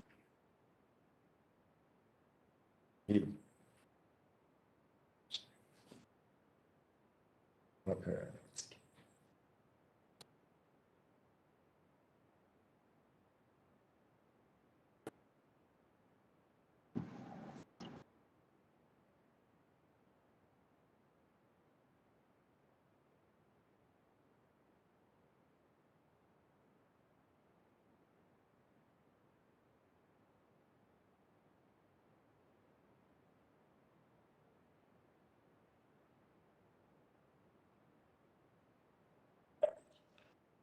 The question is on the amendment designated number 52, the Perry Amendment number 52 to H.R. 256. Repeal the authorization for use of military force against Iraq resolution of 2002. A recorded vote is ordered. All members, make sure you are visible to the chair and unmute your microphones when your name is called. As you cast your vote, please be sure to say your name for the record first and then your vote. For example, Representative Jones votes no. The clerk will call the roll. Representative Sherman. On the Perry Amendment, Sherman votes no. Representative Sherman votes no. Representative Sears. Series votes no. Representative Sears votes no. Representative Connolly. Connolly votes no. Representative Connolly votes no. Representative Deutsch. Deutsch votes no. Representative Deutsch votes no. I don't see Representative Bass. Is a priority. Representative King. Keating votes no. People Representative- should mute, please. I could barely hear you. Pandemic, we've got an epidemic of Representative Keating votes no. Representative Cicilline. Representative Cicilline votes no. Representative Cicilline votes no. Representative Vera. Representative Vera votes no. Representative Vera votes no. Representative Castro. Castro votes no. Representative Castro votes no.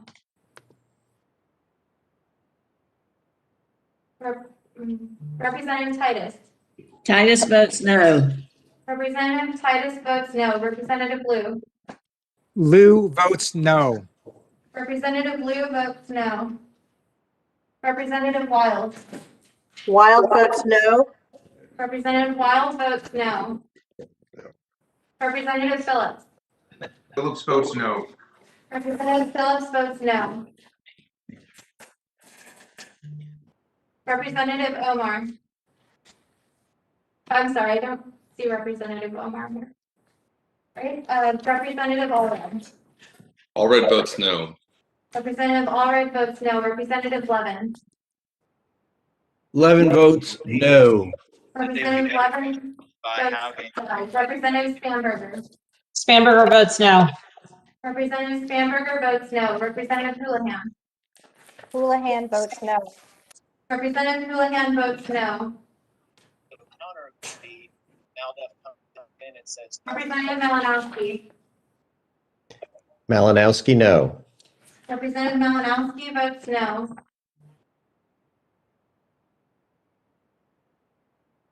Representative Kim. No. Representative Kim votes no. Representative Jacobs. Representative Jacobs, I see you on camera, ma'am. Would you like to vote?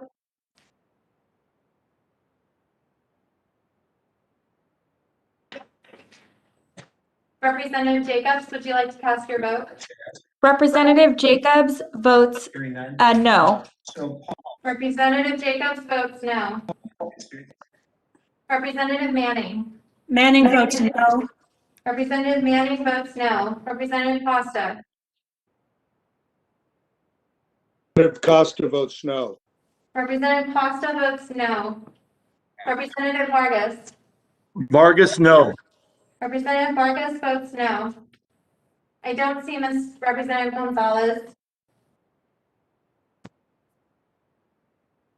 Representative Schneider. Schneider votes no. Representative Schneider votes no. Ranking Member McCall. McCall votes aye. Ranking Member McCall votes aye. Representative Smith. Smith votes aye. Representative Smith votes aye.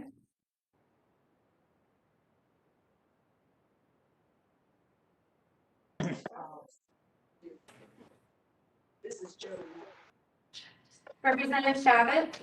Aye. Shabbat's aye. Representative Shabbat votes aye. Representative Wilson. Wilson votes aye. Amendment. Wilson votes aye. Representative Perry. Perry votes aye.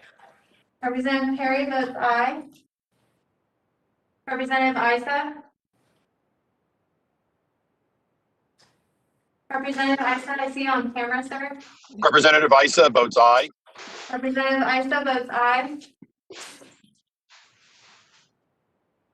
Representative Kinzinger.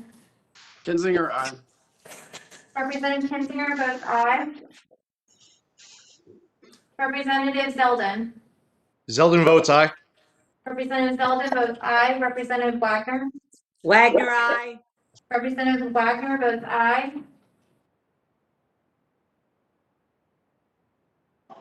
Representative Mast. Representative Mast votes aye. Representative Mast votes aye.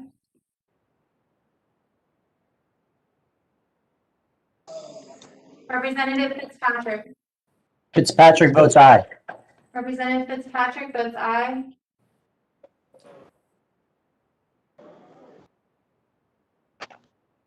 I don't see Representative Buck. Can you see me now? Yes, now I can, sir. Would you like to cast your vote? Buck votes no. Representative Buck votes no. Representative Burchett.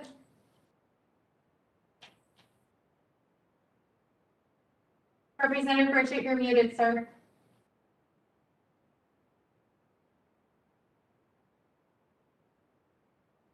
Burchett votes aye. Representative Burchett votes aye. Representative Green. Green votes aye. Representative Green votes aye. Representative Barr. Barr, aye. Representative Barr votes aye. I don't see Representative Stubbe. Representative Muser. User votes aye. Representative Muser votes aye. I don't see Representative Tunney. Representative Pfluger. Luger votes aye. Representative Pfluger votes aye. Representative Maliotakis. Maliotakis votes yes. Representative Maliotakis votes aye. Representative Meyer. Meyer votes no. Representative Meyer votes no.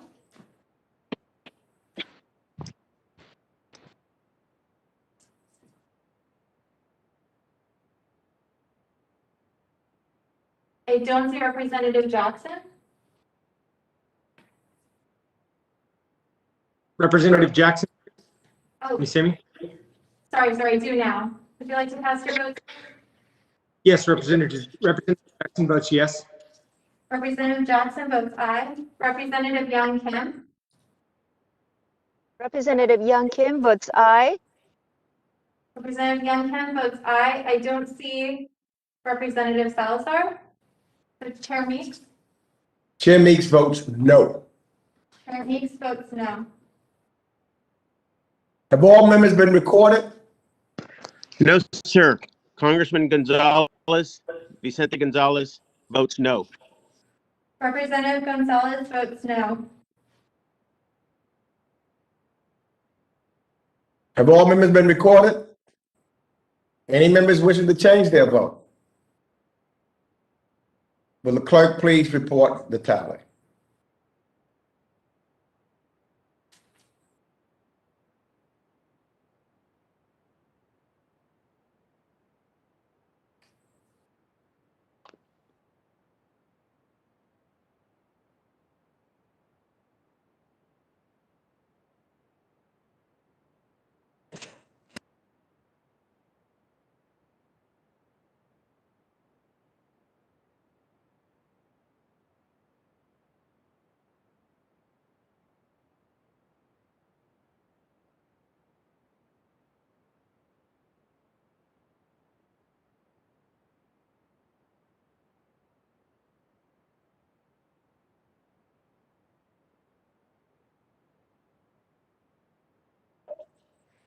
Chair Meeks, on that vote, there were 27 noes and 19 ayes. The amendment is not agreed to. The question is to report H.R. 256 to repeal the authorization for use of military force against Iraq resolution of 2002 to the House with the recommendation that the bill do pass. We're going to take a vote by voice. All members, please unmute your microphones. All those in favor say aye. Aye. Aye. All opposed? Aye. All opposed, say no. Nay. No. In the opinion of the chair, the ayes have it, and the motion to reconsider is laid upon the table. Without objection, staff is authorized to make any technical and conforming changes. Pursuant to the House rule. Mr. Chairman. Mr. Chairman, Mr. McCall. with that, I ask for a recorded vote.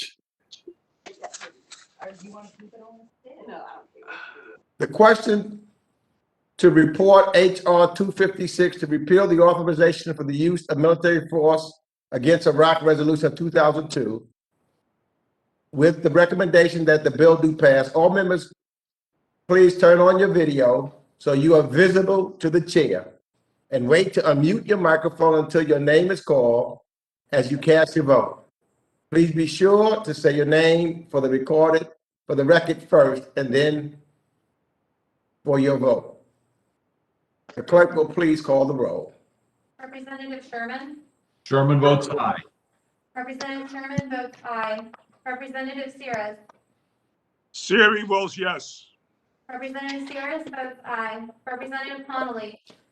Connolly votes aye. Representative Connolly votes aye. Representative Deutsch? Deutsch votes aye. Representative Deutsch votes aye.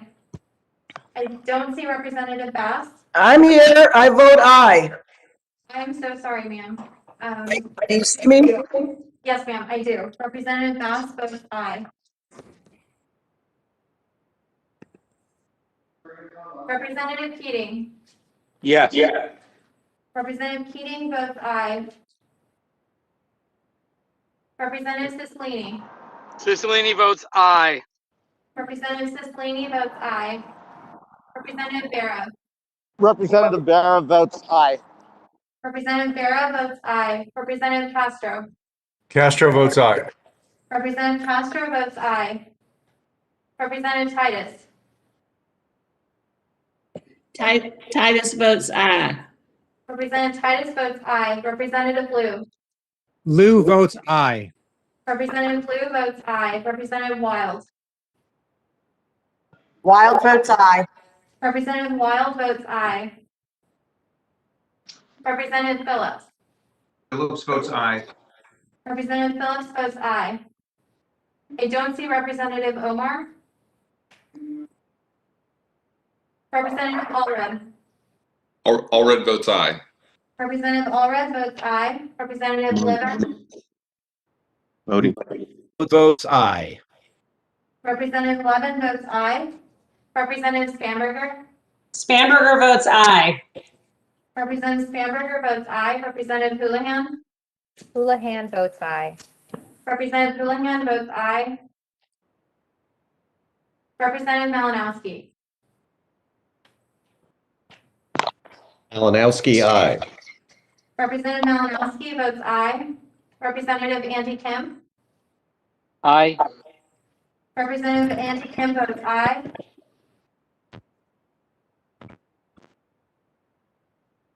Representative Jacobs. Jacobs votes aye. Representative Jacobs votes aye. Representative Manning. Manning votes aye. Representative Manning votes aye. Representative Costa. Representative Costa votes aye. Representative Costa votes aye. Representative Vargas. Vargas, aye. Representative Vargas votes aye. Representative Gonzalez. Gonzalez votes, I'm sorry, sir, one more time. Gonzalez votes aye. Representative Gonzalez votes aye. Representative Schneider. Schneider votes aye. Representative Schneider votes aye. Ranking Member McCall. McCall votes no. Ranking Member McCall votes no.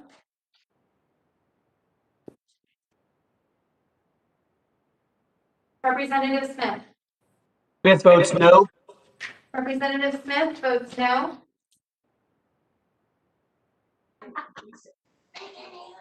Representative Shabbat. Shabbat votes no. Representative Shabbat votes no.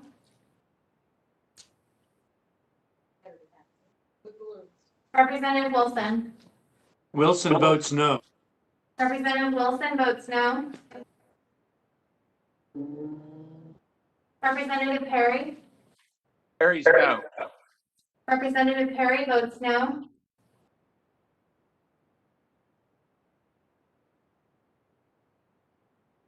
Representative Issa. No. Representative Issa votes no. Representative Kinzinger. Kinzinger votes no. Representative Kinzinger votes no.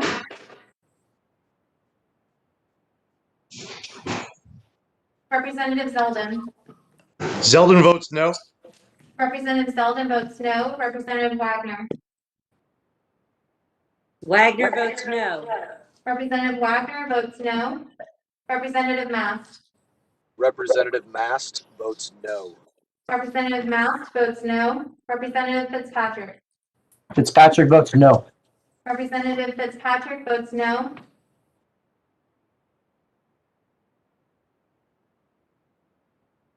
Representative Buck. Buck votes aye. Representative Buck votes aye.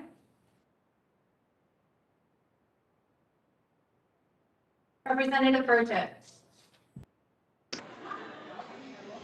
Burchett votes no. Representative Burchett votes no.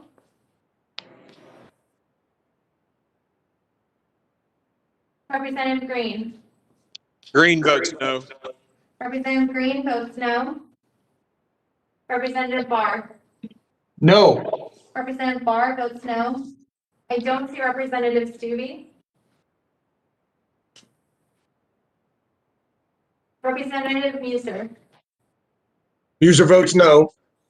Representative Muser votes no. I don't see Representative Tunney. Representative Pfluger. You're unmuted, sir. I'm sorry, you are muted. Representative Pfluger.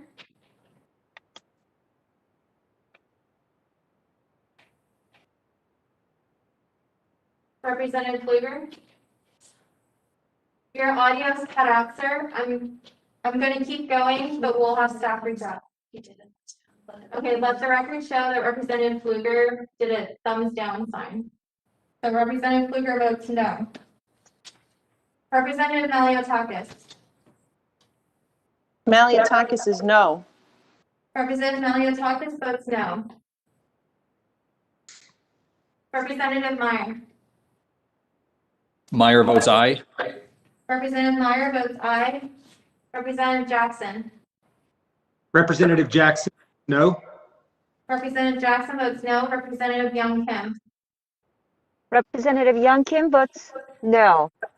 Representative Young Kim votes no, and I don't see Representative Salazar. Chair Meeks. Meeks votes aye. Chair Meeks votes aye. Have all members been recorded? Any members wishing to change their vote? The clerk will report the tally.